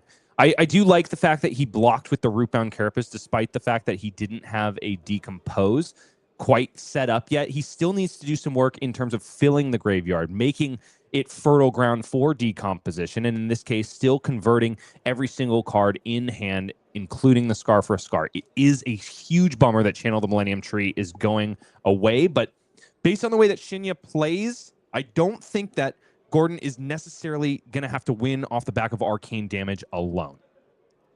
An interesting hand here for Shinya Kawaguchi. He's got a Blood Rush Bellow. He's got 3 reds. And you can see that's why he's taking so long to consider the block on the Scar for a Scar. How can he really utilize these turn? Only 2 of these cards block. The Pulping and the Wild Ride both got pearls in the bottom right corner. And heck, even if they did block, you don't want to throw too many cards in front of a measly 4. Instead, Shinya says it is time to cash in the Savage Sash. Sure, he's blocking with it here, but that indicates he's likely going to activate it on his turn and try to shore up a little bit of a bailout for this resource deficient hand. This is a trend we're kind of seeing from Shinya Kawaguchi. He is content to throw the Savage Sash early and often in these games and activate it kind of almost it feels like the first chance he gets. Let's see if that remains true on this turn. The random card from Gordon Ko does hit the arsenal, so happy to do so. Has a cool kind of like 3D effect there with the way he's using his cards in the zones. Gonna pitch away the Splatter Skull into the Blood Rush Bellow. You definitely don't want to be pitching reds in order to play Blood Rush Bellow, but Shinya does have a bailout in Savage Sash, so just trying to play the odds as best as he can. That being said, Blood Rush Bellows, if he's able to draw the right cards, it is a blue in the hand. One blue in the hand. Could rescue this potentially lackluster Blood Rush Bellows turn. It's not going to be as explosive as the one that shut the door on a Verdance player in day one, but he's still going to be able to do some work here. Savage Feast is in the hand with an agility token already having been popped. Going to do a little bit of Enlightened Strike cosplay here. Wild Ride is going to pay the cost for Savage Feast, and Shinya digs ever deeper and intimidates ever further. Gordon Ko just leaving the cards on the table until instructed. We will remain intimidating until morale improves. Got the Might token, got the Blood Rush Bellow. This thing's coming in for 9. It refunded itself with a card in hand. 2 floating for a Mandible Claw. Savage Sash means whatever's in that arsenal is probably available for Shinya Kawaguchi. Currently, the Blood Rush Bellow only representing potentially up to 4 value, hopefully 6 if you can utilize the arsenal. Gordon Ko here just considering still leaving those cards on the table as he considers this attack for 9. Shinya hoping, I think, to end this turn with a swing big like effect, so either another copy of Show of Strength or swing big itself. That's usually the card that you want to clean up a Blood Rush Bellow turn with. Gordon Ko with E-Strike and Pulsing Aether Life in the hand. Good to see a Verdance actually in the top 8, given how much she struggled in the feature match area, still showing she is a force to be reckoned with in this classic constructed meta. Gordon, only 2 losses on the whole weekend. 10 wins with this Verdance deck. Has been putting in some major work. Let's see if he can flip the script of the feature match area. Balance of Justice joining the party. Many people, after the great book burning, wondered how much efficacy this card would maintain. Just going to be the block for 2. Gordon Ko happy to maybe lose these cards to more intimidation as he takes 7 damage. It is going to be the claw to follow up. And Gordon probably sussing out that there aren't really any more draw discord effects that Shinya could be sending, unless, of course, he top decks something like a Wild Ride or a Bear Fangs. But Gordon making an informed decision here. Blocking with a card from hand, taking 2. Doesn't want that Photon Splicing to get intimidated. It's a Sigil of Cycles that was found off the top, and there it is, Sam. The coup de grace of every Blood Rush Bellow turn, if you can help it. Swing big, coming in for 10, thereby making it so that Blood Rush Bellow got 6 points of value, and also really saved Shinya from an awkward resource base. 24 damage turn here off of pitching the red into Blood Rush Bellow. Found the resource cards necessary a couple different times. First with the Blood Rush, then with the Savage Feast to really power this thing up. Gordon, though, has all of the options still available to him. Didn't lose either of those cards to any more intimidating. E-Strike is a way to go a little wider. Depends on what the arsenal and those 2 cards banished are. If he wants to do any blocking here, haven't quite been able to see on our end, but got sent to the banished zone. And at this point, Gordon doesn't have to worry about intimidation anymore. So he can fully plan his turn based on what is in the banish zone and what is in the hand. E-Strike looks really darn good when you have 2 cards in hand, but you got to remember, Gordon is going to get 2 cards back, which may not play as nicely with Enlightened Strike. And also the prospect of taking a ton of damage here when your opponent is always ready to rid you of your defensive capability. Probably not non-starter. What's interesting here for both of these players is because of the AB3 that Shinya elected to bring in, there is no Scowling Flesh Bag. So Gordon Ko, with something like an E-Strike, would be able to go wide and not worry about the intimidation, but here going to go ahead and block for 6, taking 4. So when all is said and done, because of the Balance of Justice, Gordon Co. only down to 27 after that massive turn from Shinya Kawaguchi. The life lead is only 5 as we wait to see just what Gordon Co. is able to work with a couple of blues that don't look to play too nicely together. Shinya Kawaguchi here just considering the pitch. Exactly remembering what he's already put to the bottom and deciding what order he wants those cards in case this game does go long. But for Gordon Co., that looked to be a couple of uncomfortable intimidates. The destructive Aether Tide and some other random blue card. It's just the Autumn's Touch. So he gets to come down for 5 and threaten to maintain life parity. On the other side for Shinya, I think we saw Blue Pummel. Yeah, Blue Pummel, CNC. Savage Feast and Swing Big, Sam. No agility token at the ready for Shinya, but he can do a little bit of blocking with some of these extra awkward cards. Man, lots of mints for Gordon Co. Must have had garlic for lunch. You can see here for Shinya, he's got a pretty straightforward block 3, send the CNC. Use, unfortunately, no other resource cards so that you can't do any kind of pummeling on that CNC here. So we roll scabs, obviously. Yeah, it's going to be that probably exact line from Shinya. Block 3, take 2, down to 30, send the CNC, pressure the arsenal once again, establish the swing big for later. Still got that Savage Sash to work with. Shinya at this point has noticed that... Oh my gosh. Is that 3 D-Reacts? That's a lot of D-Reacts, Sam. Drawn for Gordon Co. and a 2-block off the top in face of the CNC. What is happening to the Verdances in the feature match area, dog? The stench of Majiin Bae is still in the booth, Sam, and Gordon Co. can smell it from his seat. I'm just kidding. You smell great, man. Command and Conquer for Shinya Kawaguchi has just been a silver bullet card all weekend long. Jeez. We've seen this happen to his other Verdance opponent and I believe one other person. He had the choice to send either Swing Big or Show of Strength or the Command and Conquer. Oh, I believe it was the Marionette. And the defense reactions are just coming at the wrong time for Shinya Kawaguchi's opponent. And this is what I mean. When the fates align for Brutes, they seem unstoppable. And Shinya has been able to get it all to coalesce for him for 11 rounds at this point. 12 if it goes his way here.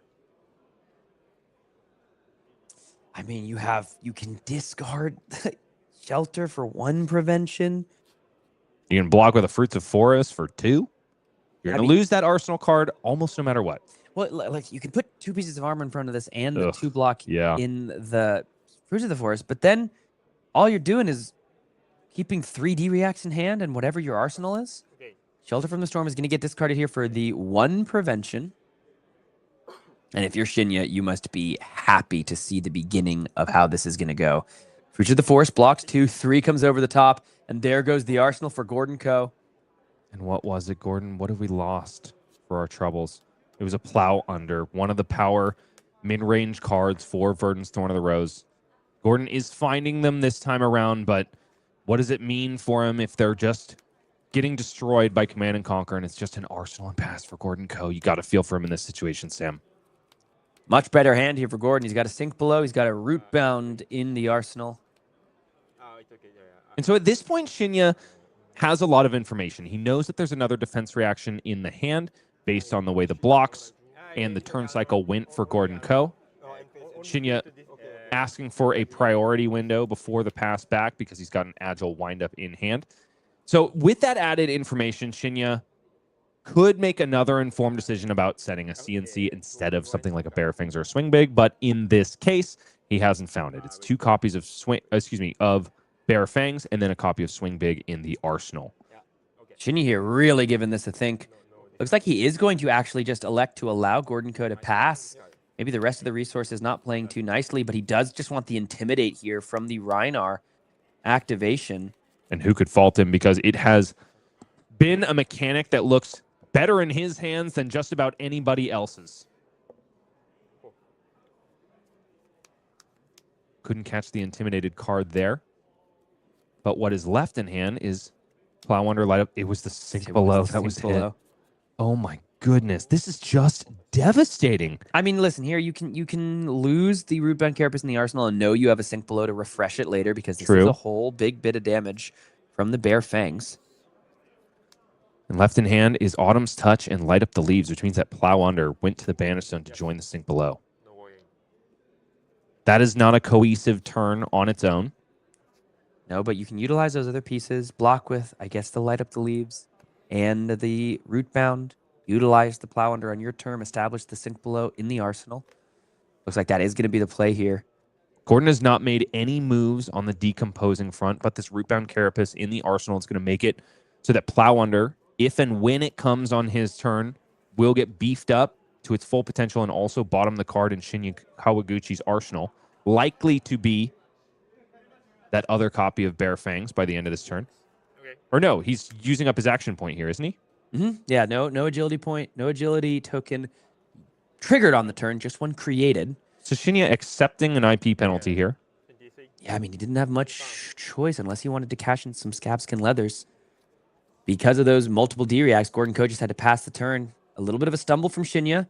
7 life in his favor as 23 is now playing 30, and we're back over to Verdance's side. It is just going to be that Plow Under to come forth, decompose a second time. We see Earth, and action with the Pulsing Aether. So now we are ready for one more 3 Earth decompose to put Verdance's ability online.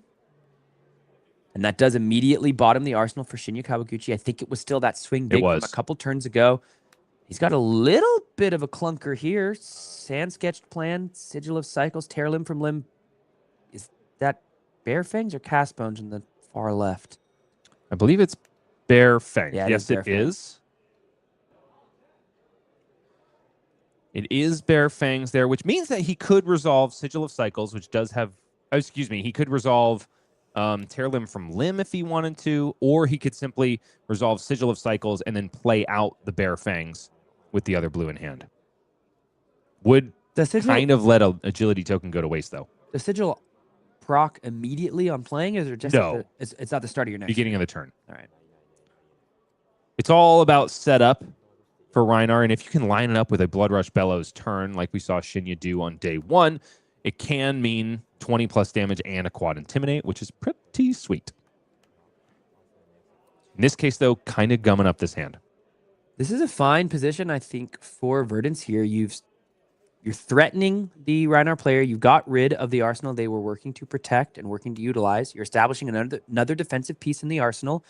Down to 27 goes Shinya and Rhinar, as the Sand Sketch plan is put in front of this attack as a blocking piece. And Verdance is just a powerful deck. Sure, some people feel like it doesn't do Wizard things in the way that Wizard should function, but these tempo attacks are just so fearsome. If you can maintain life parity, especially in the mid game, all of a sudden your opponent is going to find their way into a really rough situation when you're now staring down a Verdance combo. Shinya Kawaguchi there played the Sigil of Cycles and just passed the turn. You can see a little bit of how the strategy is for Shinya being presented towards us in real time. He's comfortable taking an IP penalty. He knows his game here is big burst damage. He's not comfortable just throwing a Bare Fangs and trying to chip through. He wants to pair it with Intimidate effects. He wants to use evasiveness. And for his troubles, he's going to have to eat a Felling of the Crown here. As Verdance's ability is online, Felling of the Crown is going to ask both players to bottom a card. But Gordon Ko is okay with it here, given what it represents, taking another card away without Shinya having anything to say about it. And now Gordon is the one with the big attack on the combat chain. And Verdance is all of a sudden right back in this one. Now, Shinya could come back swinging in a big way. We've seen this before. Sigil of Cycles will pop at the beginning of his turn, and he will be able to discard a Beast Within at his own behest, which means that this Felling of the Crown has not really done any disruptive work, which is exactly what Shinya wants. Would have loved to have a 6-card hand rather than the 5 that is about to be presented to us. Excuse me, 4. Gaining of 2 life at the end of the turn from Gordon Ko with the perfectly normal Verdance token.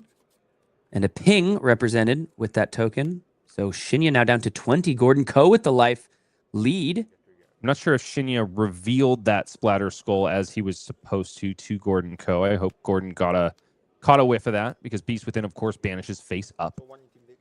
But Splatter Skull is in the hand, and Intimidate trigger is already happening thanks to Rhinar's static text, which means that Splatter Skull is going to be able to do some real disruption on this turn. Sam, you might finally get your wish and see it resolved on stream. Shinya Kawaguchi also really good at discarding Beast Withins. We have seen that work so well. Oh, but you do see the Blood Rush Bellow. You do see the Authority of Ataya. You do see the Sand Sketch plan until finally the, I think, Run Ropshod there. So taking a total of 4 damage from the Beast Within. Arnar. Wrecker Romp, the alt art of Wrecker Romp here, as we see Shinya Kawaguchi all the way up to 16, but 3 of those cards, they don't go into the hand, they remain banished. So we lose the Fable, which we know would do work into this Verdance deck, we lose our Blood Rush, and we lose that Sand Sketched plan. Manimal Claw coming in for 3 go again, thanks to the discard of Beast Within. Splatter Skull still at the ready, so some disruptive capability for Shinya Kawaguchi, nevertheless. There's also a Swing Big, but neither of those cards have go again. Shinya is likely going to have to choose just one of them. And the IP penalty, self-inflicted, mind you, is really hurting Shinya at this point, especially when your opponent draws up a Felling of the Crown when you stumble even just a bit. This 3 damage taken, Gordon Ko down to 22, as he has turned this game around. Only sitting, I would say, potentially in the driver's seat. Combat chain closed here for the first Scab Skin Leather activation of the game. It's a big bad 3. Not a downside, not an upside. Just right back to square one is Rhinar in this situation. So if he had gotten 2 action points here, would have had the option to pop Savage Sash and send both Splatter Skull and Swing Big, which would have been much more fearsome than just this little disruptive piece.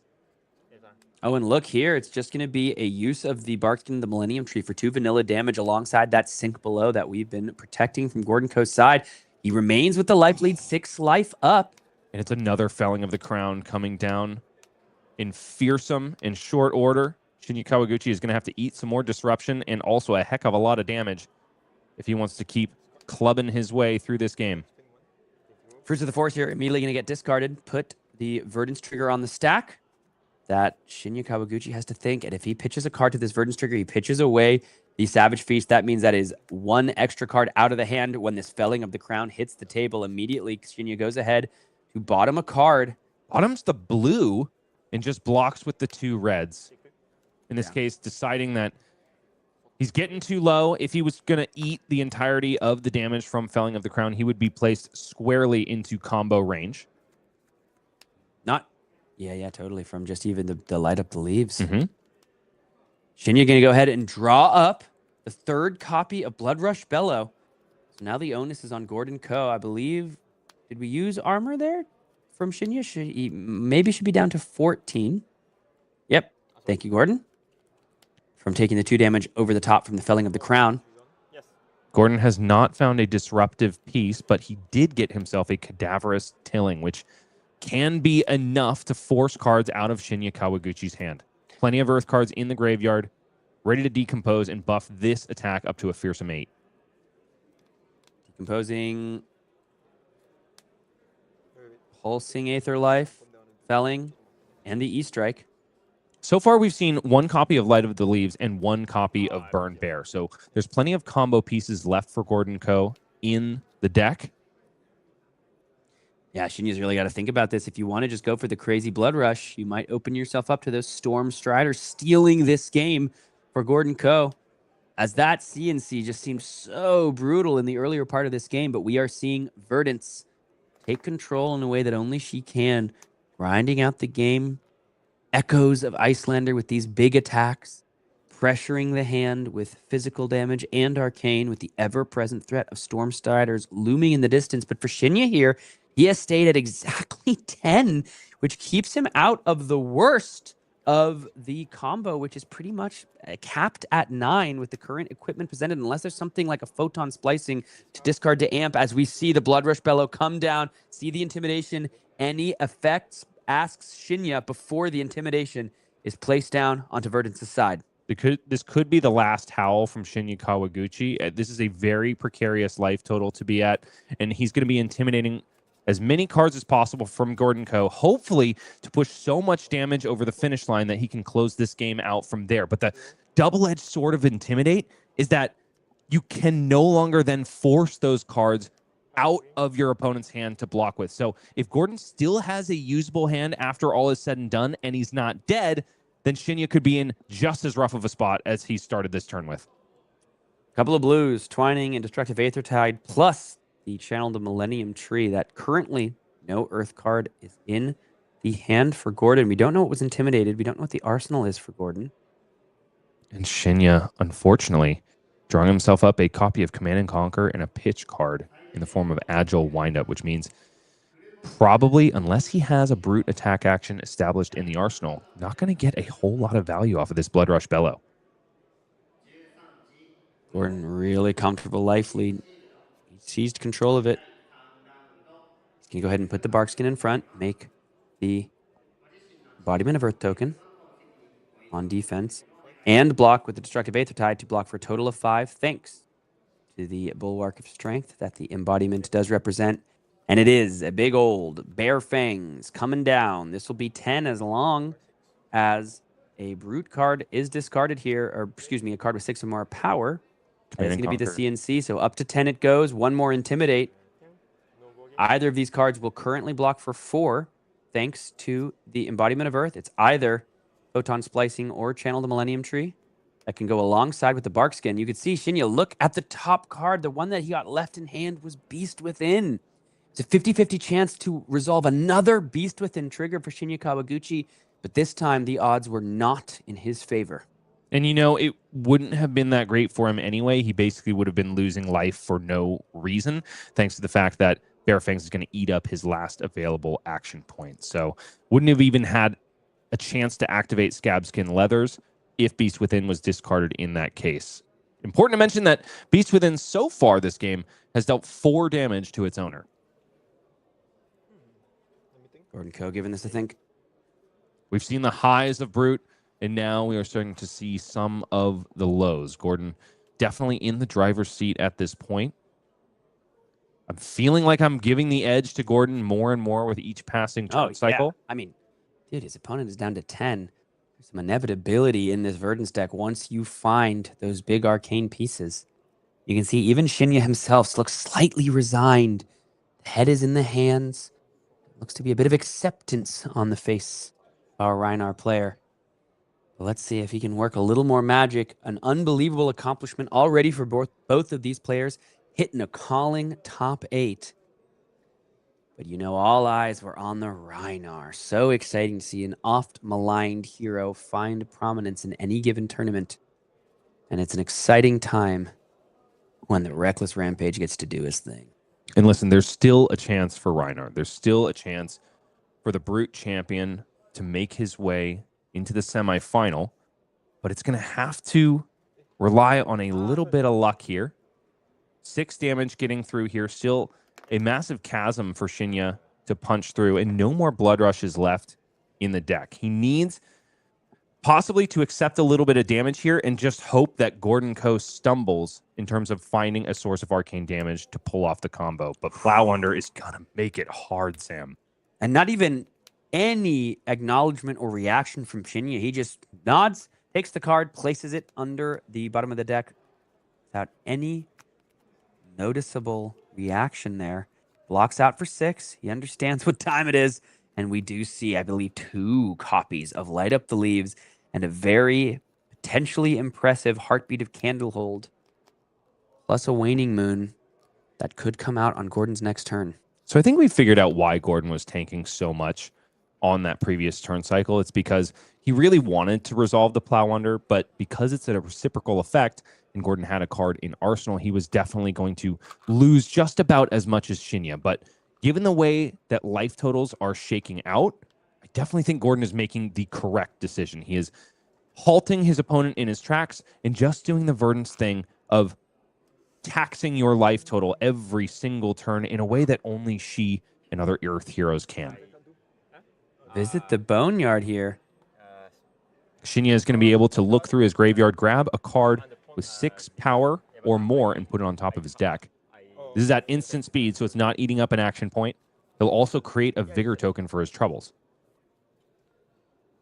This is the first time we've seen this card resolved by Shinya. We have seen it discarded to a draw discard effect earlier on in this tournament. And this is interesting. I believe he's got a wild ride in the hand, so he's just looking to put something on top and I guess stay alive long enough to really utilize a good 5-card hand to show his strength. Goes back to the top. Maybe he just wanted another chance to look at that gorgeous EA cold foil. Wanted to get out of the graveyard, get it back in the hand.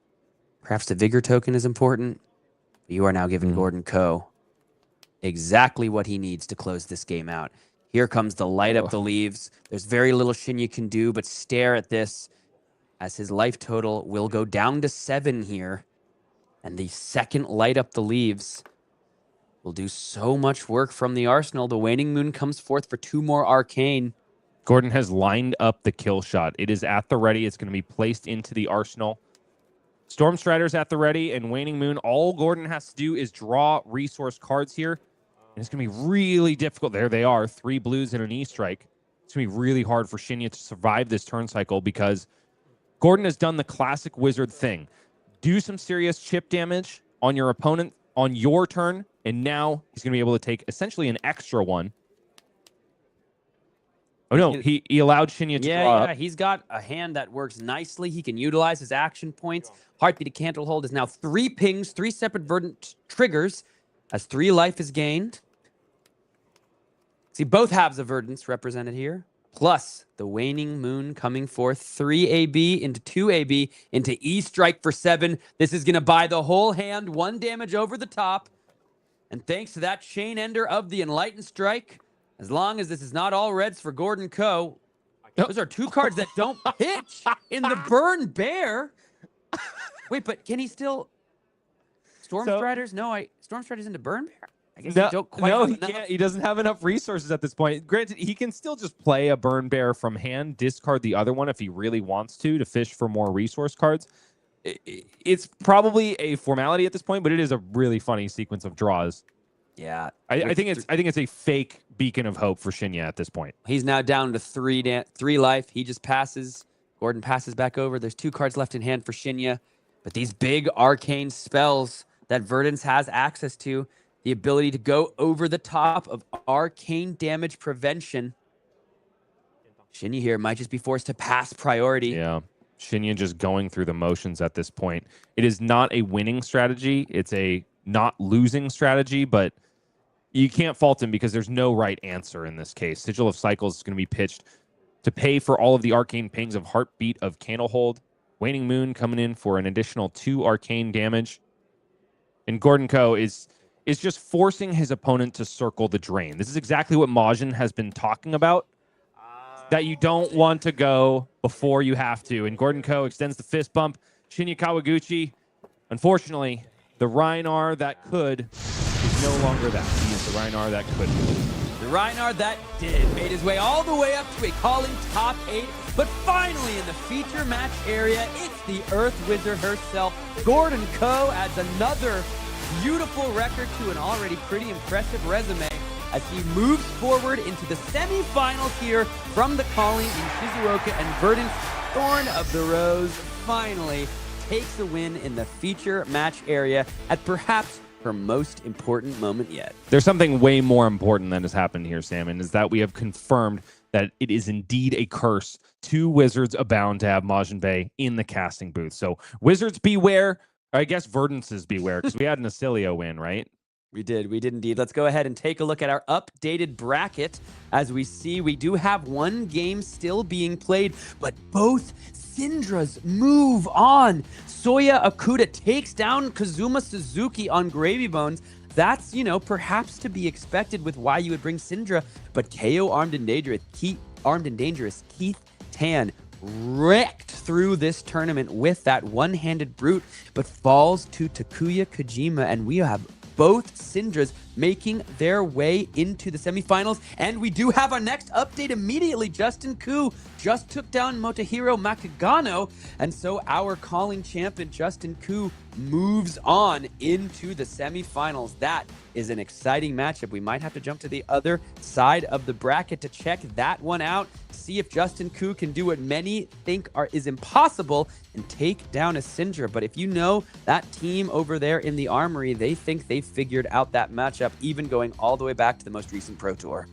Yeah, we'll have to see if Justin Koo can get it done. I definitely think he is the one to show us. And don't get me wrong, Gravy's all over the place who can pilot the deck have shown that Cindra can definitely be a slouch and Gravy Bones can win it in the end. But it was a very interesting top 8 bracket. At this point, all dark horses are eliminated, and even a deck that everybody kind of thought would take this tournament by storm. Kayo Armed and Dangerous apparently just doesn't have the tools to get it done. Instead, it is some of the old guard that are going to be coming in and taking this down in the end. A lot of KOs still did quite well throughout this tournament. Keith was pretty close to the top of the leaderboards all weekend long, so I think you can expect to see that deck highly represented at your ProQuest. The question is, how will the metagame respond from here, especially as we look towards the World Championships in November? Going to be the biggest flesh and blood event of the year. This is going to be one for the ages for a number of reasons. Not only the $300,000 prize pool, which is ridiculous. It also boasts for the first time in this game's history a best of 3 top 8 featuring Classic, Constructed, and Living Legend. Of course, we have the calling as well for that 30,000 prize pool in the Living Legend format, and thanks to popular demand, two Classic Constructed Battle Hardens with 2,000 USD apiece. Some other pretty impressive pieces here. The Dash.io, Prism Sculptor of Arclight, and Florian Rotwood Harbinger. Cool diner cards. I have it on good authority. These are Majiin Bae's favorite pieces of flesh and blood art and cards ever created. And this is where you too can get your first chance to grab these exclusive diner promos. Which one, all jokes aside, which one is your favorite? It's got to be Prism Sculptor of Art, mainly because she's doing all the work in this situation. Dash.io's goofing off with that frosting gun or whatever the heck that is. Florian is pouring coffee all over the table and on top of the meeps that are just trying to attend this diner in Route 66. Prism's doing all the real work here, and I respect that. You know what my favorite piece of art on this whole piece that Sam Yang did so beautifully, Flesh and Blood art director, you take a look at Dash.io's, you see on the top left of the card on the wall, there was one pretzel that was so impressive, it got its own plaque on the wall of this diner. This pretzel in the world of Wraith quite literally is as legendary as these heroes to have a place on the Wall of Fame. I gotta get a piece of that pretzel myself. And if you want to get a piece of the pie from the World Championship, you can get this beautiful players package by qualifying for Worlds, folks. This is what some of these players here this weekend are trying to do by grabbing that PTI. You can get, for playing in the World Championships, you get the cool new Warmonger's Diplomacy playmat alongside one of the hero promos at random. But for those of us going to just enjoy some great games and some great times, the souvenir package is where it's at. These things sell out most events, and you can see why. You get all 3 of these cool exclusive alt art heroes, plus playmat, Rosetta Archive pack, and the cool Super Slam deck box. Samothy, I think that Sam Yang was thinking of you when he drew that pretzel. I think it's embodying what you represent to this game of Flesh and Blood. Salted bread? Yeah. What? Wait. Hold on. No. I was trying to give a compliment there. Believe it or not. Oh, what? How do I and a pretzel relate? Well, because you're anointed enough to be put on the wall of a diner in Route 66. Aw, thanks, man. I thought you were just gonna call me salty. I appreciate it. As we look ahead to the fabled package here, the cool foiled reviled mat. This is something that was a huge hit at the Pro Tour in Singapore, so I do hope you can get your hand on this just for grabbing the fabled package. And good news, you can just play in events all weekend long thanks to the event vouchers you receive, plus the cool reviled or revered pack. Not only all that we've seen here on offer for you guys, this is just going to be one of the most exciting Flesh and Blood events of the year. There's just nothing like the World Championships. I haven't missed one yet since Flesh and Blood started, and I'm not stopping anytime soon. We do hope you'll join us for the World Championship in Philadelphia, November 13th through 16th, 2025. But for those of us here watching this tournament live from Shizuoka, we have only got 2 more games to play. We've got a calling champion on the other side of the bracket. We want to see if he can flip the script against Cindra, Drakai of Retribution. So if you want the answer to that question too, don't you go anywhere. Semifinals coming up after this.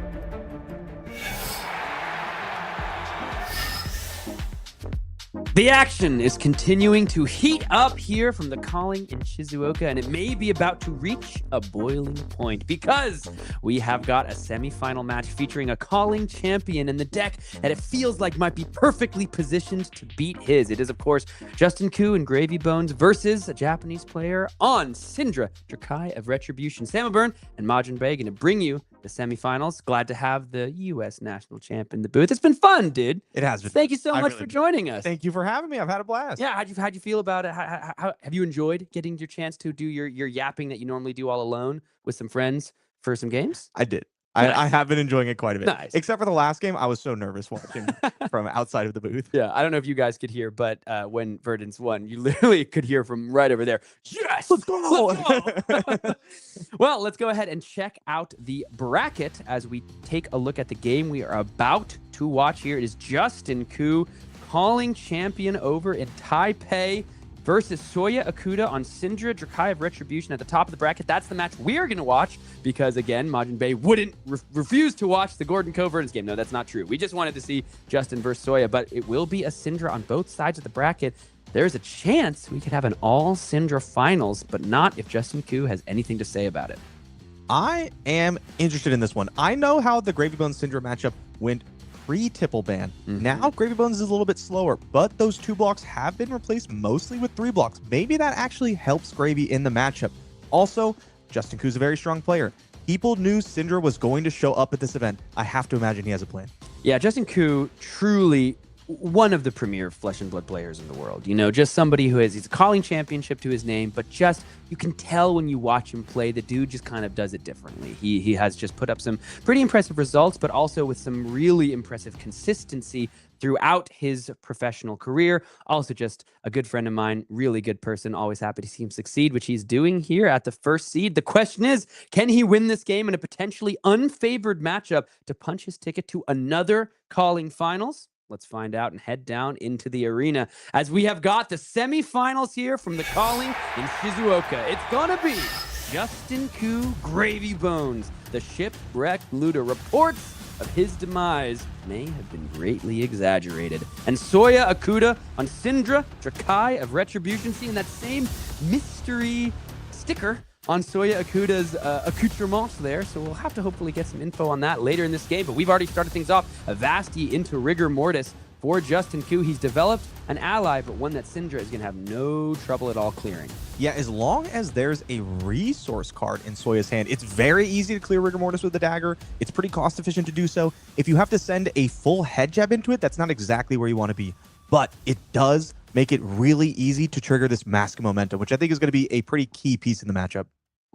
Yeah, going to have to watch the Mask of Momentum. Of course, it just says hits on the Mask of Momentum. So if an attack that is the 3rd or higher chain link in a row to hit hits an ally, it immediately confers that card draw and replaces itself. So going to be starting things off with the Brand with Cinderclaw for Soya Okuda on Cindra. This is going at face. Justin going to go ahead and check the top of the deck before making any blocking decisions here.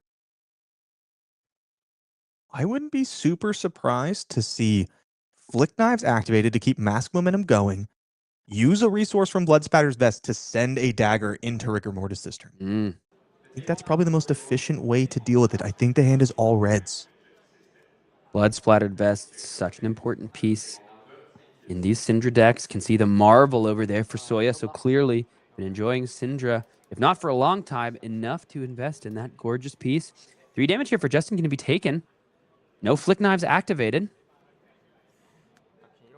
Mr. Rabble, once again, the call is at Gravy Bones, showing the Oath of Loyalty for go again.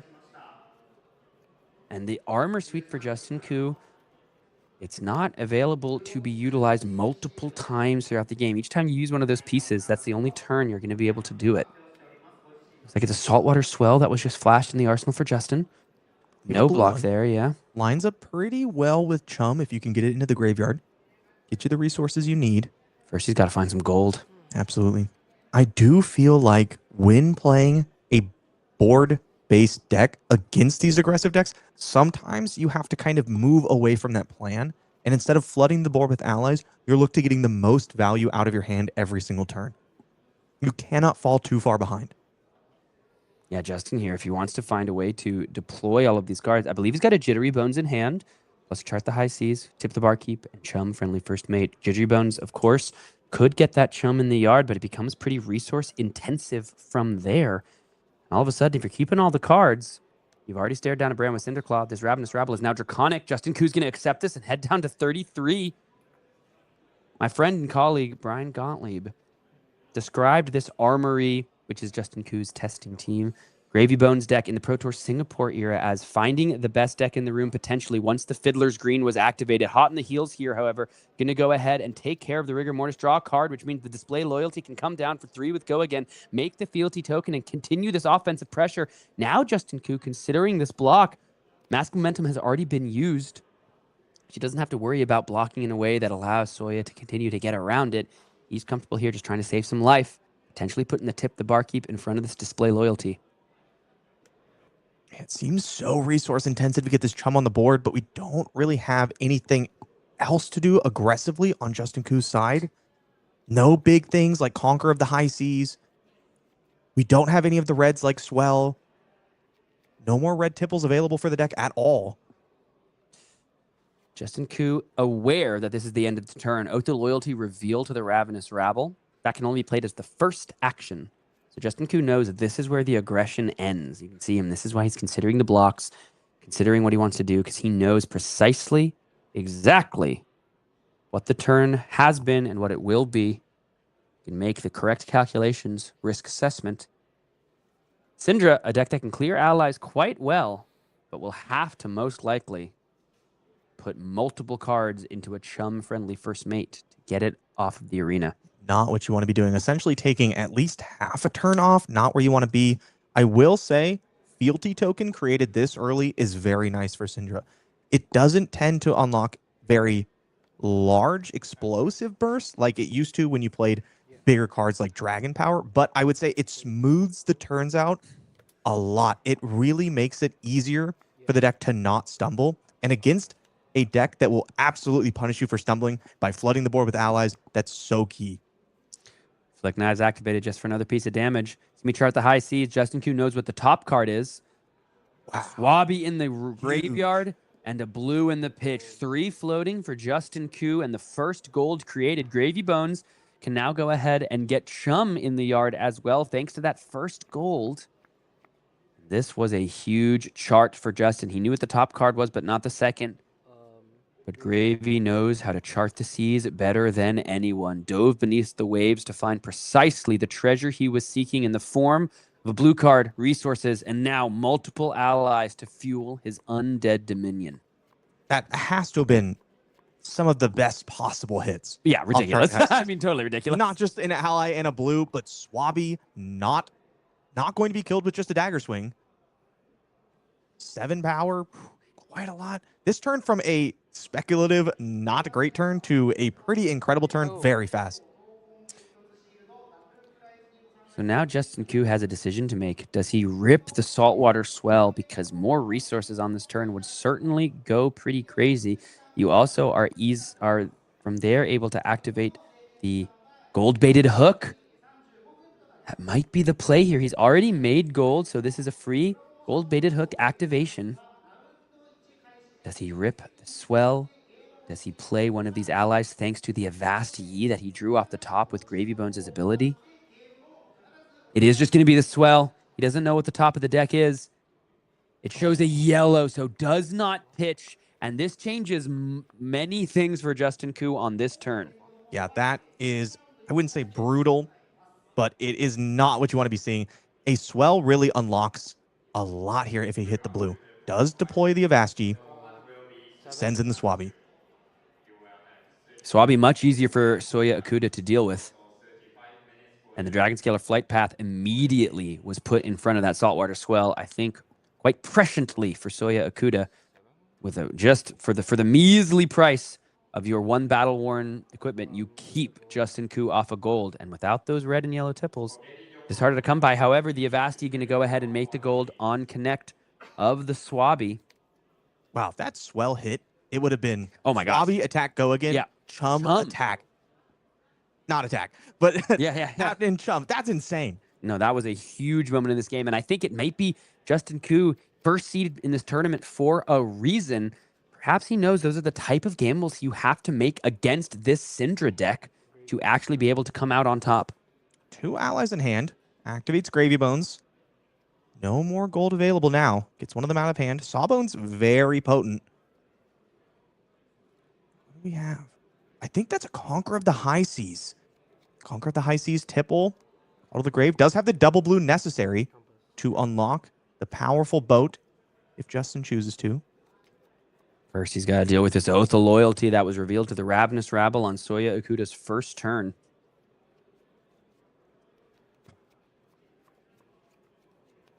Looking here. Do want to see if I can get a sense. Justin Koo in this tournament has already faced down 2 Cindras in rounds 3 and 7. Both of those games victories. So he does have a game plan in this matchup. It's worked for him 2 out of 3 times, but those Cindras were not Soya Okuda, who has made his way all the way to the semifinals. So you know, my dog here also has a plan for the Gravy Bones matchup. Who also has a pretty strong hand here. Not only easily able to clear the Swabby, and once again, I expect activate the mask, but deal a tremendous amount of damage. Especially when utilizing this fealty token. Really unlocks the entire hand. And I wonder if part of Soya's plan, if possible, is to avoid arsenaling when you can, to dodge things like the Conqueror of the High Seas. I feel like a big tempo swing, such as threatening the arsenal with such a big amount of damage, a go again, is probably something you need to be doing as Gravy Bones in order to just keep up. Cindra puts out so much damage, so much pressure, especially when you can expect to activate Mask on almost every single turn. Soya Okuda, for his right, took down in this tournament, looks like just 1 Gravy Bones before this in round 5. Multiple Florian, multiple Kasai lay at the feet of Soya Okuda throughout this tournament, as we are going to see the Art of the Dragon Blood come on down, draw off the Mask Momentum for attacking into the Swabby. Justin Koo all the way down to 25. There's a lot more potential from this hand. Drawing another 1 cost, however. Breaking Point? It is Breaking Point, and all of these cards are going to get discounted thanks to the Art of the Dragon Blood. He's not going to even need to utilize the resource generation from the Blood Splattered Vest. This is so much damage. This is so much damage. This is 3 into 4 into 5. After the draw from Mask Momentum, Justin Koo can do nothing but put the hand to the head and stare down a veritable dragon fire burst from the Drakai of Retribution. This necromancer stands in the way of her vengeance, and it takes much before her quest is sated. Cindra also gets to flick. There we go. We see the flick knives used here, chipping down. Not only do we have this incredibly damaging turn, but also we're going to get the damage off both the daggers being thrown, get to buy them back for free because of the discount. Such a long chain. And we're not done yet. It's rare you see Burning Blade Dance go ahead and actually get the on-hit effect through. This Demonstrate Devotion going to make another fealty token. I just think that if you look at Justin Koo's hand, if you start blocking, the hand falls apart. It just doesn't do anything anymore. You need the Tipple to get rid of the Chum. You need the blue to use the Tipple. You want the Conqueror because it's your best card, but this is so much damage. Breaking Point comes down at the end of this combat chain, which is nearly as long as the playmat. Conqueror of the High Seas gets in front of the Breaking Point for 3 points of defensive value, and that is just not how Justin Koo wants to use it. But he knows he's staring down an opponent that isn't going to establish an arsenal. So 2 damage over the top, down to 14 goes Justin. Soya Okuda has more than double his opponent's life total. Can Gravy Bones dive beneath the waves and find the treasure of the W? Looks like we're once again going to use the gold-baited hook for the 1 power attack. Now the boots can't block anymore. It's a little bit more difficult to prevent this. I wonder how much Soya Okuda cares about the gold, though. So let's see. Dead Threats here makes you 1 resource, so any card drawn allows you to play out the Chum. So there's a little bit of breathing room there for Justin Koo for sure. Soya Okuda, though, taking stock. Ravenous Rabble cut through. I see Oath of Loyalty and 3 currently non-draconic cards, I believe. We do have 2 fealty, but oh man, that is not exactly how you want to line it up. Could you select to save the Oath of Loyalty for next turn? Spend a couple cards. Ravenous Rabble is a good chain starter. Cut through, can get unlocked thanks to the Flick Knives. It's going to be a Sawbones here. Coming in, utilizing the Dead Threads and the 2 floating. I wonder if the card drawn for Justin Koo was a defensive piece, something he was more comfortable placing in the arsenal. Sawbones comes through, attacks for 6, crashes on across the table. Soya, Okuda, and Cindra down to 26. Sawbones can prevent 1 damage on this turn. A chum-friendly first mate certainly would represent more disruption, so to say. More of a big body that Cindra would have to chew through. And it looks like the Oath of Loyalty is going to remain in the hand for Soya here. He's going to wait, park it in the arsenal, and try for a more impressive turn. Be Fire Tenant first strike. Take care of the Sawbones before it has any chance to get any value from that instant speed activated ability. I wonder if we're going to see a fealty crack just to get the +1 from the Fire Tenant. Cards are already strong. It looks like we have a couple. No pitches. Oh, wow. Just comes in for 2 here to create the first Draconic Chain Link and get the value from the Fire Tenant strike first. That is interesting. I had to imagine that Oath of Loyalty is looking impressive in the arsenal, but it does feel like we are looking at a true Cindra master at work. You see this card signed in the pitch zone there. The Marvel Cindra, it's the cold foil kunais. This is a dude that knows this deck, loves this deck, and is being rewarded with this at least semifinals berth. In the hand for Justin Koo, we can see a sink below, Riches of Tropeldani, Portside Exchange, Tip the Barkeep. not exactly what we're hoping to see. I feel like we need something big to pull us back in. Chum's strong, but Chum's not very strong when you're at 4, and Cindra has 5 cards. Fealty, cracked. Ravenous Rabble here. Shows the ancestral empowerment. It's a nice card for next turn for Soya. This thing just comes in for 4 and threatens Mask Momentum. Reactions is going to be the sink below. Put a card to the bottom.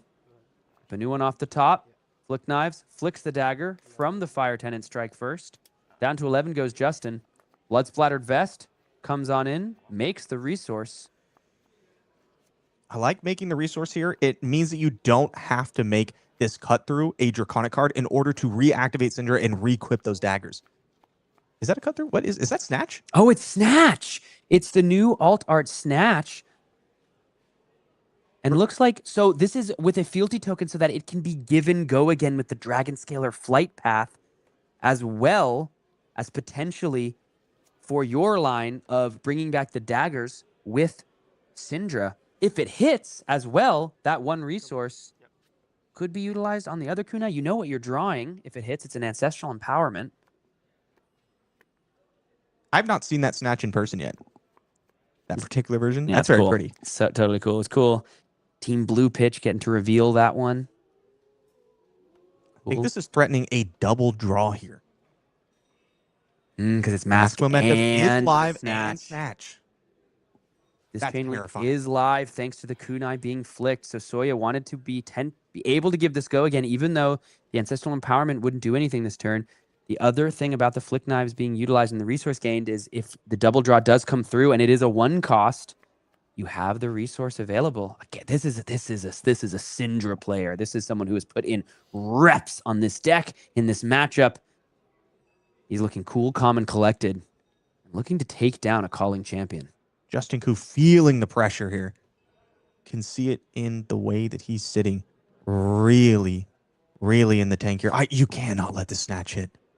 So he already taken down a Gravy Bones on his way to this matchup. Gravy Bones, one of the only 2 decks, put 2 copies into the top 8, but Cindra, the other one, this is going to buy out a block. Go ahead and watch as the daggers are brought back. And Soya there, just grab that resource in the instance for the instance in which he got the double draw and needed that one floating. It went to waste there, but it's the kind of forward thinking you need to close out these high level games. Chart the high seas. The first one was incredibly important. The second one here shows a blue and a blue. So no gold and no ally, but the 3 floating for either of those 2 chums in the yard. I don't think I see a starter. No, it would have to be the kunai into the demonstrate devotion for Soya Okuda. Bit of an awkward hand, especially if one of these chums gets resolved. This could be the beginning of Justin Koo making a stand. He's not going to go out lightly. He's taken down 2 Cindras to get here. One of the best players in our game on the left side of your screen, but maybe one of the best Cindra players, certainly in the region and maybe in the world on the right side of your screen, in Soya Okuda. If his story ends here with the calling champion, he might have a claim to that title. I think Justin Koo has another blue swell here alongside Prismatic Leyline. But if you go Prismatic Leyline into blue swell and don't hit, you can't deploy the chum. If you do hit, you can deploy the chum after and get 5 total pump from Prismatic Leyline. Decides to crack a gold.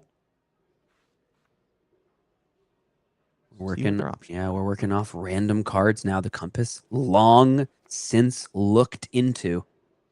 So much of Gravy Bones, especially when you're playing a matchup like this where you have limited resources. So much of the deck is taking that random chance and trying to make it serve you as much as possible. How can I eke every last percentage point out of these draws? What are the odds I hit this? What are the odds I hit that? How do I give myself the highest possible ceiling while not having it end in disaster?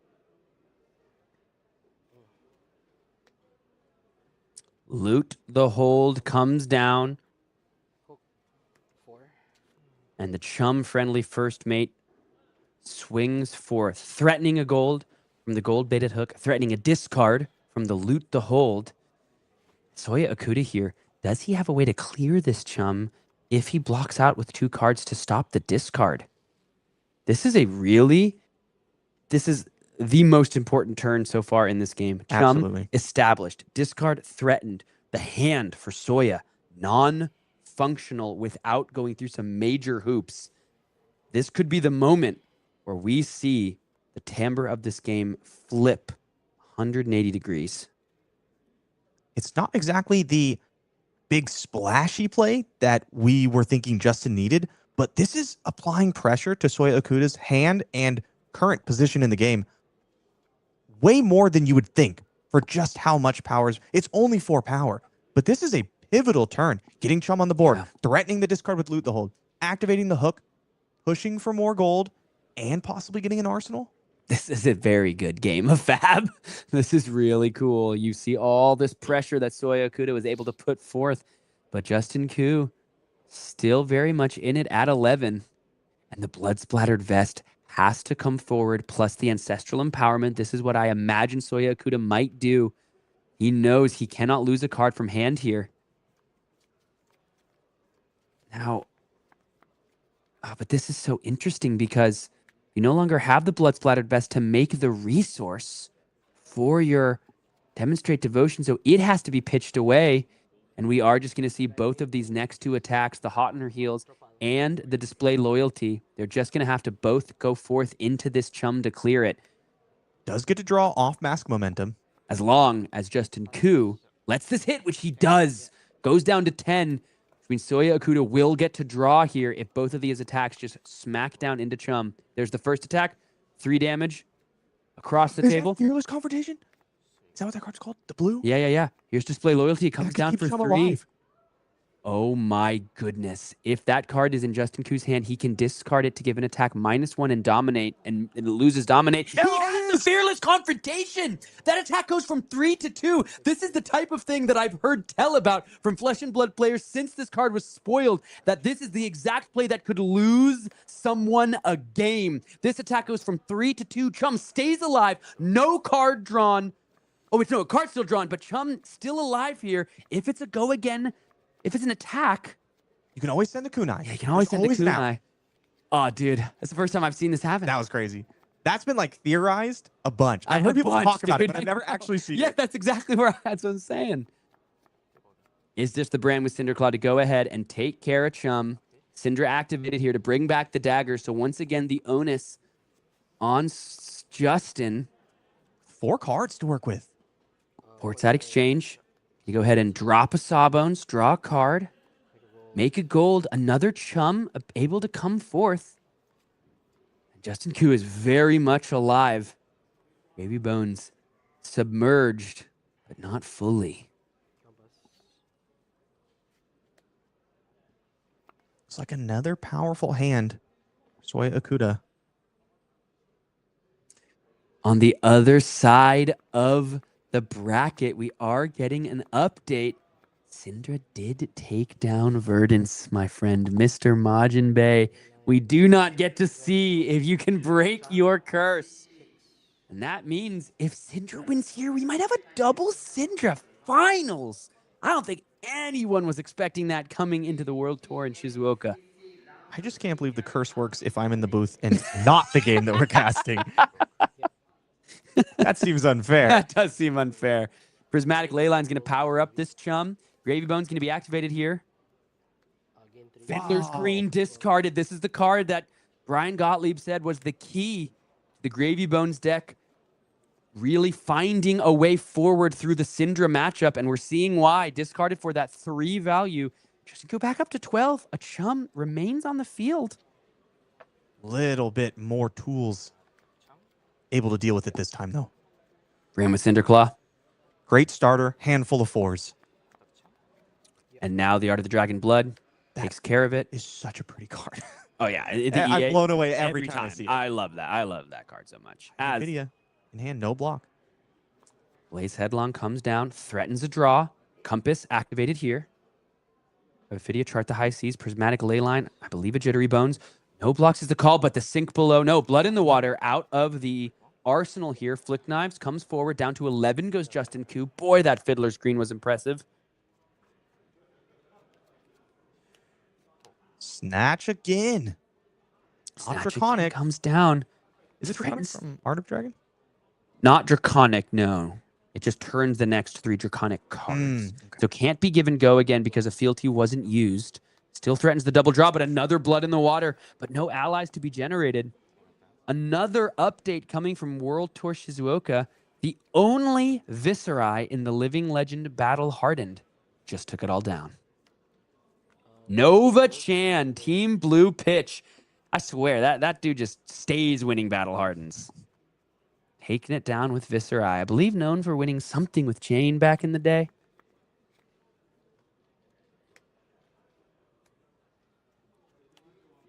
Murderous Rabble coming in for 6 thanks to the Prismatic Leyline. Flipping a blue on top. Sunken Treasure. That is something Soya has to think about on the next turn cycle. He now sees it on the top. Justin Koo kind of flipped it over pretty quickly. Yeah, Soya I really wanted to flip that back. Wait. Let me see what that card is because it's something Soya has to think about. Sunken Treasure, of course, can turn a dagger face down in Cindra's graveyard. And all of a sudden, Sawbones comes in for 8, threatens to put the life advantage squarely in Justin Koo's favor here. And he has battled back from what seemed insurmountable. He's got an ally on board. He's got an entire suite of armor. Quick dodge flexors, very powerful at keeping your life total high. That's a much larger lead than I would have expected 10 minutes ago. Just a couple of turns ago. Seems like it's completely flipped. Fealty utilized here. On the Fire Tenant strike first to take care of Sawbones. Next Draconic attack gets +1. Still plenty of armor for Justin Koo. Is that Wrath of Retribution in hand? I think It it is. is Wrath That's of a powerful Retribution. card. I was wondering why we cracked that fealty. It's to really discount the Wrath, make it free. This is going to push some serious pressure. Yeah, you can use the Wrath, flick a dagger, bring the daggers both back. I wonder if we're going to see quick dodge flexors on this turn. It would look really impressive shooting across the combat chain. This Gravy Bones just does parkour all over the arena, stopping the daggers with his feet.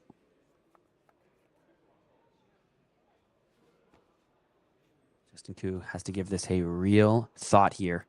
Soya Okuda down to 6. Justin Koo showing mastery of this Gravy Bones deck. I think we got a couple masters here in the arena. Such a tough spot. This is a 4. And the next, you can assume, is probably also going to be a 4, because that's how Mask Momentum players generally structure their turns. And then, can you block both of them? When you block Cindra to try to stop mask momentum, you're committing to blocking twice. Because the first time you block out to try to break the mask chain, Flick Knives keeps it going. You have to block twice. Can we do it and still push our game plan forward on Gravy Bone's side? Is that a Conqueror of the High Seas?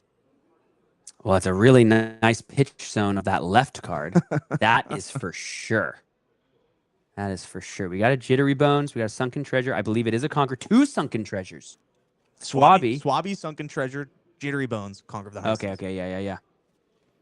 Oh, no. All right, yeah, that's a weird hand, Justin. Yeah, he looks to the ceiling, looks to the heavens for some aid. But unfortunately, I believe the heavens forsake Gravy Bones a long time ago. He has only his undead crew to confer and conspire with. How much help will his allies be as the captain looks to conquer this game? Soya Okuda needs to lightly play around this Sunken Treasure. Oh, yeah. Flicking a dagger, getting it turned face down is not fun. There's another Sunken Treasure off the top. Now it's time for the Compass of Sunken Treasure activation. Sunken Treasure all over for our shipwrecked looter. He's looting. He's finding the treasure. Question is, can he find a win? Swabby's a great ally if you can get the resources to play it out this turn and play a blue. It swings in for lethal, but 2 block cards and a Jittery Bones that currently won't have go again. Not exactly how you want to play it out. I love Big Dog on the right side of your screen. Soya Okuda is just cool, calm, and collected. Man, no reactions really ever. Not taking too long to make his plays, but making smart plays. Crisp play. Yeah, just really clearly knows what he's doing in the matchup. Really clearly, a lot of reps on this deck. Seems like he's just enjoying himself. Just playing a game of Flesh Blood. Just playing a game of Fab. Do this every day.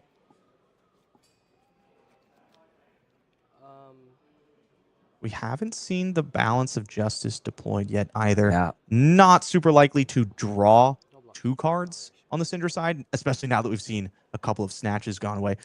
Does use the quick dodge flexors. Really impressive call here from Justin Ku to do this early, especially given we know what the hand is from Soya Okuda. I wonder if he deploys it, knowing the quick dodge flexors are the option. This is, I think, why we're seeing the quick dodge flexors from Justin, is he knows he can go ahead and block this thing out with 2 pieces of equipment, just 1 card from hand. Are the Flick Knives going to come down to continue this mask momentum chain?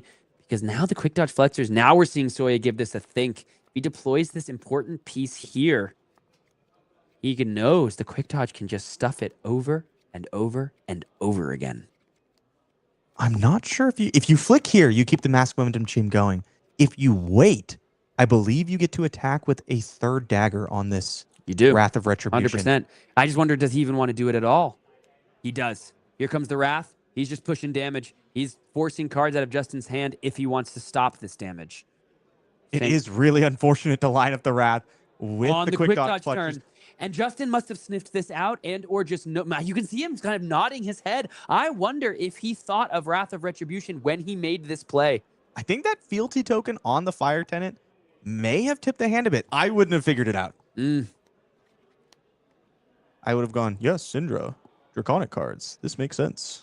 What is interesting, though, is these cards don't play nicely to getting a Swabby out. Nor, if you do much from here, do they play nicely with attacking with the Conqueror of the High Seas. Justin Ku, if he commits to defense, he might be ceding a 4-card hand and all the tempo back over to Cindra, which is a scary thing at 9 life. Absolutely. Justin does know the current top card of the deck, thanks to Compass.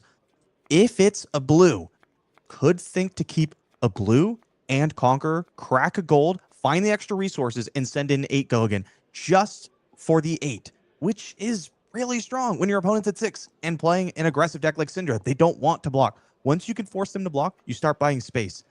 But can you go that low? Can you afford to not block? This is a tough turn for my friend Justin Q. You see him just absolutely as in the tank as you've ever seen anyone. Dragon Scaler Flight Path, an option for Soya Okuda as well on this turn for an extra dagger swing. But Justin Q has all the blues in the world if he wants to just full commit to defense here. I think that's what he's thinking. Can I really commit to this? He's putting one of his 2 blues in front of this one. I have to imagine that means that we're Conquer? committing to blocking. No cards. Blocking for 3 here. Gonna go ahead and flip a yellow card. It's a prismatic ley line to make another gold. Dagger's getting flicked here. Justin Koo down to 8. Sending. I think this is an attack. Oh, this is just being attacked with. For you. Not the retribution. Yeah. So we'll flick after this chain link. Go ahead and make the resource with dead threads. Oh, that's so cool. Because the Swabby hit the yard, but we are going to go ahead and attack in again. Justin Koo's going to take this one. Use the flick knives. So Justin Koo going to go down to 6. Yeah. And then the kunai is going to come back. If Soya Okuda wants to, he can bring back the dagger and attack again. Yes, he does. Here comes the dagger. If you attack again, I know it's so disciplined not to attack again. If you attack one more time and you don't draw a starter, Yeah. you are stuck. You also, potentially, if Soya Okuda sniffed out that there was a second sunken treasure drawn, he knew about the first one that did hit the combat chain. If he attacks again, he potentially can lose the kunai that currently sits in the graveyard. It was a blue. Conqueror coming out. 8 damage coming in. Has to block. Could use equipment and keep the hand. I don't know if that's what we're doing. Doesn't look like it. Oh, Conquer the High Seas just coming down for 8 here. Thanks to the gold token. Found a blue off the top. Justin Koo might be putting forth a masterclass of flesh and blood to grasp victories from the great gaping maw of the ocean of defeat. But that is where Gravy Bones is most comfortable. Soya Okuda not out of this yet. Does he want to go down to 1 here? Looking to block with Ancestral Empowerment. The +1 is basically free, but I don't know if you can tolerate a little bit of randomness at this point. Versus just 3-3-4. 3-4-4 looking really good here. 3-3-4-1. Buy back the daggers. Block 3 is the call. Take 5. Go down to 1, says Soya Okuda. Justin Koo has turned this game all the way around. He's gotten his opponent to 1, but Soya Okuda has a pretty impressive offensive turn. After the very first card, Justin Koo is going to have to put blocking cards in front. Ronin Renegade, the starter Soya needed. 3, go again. Soya Okuda not flustered. Not even a little bit. I'll go to 1. Yeah. Yeah, of course I'll go to 1. You can see he's got I see a sink below. sink below. Is that blood in the water as well? Wow. Blood in the water looks like a tipple and a prismatic ley line. 0-4 defense reactions line up pretty well with the rest of Soya Okuda's turn. But Justin Koo here, depending on how he blocks, might just once again have to cede the turn over. He's going to take this first 3, go down to 3. Ask Soya, what else you got? 4 comes down. Go again. We got all sorts of extended arts, signed cards here. This deck is blinged out. Yeah, this dude likes his Draconic. Blood in the water, going to go ahead and discard the top, and it's a sawbolt off the top. Flick Knives comes down to keep the chain alive. Down to 2 goes Justin Koo, and he now has to think about the Flick Knives for each subsequent turn. Justin Koo cannot take too much more damage. He also would have to pitch the red into the tipple to get a card drawn. I mean, you would just die. Yeah, you can't do that. You got an attack for 4 coming in. You only have 1 block in the dead thread, so one of these cards has to go in front of it. Sink You below put the covers. sink below. Nice. It's real nice, but then what do you Then do? what? Then what? I guess you go tipple for nothing. No, because you can't dead threads. You can't dead threads from there. We You have draw gold. with gold. Yeah, We you have have gold. to draw with gold. We also can cycle it. Do we not have 3 Draconic attacks on the chain link? No, there's just Can't 2. buy back. So the daggers are not coming back this turn, which is very important. When you're at 1, you might not have a chance to keep 3 cards ever again. My goodness. Soya Okuda was able to find the starter here. And but was not able to find the finisher to get these daggers back. What a rough time to run into double defense reaction. You spend your last dagger to keep the Mask Momentum Dream alive. I wonder if Justin Koo is considering the sync on this sync below. Yeah. Knows he has to play it, but wondering, do I sync one of these cards here? I feel Gosh, this game is close. so close. I think I would sync Prismatic Leyline. There's so many blues to let you play Sawbones. No blocks. Sync below comes down. Here it is. What does he do? What does he do? Thinking on the sync. Well, you know better than me. And he's going to think for a little while longer. wow. You've earned it, Justin. You have battled back from what many would consider impossible to sit at the precipice of another calling finals. This is so close. I know Justin's got many, many friends cheering him on from home. Shout out to all of you watching. Not just Justin's friends, but also shout out to you guys. If we don't sync anything, you have guaranteed. Oh, it's not guaranteed. You can't use Death Threads. I was going to say we can activate Gravy Bones. We don't have the Dead Threads. It might just be gold activation. We knew what the Sawbones was thanks to the company. It was a sync. See if we can look at the reaction. He just says, okay. Turn passes over. No daggers back. Soya Okuda draws 4 cards. It's Murderous Rabble. It's Murderous Rabble. What do you show off the top? Lone Shark comes in for 2. That means the Mask Momentum can get in here, but it also means Sawbones can come forward. Mask Momentum, so importantly, can take care of this Murderous Rabble. Wow. Rabble off the top had to be one of the best possible hits. Sawbones comes in for 6 and has to take nearly the whole hand. Soya Okuda had this game on lock, it feels, and yet Justin Koo, you can see just the barest hint of a smile as perhaps even he knows that after facing what could have been an impossible game by many standards, he might now sit at the precipice of a calling finals, his second.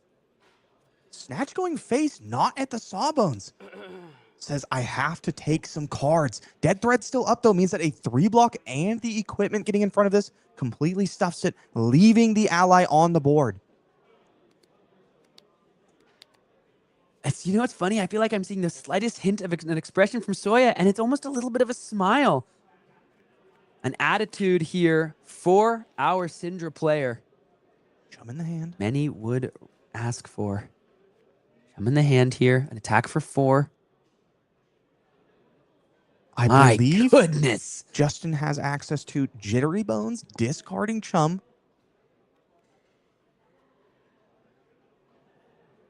Is that blue? Another blue. Okay. We can possibly block with Lone Shark. I feel like, you don't want to play the Lone Shark. No, given, I don't think that's where we're at. Trigger represents of the potential loss of 2 life. A prevention effect with the Sawbones to block out this attack. Soya Okuda draws for a little bit of a head shake. The first crack in the veneer for Soya Okuda. Tipple comes down, discards the Chum, and the writing may be on the wall. Flick Knives has to come forward. Any other breakpoint is now just disastrous for Soya Okuda. And we have 2 of them in the graveyard. Chum and Swabby. Gravy Bones, such a challenging deck to play. So many branching paths. And when you watch a player of Justin Koo's caliber, it just looks like a symphony. Finding the stray notes that no one else can hear, pulling them forward into harmony, and utilizing them for one big crash as this Swabby comes down, buys 3 more cards from Soya. The turn passes over to Soya. He's just going to arsenal that final card because thanks to that turn without the Draconic Chain Ender, those daggers still sit at the bottom of the ocean, and Cindra can't quite find her treasure. Gravy Bones puts a Rigor Mortis in the bin. I believe we have Jittery Bones in the arsenal. Yep, going to deploy it here. Any go again attack, so powerful. Jittery Bones here, going to go ahead, discard the Rigor Mortis. Swabby can now come forth for 7. That buys the block from the Rising Resentment. And it is just going to be Swabby to buy. Nope. Looks like he's going to go ahead and check the top of the deck with the Compass of Sunken Treasure. Now Swabi's going to come forward. Just buy the rest of the hand. Justin Arsenal's a card. Oh, at this point, I don't know how you could ever get out of this. So I don't think you can. Swabi alone takes 3 cards. Rising Resentment. Oh, you can see just a little bit of a head shake. He's going to take care of the Sawbones. And Soya has fought valiantly, played this game wonderfully. But the Conqueror of the High Seas will probably be the end as 3 cards jump in front of the Conqueror. Go again. We know it's 8 with Go Again, folks. Tip the Barkeep. Allows for Gold Kiss Rum. Gravy gonna take a quick swig. First play this card with Go Again. Now take a swig to attack for 6. And the fist bump is extended. And with an exaltation from Justin Koo, the Gravy train has officially left the station. Choo-choo for Justin Koo as he moves on to his second calling final. I think that was easily the best game we've seen this weekend. That was so wild. Oh, and look at wild. Clements come in, congratulate, I believe, his teammate on the armory, and a bit of a smile as we just saw a masterclass as one of the conductors of the Gravy Symphony put forth a concerto for the ages. Absolutely insane game. I can't believe he managed to pull it back. That matchup seems so difficult. Now do it again in the final. I was going to say, can you do it again? Let's check out the bracket as we see where these players are headed next as we move on towards the finals here from the Calling in Shizuoka. And Justin Koo's reward for that masterpiece of a game, round 2, baby, the sequel. Justin Koo, number 2, Electric Boogaloo. I want to see if he can do it again because Takuya Kojima, your 7th seed, looks to try to take down the first. And that game was just magnificent. Oh, that was so fantastic. That was halfway through the game I was looking at, and I was like, so this is why Cindra is favored into Gravy Bones. Yeah, man. 100%. But perhaps favored into Gravy Bones. I'm not sure if she's favored into Justin Koo. Congratulations, of course, to Gordon Ko, on the bottom end of the bracket. What a run to the semifinals. But he falls to Takuya as well. All right, Majin, I'm going to make you do it. Can you give me your prediction for the finals? I think he's going to do it again. You think he's going to do it? I think he's going to do it again. Yeah. That's pretty awesome. I mean, I guess just for story's sake, I will choose the other end. We'll choose the other end of the bracket. But I mean, after watching that game, it is hard to bet on anyone not named Justin moving forward into the finals. He's looking for his next finish like he did in Taipei, and that was something spectacular. Folks, I'm really looking forward to this one. We have, of course, we are all here to celebrate not only this Calling in Shizuoka, but it is still the release weekend of Super Slam as we are seeing all of these heroes work with some of the brand new cards and the brand new strategies that Super Slam did bring to the table. So much to offer for these 4 heroes. Pleiades, X and 3 for quite a while in the tournament. I think she ended, I don't know, definitely top 64, I believe, for Pleiades, which is a really fantastic run. But I'm telling you, man, our producer all the way over in Shizuoka, he's got me stoked on the underhanded cheat. You and I had some fun games earlier today. These decks are a real hoot. Mm-hmm. The new card's really fun. A lot of avenues for deck building with quite a few of them. I am excited to see how they continue to perform. Something else as we look ahead at the Authority of Ataya, which has come up a couple times in our coverage. We've seen it a lot. Way more, I think, than we've seen recent Fableds in their, I mean, you know, of course, Riches of Trapaldani did have a pretty significant place in the meta, but these kind of generic, small incremental value cards, I saw way more Authority of Ataya than I was expecting. An interesting cards effect. Curious to see if it sticks around. Looking ahead as well, these expansion slot cards have done a lot for a lot of these heroes. Gallo, end of the line, not present in that match, but Light Up the Leaves down there on the bottom certainly was earlier for Gordon Ko.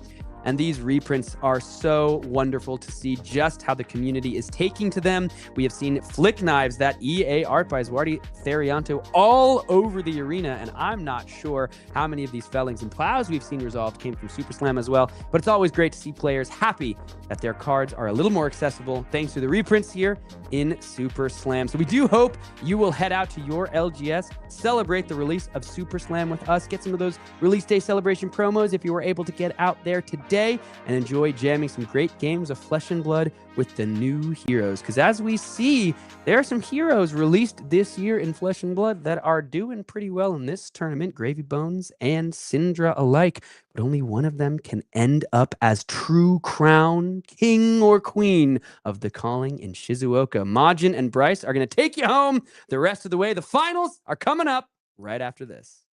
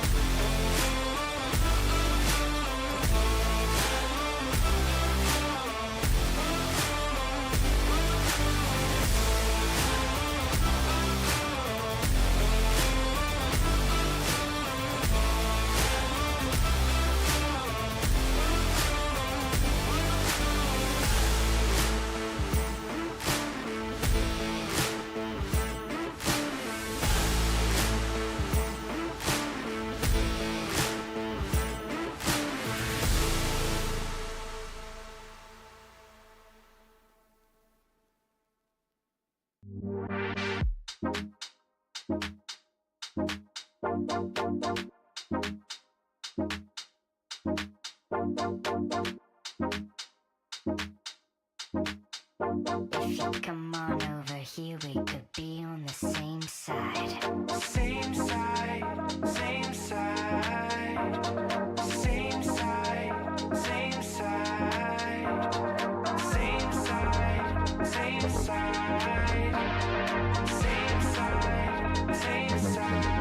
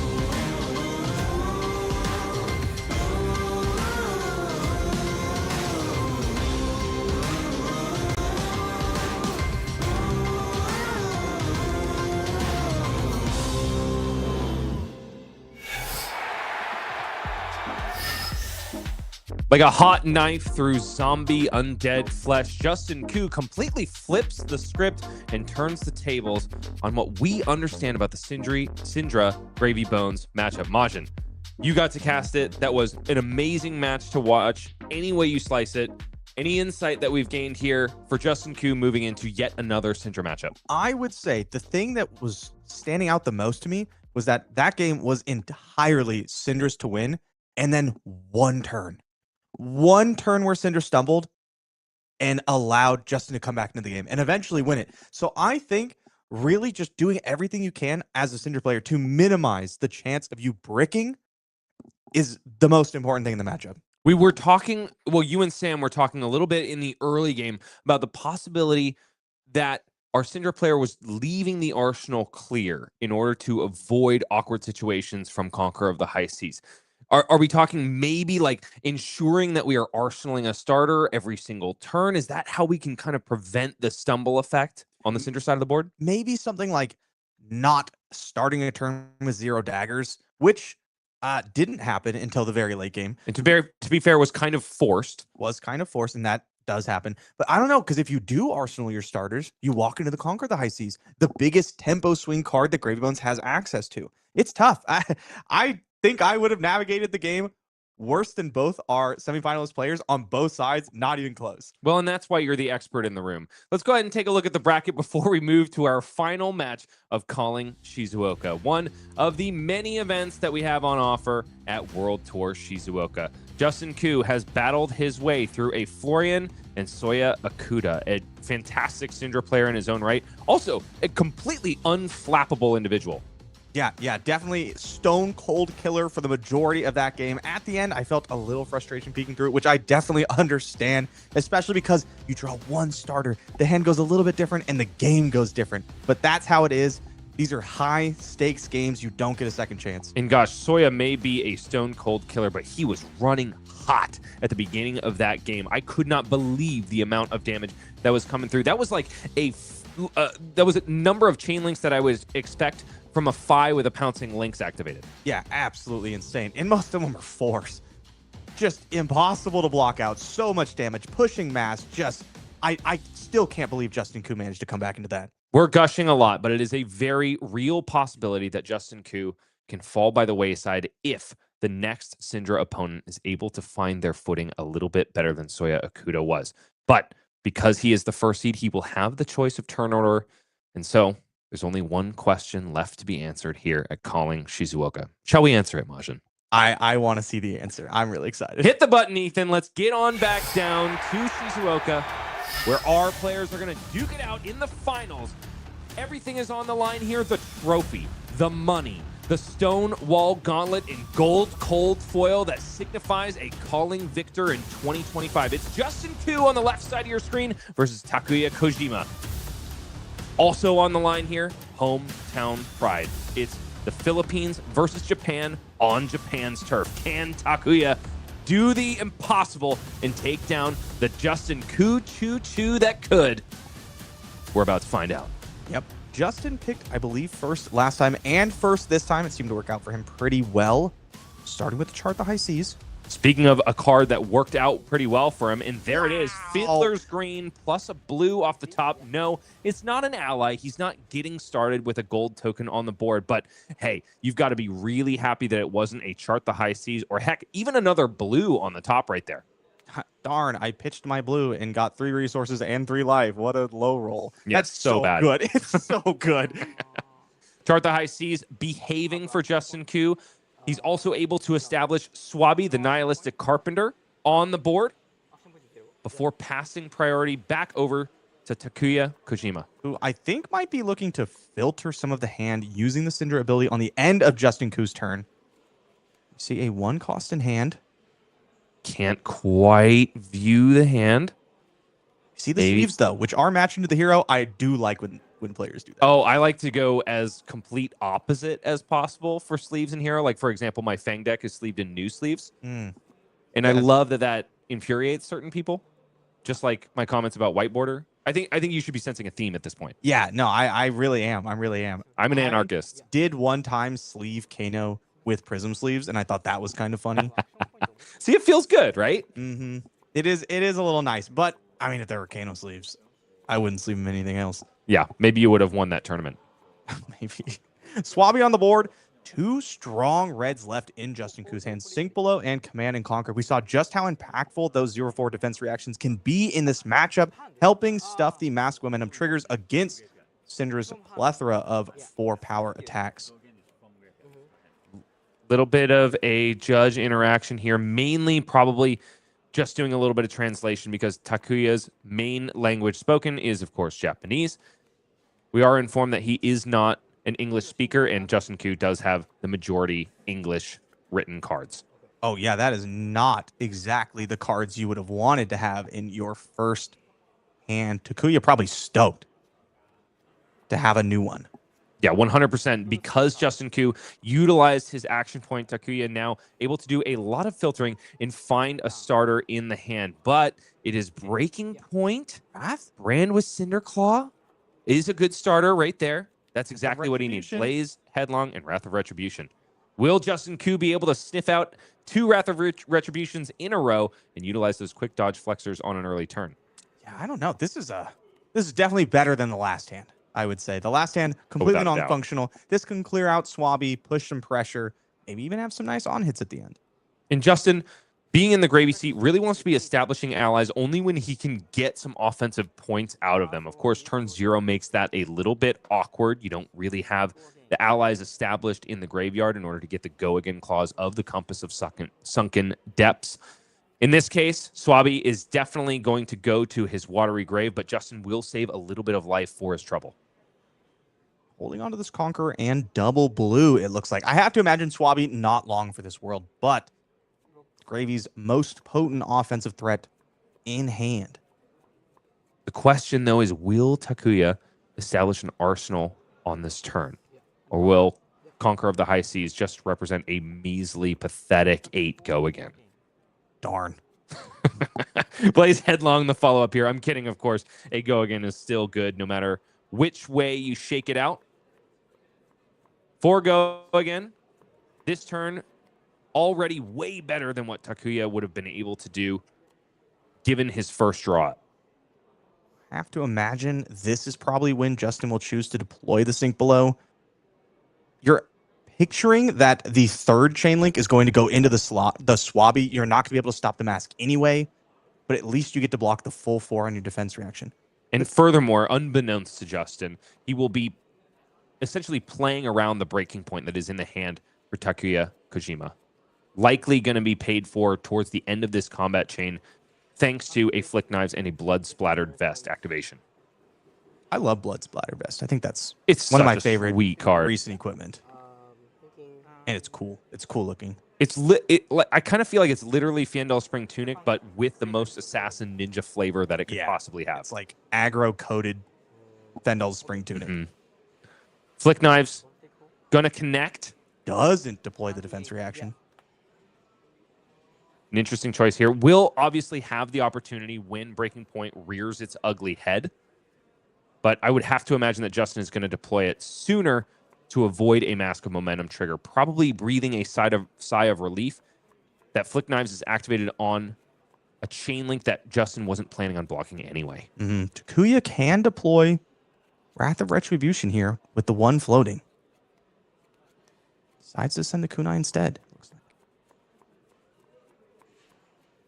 Kunai of Retribution being thumbed by our 7th seed, who attempts to dethrone Justin Choo Choo Ku.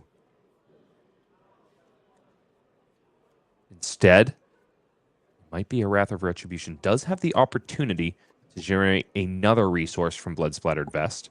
Wrath of Retribution does clear the Swabby cleanly, which is nice. You don't waste any power. You get the guaranteed draw off Mask Momentum. Where's it going? I haven't seen any indication. I don't think he would get the draw because Brand with Cinderclaw was blocked out. Oh, you're so right. At least not yet. Takuya tanking on the target of this attack. You cannot let a Swabby live. No, you can't, but you really, really want to line up your attack into the ally with the Mask Momentum trigger to guarantee the card drawn. Nevertheless, I do not fault Takuya Kojima for this sequencing, because the only attack left in hand that would trigger Mask of Momentum is a breaking point.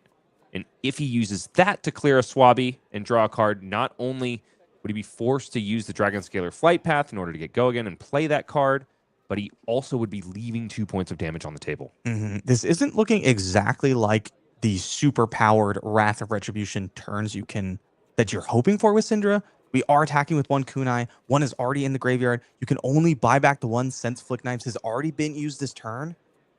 And then, like I was mentioning earlier, it's so scary to go to 0 kunai and starting a turn.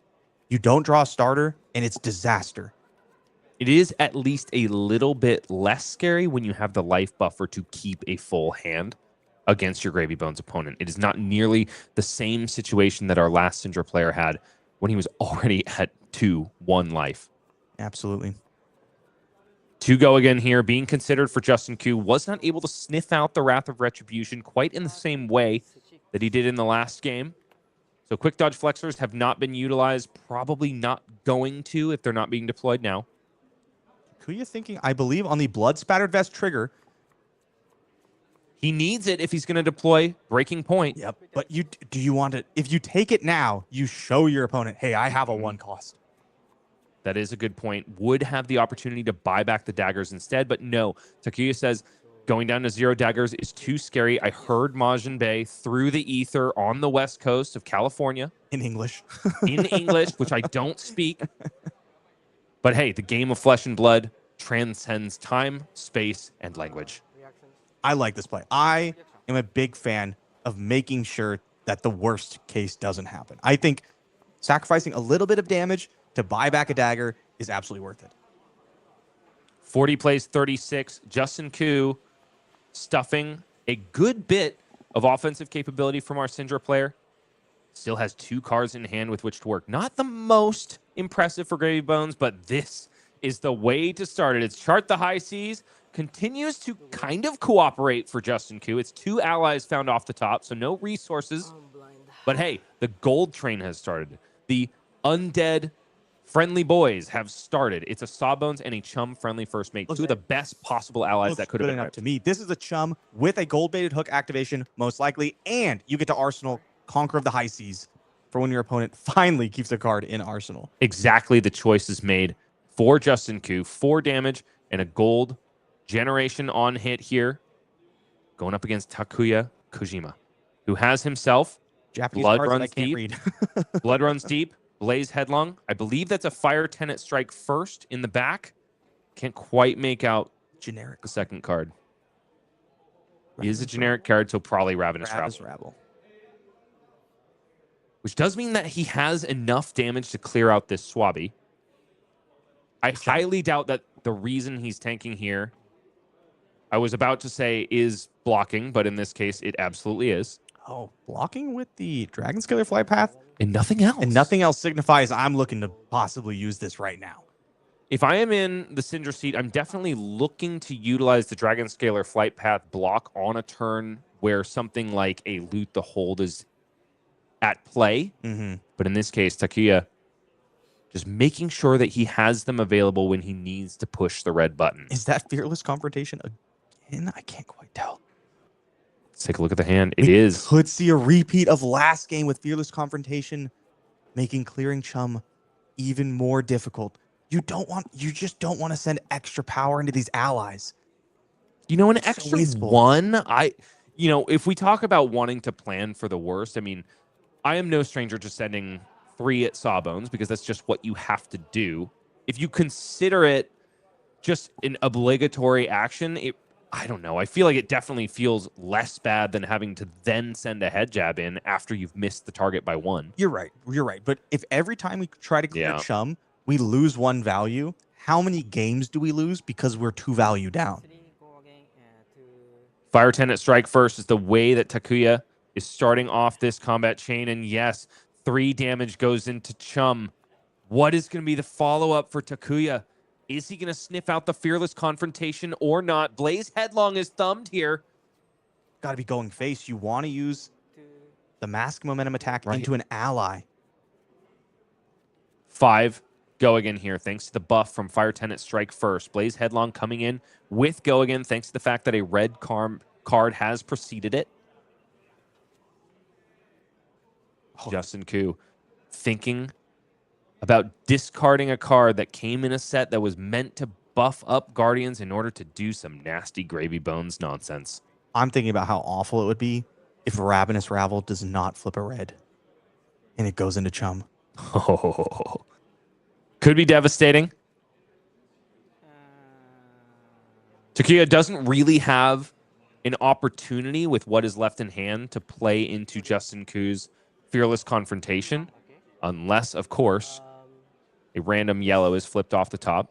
Some Cindra decks do run red brand with, yellow brand with Cinderclaw, so that it is last possible. Ravenous Travel comes at Chum. It is a red on top. Fearless Confrontation cannot save the friendly first mate, and Justin Koo responds very quickly in kind, hiding the fact that that card lies in wait. Card drawn off of Mask of Momentum here. Display Loyalty. 3 Go Again. Fealty token generated. Blood Runs Deep is still available, but with only 1 dagger slot, it won't get max value. It does look like it's probably a pretty decent card to Arsenal, but would be arsenaling it into Justin Koo's Conquer of the High Seas. Avaschi is the block on Display Loyalty. Mask of Momentum already triggered here, so it's just damage from here on out. And here comes Blood Runs Deep. Takuyam does not want anything to do with that house of a boat that Justin Koo has at his disposal. 1 dagger goes to the face. Justin descends down to 30. 37 plays 30. And Fearless Confrontation now laid bare onto the combat chain. Blocks 2 for 2 on Blood Runs Deep. The daggers come flying back at telepathic fiery speed to Cindra, Drakai of Retribution. There's no resources left, nothing left to consider except, of course, the Flick Knives. Speaking of Flick Noise, Blood Spattered Vest already with 2 counters on it on the first turn that Cindra took. And that's A-okay because Takuyam has already gained more value than our previous Cindra opponent for Justin Koo, who was forced to block with it very early. Murderous Rabble coming out for Justin Koo. Blue revealed on top. Call to the Grave. 3 Go Again here, and Justin has so many gold tokens with which to work. Also has access to Chart the High Seas in hand. The third copy. Third one.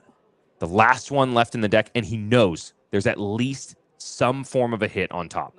Yeah, I think you just guarantee the blue here. Play Sawbones. Maybe you get lucky and hit an ally as well. Decides not to go for it.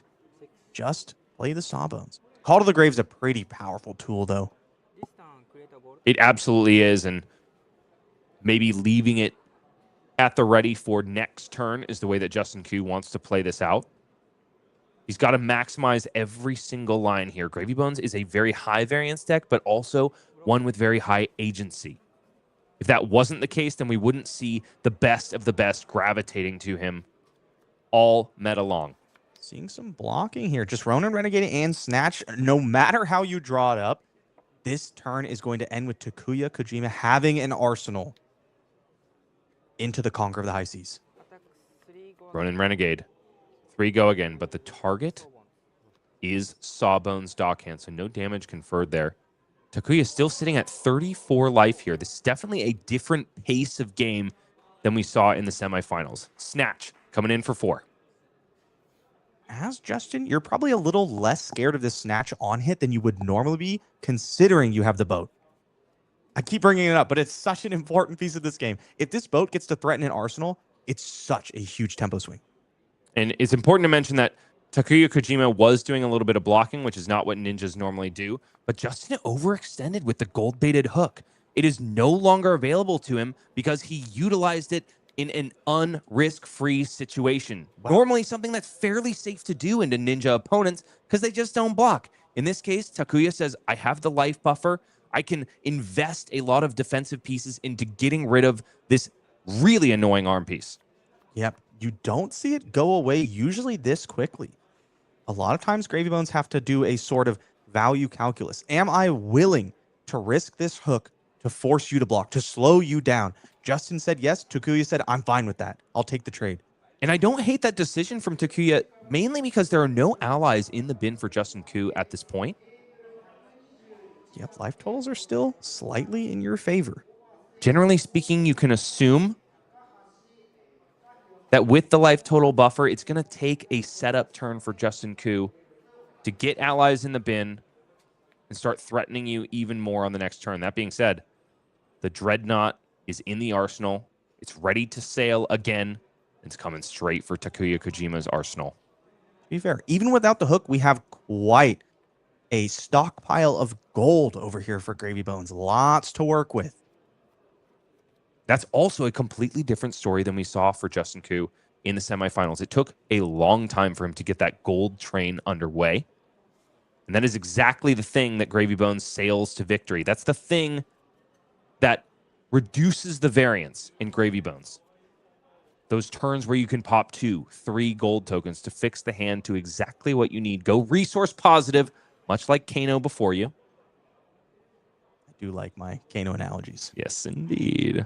Thought you'd like that. With Compass activated, Justin working with perfect information knows what cards on the top of the deck.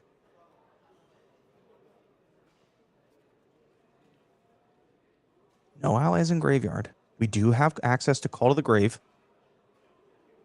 Justin Koo putting on a massive show here. Wondering if he wants to accept some damage just so he can take the arsenal away from Takuya. The balance of justice is blocked with. Any cards from hand, though, that is yet to be decided. We're 3 turns in here and 18 minutes in the finals of calling Shizuoka. And players are sitting at 30-34. Ally get put into the graveyard this turn? Not to my knowledge. I don't think that was a legal play.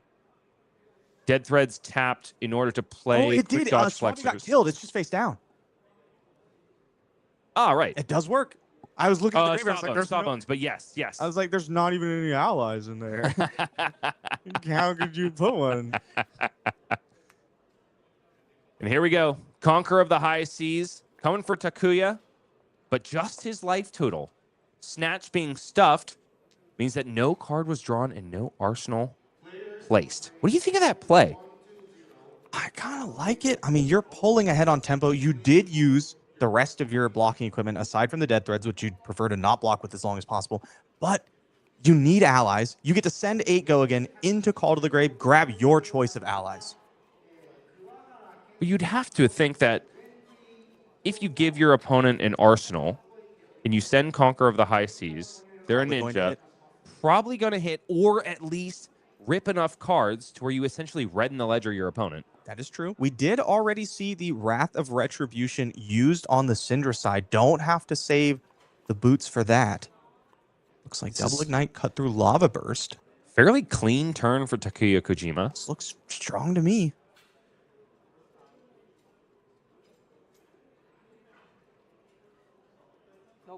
And if you're not blocking when you have an arsenal for Conqueror of the High Seas to connect with, you're definitely not blocking without one. Mm-hmm. Gold cashed in here with the 2 remaining resources for Justin Koo. Call to the Grave resolved here. The chosen card, kind of tend to think it's going to be Chum, friendly first mate. But no, indeed, it's Sawbones. Allows an arsenal after playing and attacking. Chum, you'd have to pitch the Prismatic Leyline, which represents, usually in this deck, 5 damage. And we saw several times where Justin Koo established a Prismatic Leyline in the arsenal in the semifinals match and was using it to ride his way to a victory. Can't fault him here for wanting to hold on to that powerful Majestic. We saw Justin battle back from a huge life deficit in the semifinals to take down the game. Has to be feeling a lot more comfortable with a life lead in this game. If you can do it when you're down 20, it's probably a lot easier to do when you're up 4. Takuya has not found a turn nearly as threatening as the one his predecessor put together, I believe on turn 2 of the last game, though. You know it's got to be available in the deck. That is what Cindra does. For now, with Sawbones coming in for 6. No gold-baited hook to back it up anymore because it doesn't exist. It is slightly awkward that these ignites don't cleanly deal with the Sawbones on their own. It is.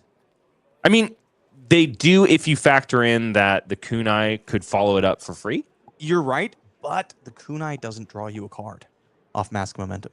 It would. Ignite plus kunai does get you to the 3rd chain link, but of course you're right. Then Gravy Bones has the agency to block it out. Sunken Treasure in hand could possibly be some shenanigans if Flick Knives gets activated. Every time I play a hero into Cindra, I think about Sunken Treasure getting a dagger. I've never gotten it to line up. No. It's really difficult It's because so hard. your opponent has to have flicked earlier on in the turn. And can't activate Cindra yet.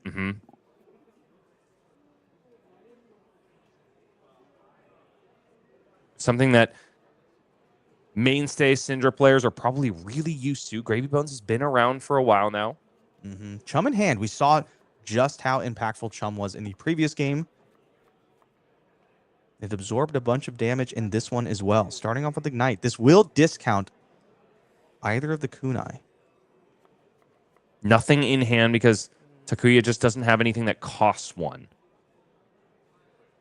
Any kunai you cash in here, though, won't be able to be bought back towards the end of this chain link. This chain, excuse me.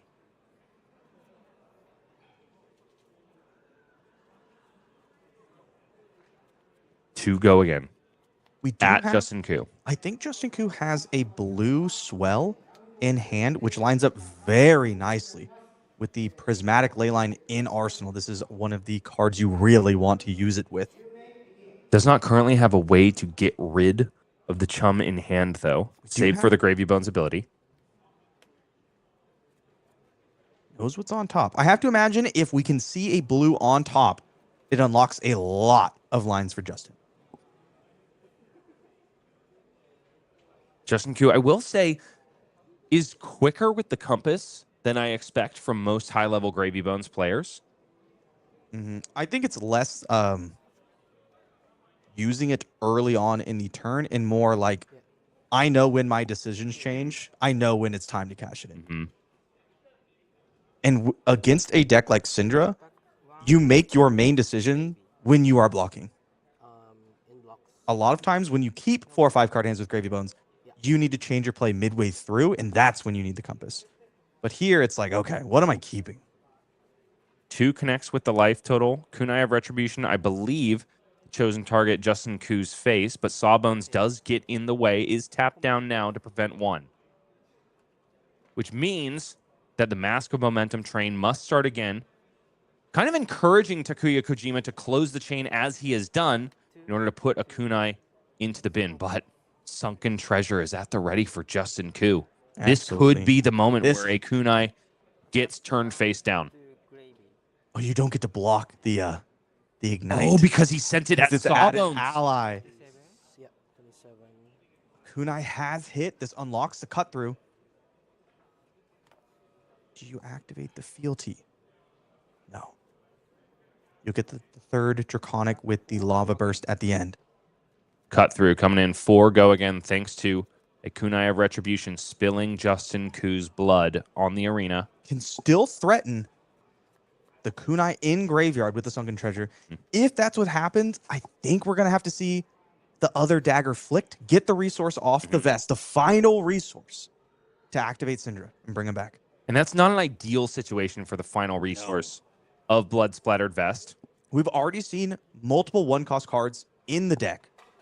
And when they come back around and you can't get the free resource, it's like a stone in your hand, weighing it down.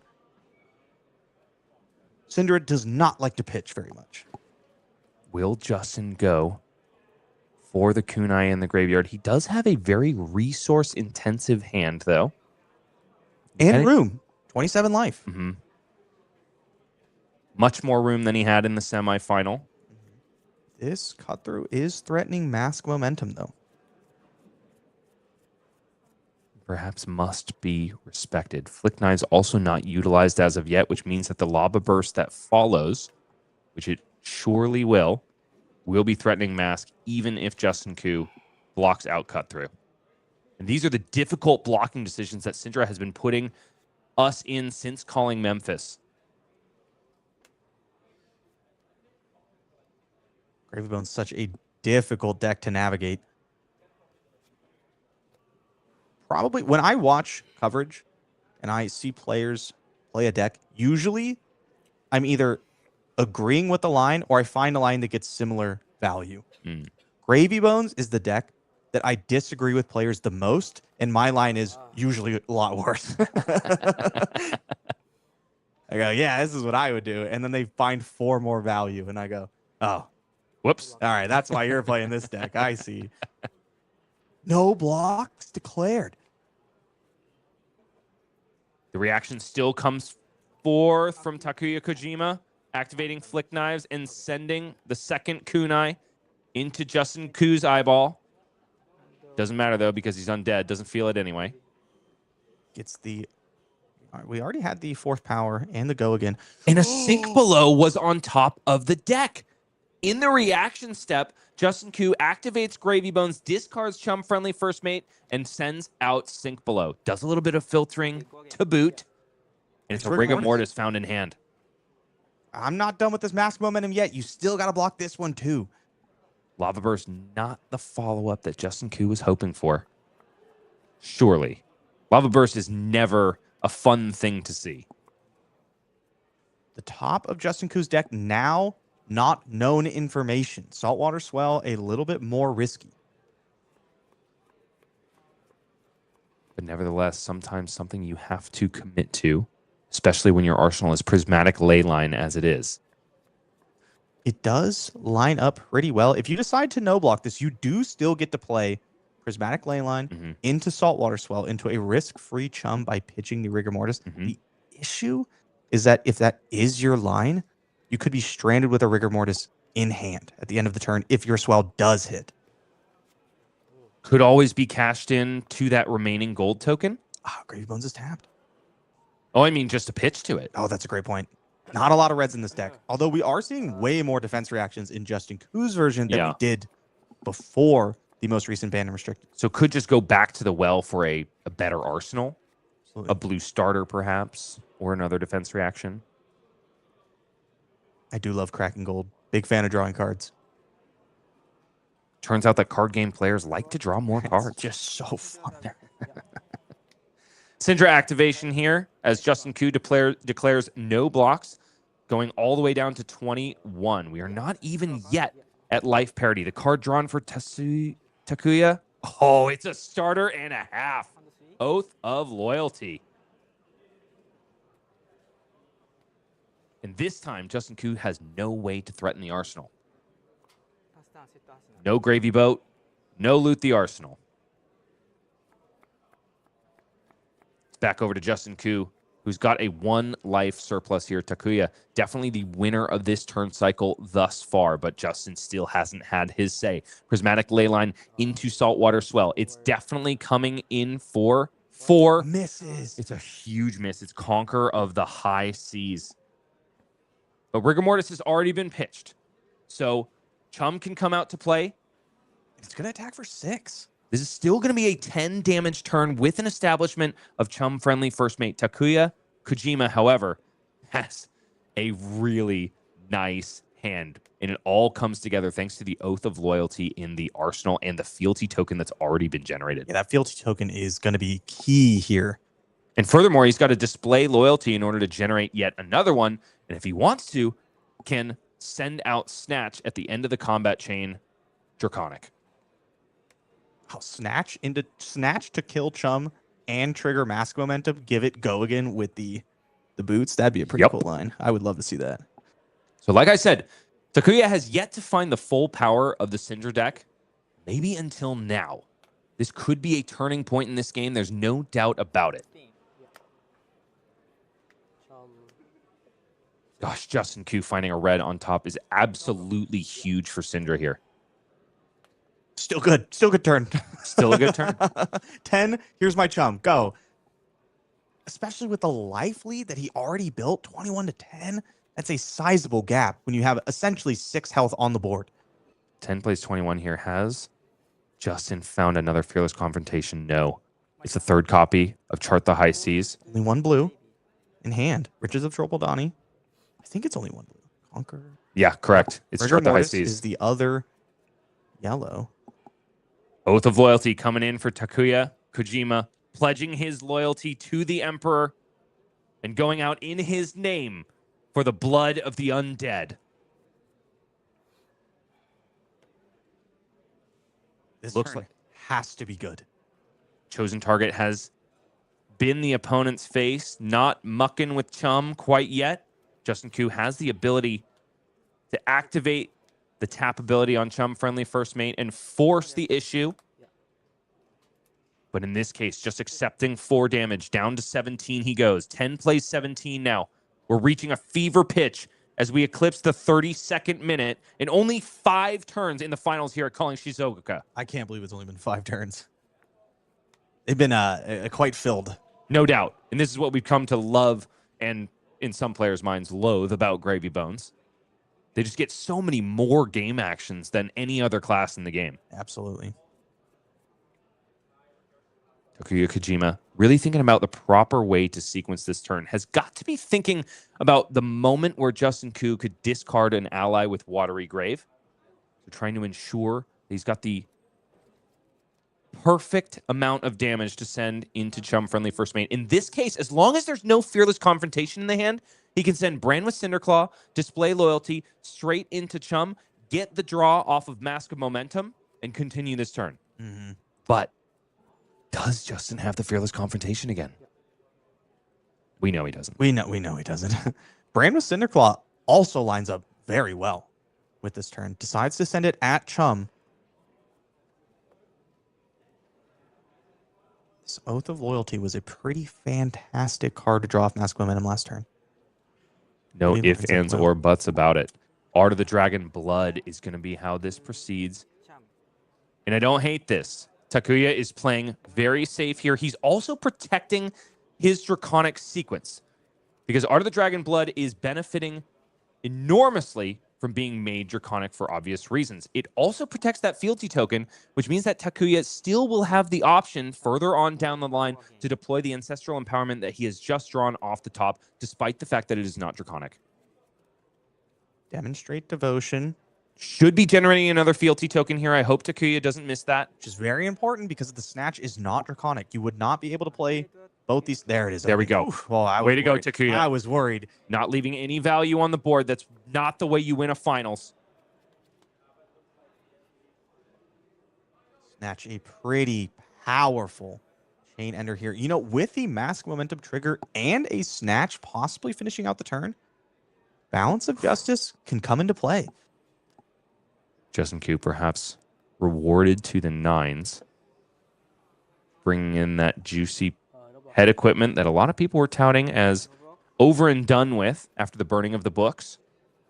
With the number of Blood Rush Bellows I have seen resolve this tournament, I think this headpiece has come back. Oh, yeah. I have just learned that generic legendary equipment are just good and you should just have them. Takuya Like playing that. the Ancestral Empowerment and already drawing a card. Must make it Draconic, though. Mhm. Let's make sure we see that, Takuya.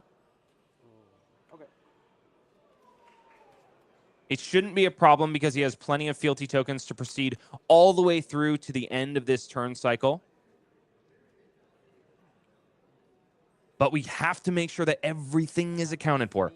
Oh my goodness, and Brand with Cinderclaw, the card drawn off of Ancestral Empowerment. Absolutely massive for Takuya Kojima here, because now he won't need to use the second fealty token in order to resolve the Snatch. Do you hold on to the Snatch, maybe? Ain't no way. You gotta send it. You gotta send it now. You're 10 life, right? Oh, Ancestral Empowerment already unlocks Balance of Justice. Uh-huh. You definitely send the Snatch now. Mhm. Chum picked up. Third copy.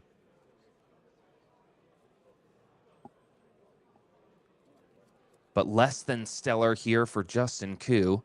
I don't think another ally is what he needed to unlock this turn. It was instead a blue. 3 no blocks, but a lot of life to work with. Justin still hasn't activated the compass. If he does and sees a blue on top, there's nothing stopping him from popping a gold token, drawing a card, and then being able to send the Conqueror of the High Seas.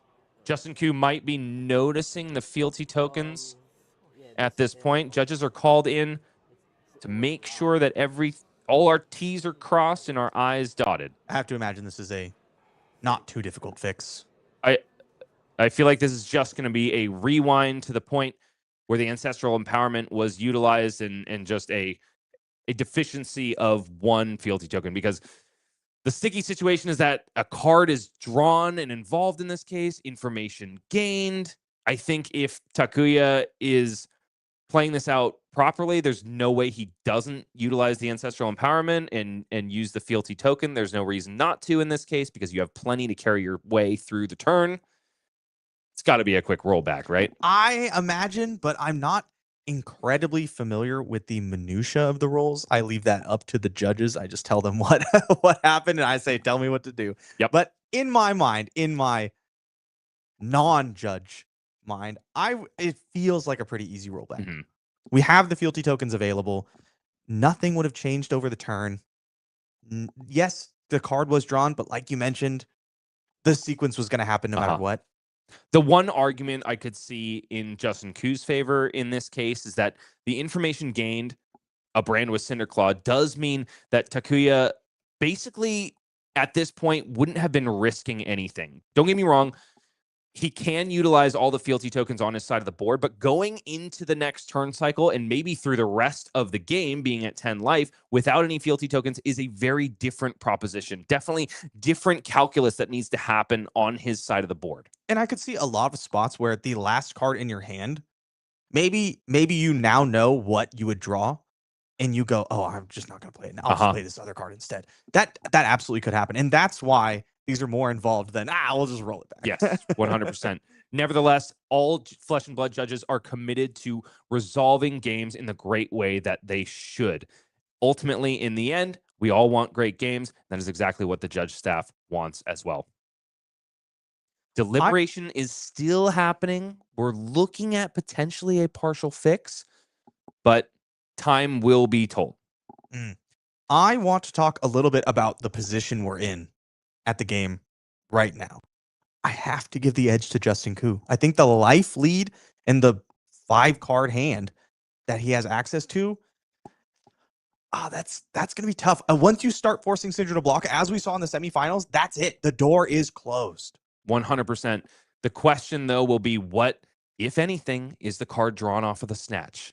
A Cindra with, a 5-card hand that needs to block with 1 or 2 is very different than one that has 4 cards in hand and has to block with 1 or 2. You know what would be really good? Tell me. Another snatch. Or another Oath of Loyalty. My goodness. That would be good. You can't deploy it that turn. No. But it would be pretty good. No, it would be looking really good. And Dragon Scalar Flight Path still available. Obviously, Wrath of Retribution has been utilized, but maybe another copy of Blood Runs Deep could really unlock the full potential of those boots. Time will tell, but I know there's more gas left in the Cindra deck. Absolutely. I mean, the deck is all gas. It's just reds, top to bottom. The thing is, if you draw something you're not going to use to convert, Conquer of the High Seas is in hand. We don't know the top of the deck for Justin Ku. It might not be red. It might not be a blue. We currently only have 1 blue on Justin Ku's side. But gold, Riches of Tropoldani, deck sees a lot of cards. Without a doubt. And you're still threatening the arsenal, even if you don't get the High Tide keyword. It's only going to confer +1 and go again if you have 2 blues in the pitch. So it could still be doing a lot of disruptive stuff on Justin Ku's side of the board. That's doing disruptive things to his life total if that Command and Conquer gets sent. We're getting down to it. You can't just keep letting this damage in. Eventually, 8 go again is going to force you to block. But I could definitely see a world where Takuya absorbs as much damage as humanly possible, even heck goes down to 1, and then with life totals the way they are for Justin's side, especially if that snatch connects, could be closing the door on Gravy too. Gravy doesn't want to block with 2-3 cards in hand every single turn. He needs a lot of them to get the juices flowing. That's true. And if we look at the defensive value of the cards in Justin Ku's hands, the only ones that block are the blue and the Conquer of the High Seas. It's 2 allies and a Riches of Tropoldani. None of them block, and they don't do anything on their own. Furthermore, no real ways to get allies into the bin. No. I believe 1 gold. 1 available. gold, correct. 1 gold available. Riches of Tropoldani can fudge that a little bit. Yep. Possibly make another one. We'd get a Gravy activation to filter. It's a really tough one to call at this point. It's really tough. It's really tough. It could go either way, and I'm itching to get back to it. I want to see what happens so bad. And we're on the edge of our seats here, folks, if you are not at home. So keep your eyeballs glued to the screen. After this judge call is resolved, we're going to be right back into the action. It is still going, though, so be patient with us. In the meantime, you can look at the beautiful mug of my co-caster and just imagine what it is like to be a losing Verdance when he's in the booth. I'll wait. You can imagine for a minute. It hurts, doesn't it? It hurts me. Yeah. Betrayal to the wizard class is the man sitting next to me. Man, I'm being really harsh. I don't mean to be. You've been great all weekend, I've got to say, Majiin. No. Don't let that be the case. Get on over to Majiin Bae's Patreon and join the wizard class. Now I'm overcompensating in the other direction. But no, we've been having a hoot all weekend long. I hope everybody at home has been enjoying the fantastic games of Flesh and Blood that we have been bringing you. Dude, I have seen 2 quad intimidate, Rhinar kills And a calling. at my time at 2 separate callings in Japan. I've seen 4 Rhinar games this weekend. It's been a fantastic time. It has been a fantastic time. I do wonder, bringing it back to the Verdance curse thing, I do wonder if I'm supposed to play Oscilio now. What if it's a sign? Oh, straight up. I'll see you in Sonoma. We'll do Oscilio gaming. The game is ready, folks. Let's get right back down to it and see how everything got resolved. It does seem like it was not a rewind necessarily, but a partial fix that we've got, because we now have 1 fealty token represented on the board for Takuya Kojima. I think this is exactly the way that it needs to be resolved if the integrity of the game overall is to be respected. Ancestral Empowerment has now eaten up a fealty token. Art of the Dragon Blood discounts demonstrate devotion still, and the brand with Cinderclaw drawn off of Ancestral Empowerment is on the combat chain. So it's still 3 go again. Justin Koo at the ready to do some blocking or some damage taking. I have to imagine this isn't getting blocked. Ain't no way. Looks like no blocks are declared. Down to 9 goes Justin Koo.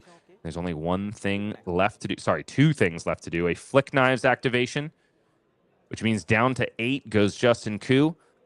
And then the fearsome snatch to follow. And that's the attack I really want to see if Justin is going to respect here. Especially with access to the boots to give it go again. I do love that you can let Snatch hit, draw the card, and then decide whether or not you want to use the Dragon Scalar 5 paths.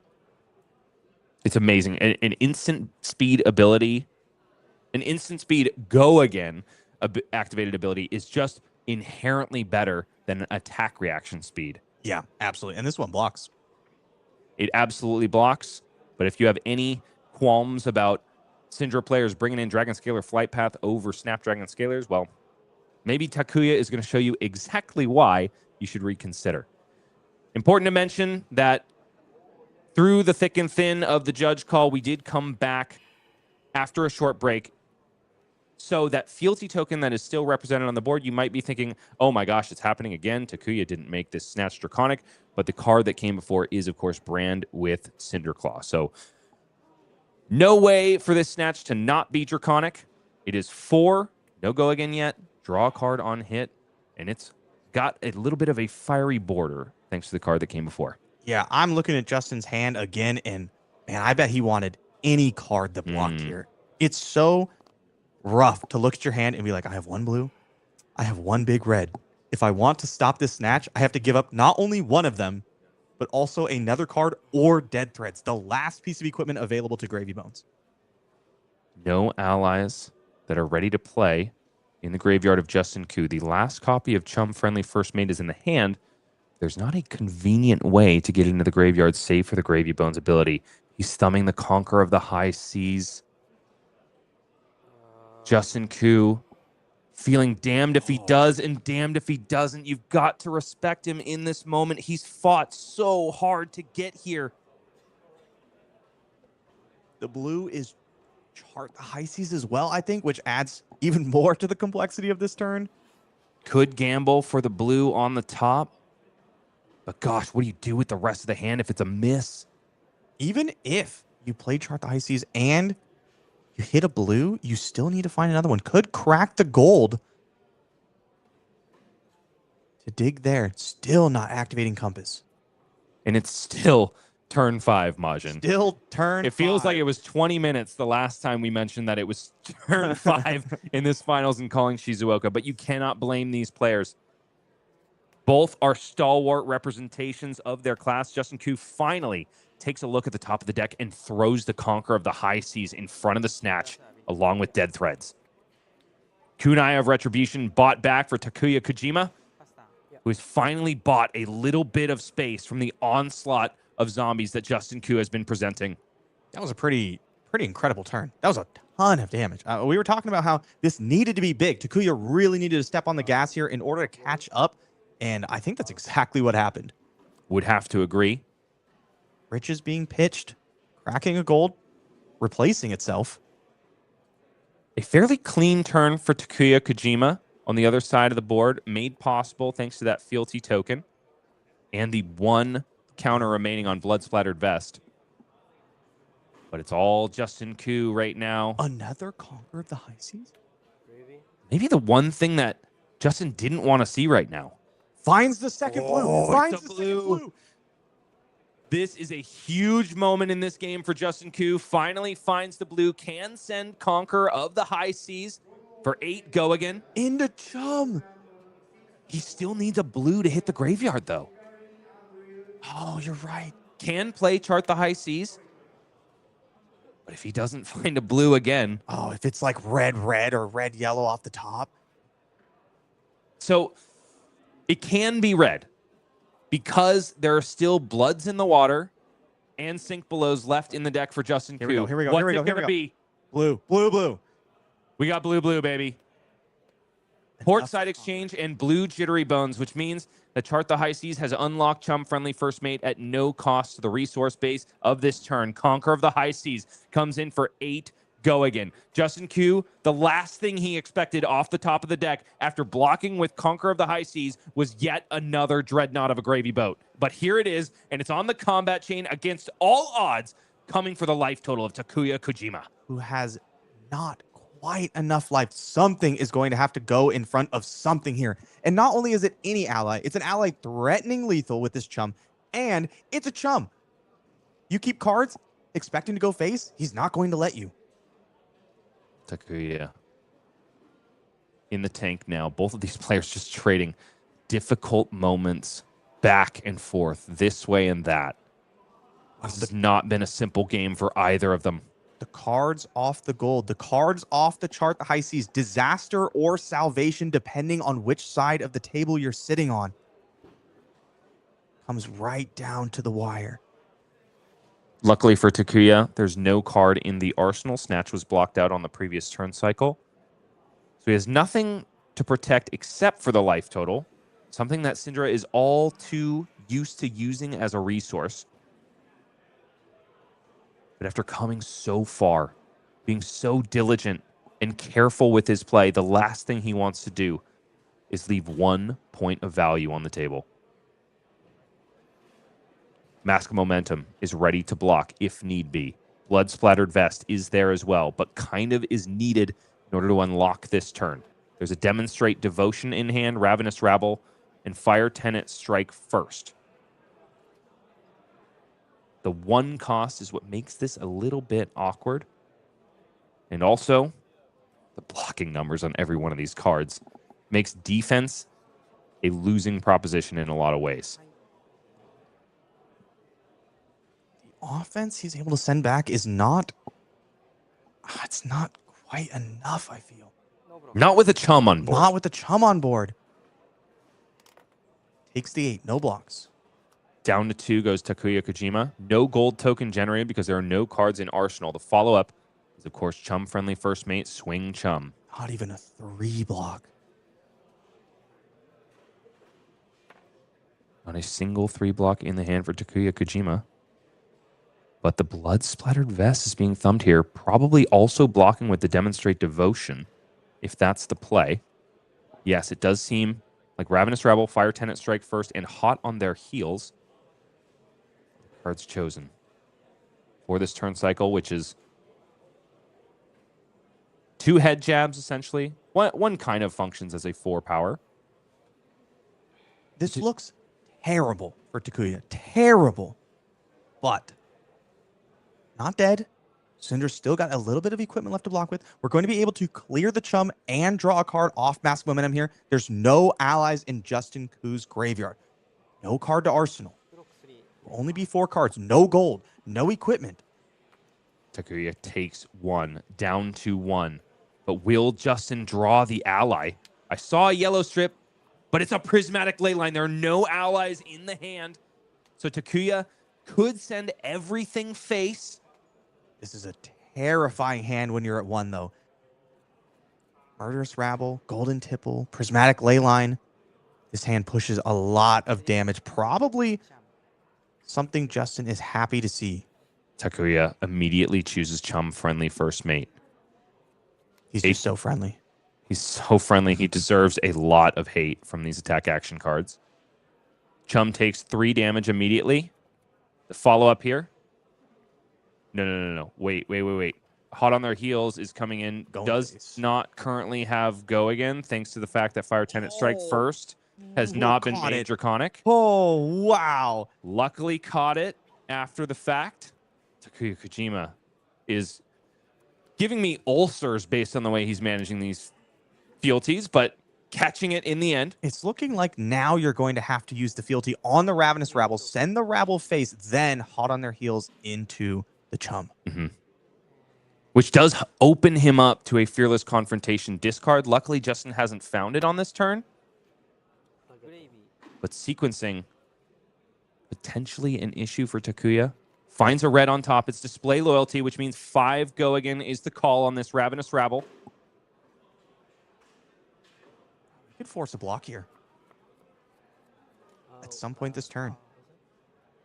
Card on top is Display Loyalty, displayed for Justin Ku, who now knows what he stands to lose in addition to his Chum. Hot on the Heels, going to go at Chum, and then we know that we're going to be drawing Display Loyalty off the Mask Momentum. That's 8 damage going face this turn. Exactly enough to force 1 block. Let's go back in the past real quick, Majin. There were 2 times where Takuya sent 1 extra damage into Chum Friendly First Mate. Both of those Chums were overkilled by 1. Does the context of this game change at all if Justin Ku is sitting at 6 here? Yes, absolutely. Because we send 5. You can't go to 1. You die to Flick Knives. You have to block. You take 2, down to 4. In comes another 3. You have to block again because Flick Knives will kill you if you don't. That's what I'm saying. These games, these Gravy vs. Cindra games have been razor tight. Giving up 1 or 2 value to play around this Fearless Confrontation has been putting the Cindras in a really tough spot. Forcing 1 more card to block or giving yourself just 1 more card worth of space can be the difference between a win, a championship win, and a loss.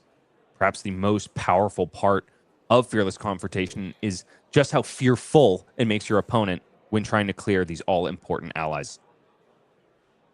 The one thing going for Takuya on this turn is that once the Chum has been cleared, no more will rear their ugly heads in this game. But when you're sitting at 1 life, got to make a move. Justin Ku does have to keep 3 cards in hand to represent anything meaningful on the next turn. Declares no blocks. Flick Knives being considered for Takuya Kojima. Trying to make sure that he sequences everything perfectly. A difference between flicking now and flicking later. I'm not sure. I don't think so. Maybe playing around Sunken Treasure. Could be. Hot on Her Heels connects with Chum Friendly First Mate, which has no defenses. No Fearless Confrontation in the hand. Mask of Momentum trigger is happening here. It's a Display Loyalty. We already know thanks to that Ravenous Rabble. And there's nowhere to go but face. Takuya has got to put in work here. And work he does to get 1 card away from Justin Ku. Fealty token generated here, and Flick Knives sure to come. Justin Ku will end this turn at 2 life. We could not have asked for a better game here. Not Another just this one, but the semifinals game as well. These are crazy games. 2 matchups in a row that we definitely favor one side of the board, at least colloquially. Justin Koo showing there are so many tricks up Gravy Bone's sleeve, and you cannot count him out even in an unfavorable matchup. No armor to block with on the side of Justin Koo. Flick Knife's going to bring him down 2-2. Takuya does have 3 block worth of equipment. Buy him a little bit of space. Gosh, can you consider throwing Flick Knives in front of something? Isn't that basically your win con at this point? Yeah, but if it lets you keep another card. True. I will block with Flick Knives at this point if it lets me keep a Blaze Headlong or something. Flick Knives activated. Justin Koo at 2 life. Takuya on the other side of the board at 1. It all comes down to this. No prismatic ley line resolved here. Instead, discarded to the golden tipple. And what does Justin Koo find for his troubles? Show me, Justin! It's a Swabby. It's a Swabby in hand.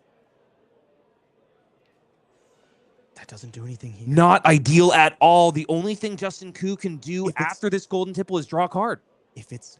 You discard the Gravy Bones. You discard the Gravy Bones. If you hit a blue, if you draw a blue, you send Swabby. We're gambling. We're betting it all on drawing a blue. If you draw a blue, you send 7. If not, I think it's over. It is 100% blind. Justin has already activated Compass of the Sunken Depths. He's playing into what his deck is known to do. Run blues. And his head is in his hands, min-maxing his way to the finals and hopefully to a calling crown. But Takuya throws the all-important Flick Knives in front of Golden Tipple, protecting the hand. Does he have something that works? Oh, it's a blue! It's a blue! It's a blue, ladies and gentlemen. Swabby comes out to play. 7 power. Justin Koo sweats, but comes out on top in this situation. Mask of Momentum thrown out immediately. Takuya Kojima at the ready with 2 more cards. One, a 2 block in the form of Snatch. The other has got to be a 3. Fire? In the hand? Is that Art of Dragon Fire? Oh, With the fielding token! With the fielding token! It's all over! The only person who doesn't know is Justin Koo. There could be a throw caution to the weight of the in-hand. No! No! It's not there! Takuya Kojima is going to take it down for the home team. Oh my God! Fire closes this out. There's nothing left to do for Justin Koo but take the unpreventable 2 damage. It's all over here, folks. I cannot believe it. I went through such a roller coaster on these last couple turns, finding the blue for the Swabby, looking at Takuya's hand and seeing the Art of Dragon. Checks the top, nothing there. After 52 minutes of unprecedented high-level play, it's going to be Takuya Kojima who comes out on top. And thanks to Justin Koo for a magnificent semifinals and finals. But it's Japan. It's the home team that keeps the calling crown in its homeland. I can't believe it. That was so wild. It started out as a fantastic game, and every turn it just got better and better and better. And I couldn't have told you who'd have won. Every turn I would have given you a different answer. Wow, what a finish. And Takuya, a stone cold killer before him and a stone cold killer after. Unflappable every single turn of this game, clearly under duress, fighting for his tournament life here against one of the best players in the world, undoubtedly, but remains stalwart. Even though he's perhaps a little bit rattled by a couple misplays with the fealty tokens, managing and playing so carefully, comes out on top in the end. You have got to be a goldfish in this game. You can't let your mistakes weigh you down. And my God, did he get there? Oh, that was such a fantastic finish. And the Art of Dragon Fire, we hadn't seen one yet. We had seen one early on, along with an Art of the Dragon scale. That was part of that first. That was part of that first hand. Yeah. Wow. Oh my goodness. I was.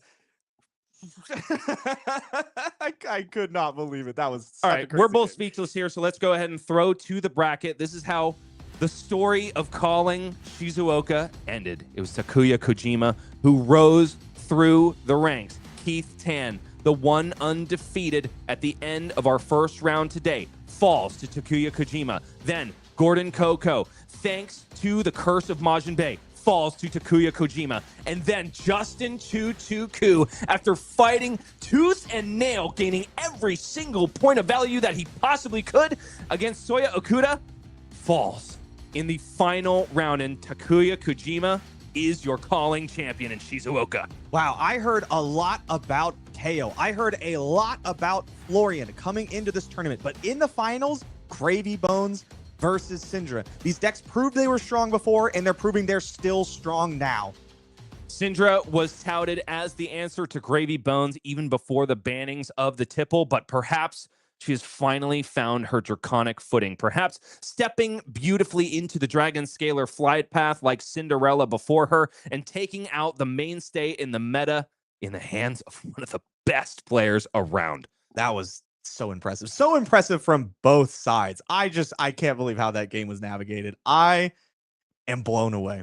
Majin, is there anything that players can take home with them and use for ProQuest Yokohama coming up after having seen everything we had on coverage this weekend? I think what players are going to take away, what I took away, is that you have a lot of options. There's not just a best deck. There's not just a best 2 deck. You have so many options. Players are showing up with a ton of different strategies. They're playing them differently than other players, even playing the same strategy. You find what works for you, figure it out, play tight like Justin Koo, like the Cindras we saw in the semifinals and the finals, and you're going to find success. Couldn't agree more. Perhaps KO Armed and Dangerous is not finding his footing as of yet, but that deck is hardly fully tuned. I think our top 8 cut is definitely going to help us get there, but there are a lot of options. And on a personal note, every single meta in Flesh and Blood that I have loved so dearly has been this exact situation. There is not just one best deck. There are 5 in this case, and a lot of stuff is playable. A lot of different play styles are available to players. Absolutely. And if you're considering not playing Verdance because you saw how it went down in the future matches, remember that I will not be casting your ProQuest. You are safe. And with that, the curse of Majiin Bae reigns supreme, and the story of calling Shizuoka is that Japan knows how to play Flesh and Blood. Congratulations to our winner, and thank you to everyone who played incredible games for us on stream. And thanks, of course, to you, the viewer, for giving us your eyeballs and your power on the screen and on the stream. Ladies and gentlemen, from LSS, my name is Bryce Platz. This is Majiin Bae, and we are Flesh and Blood. We're out. See you next time.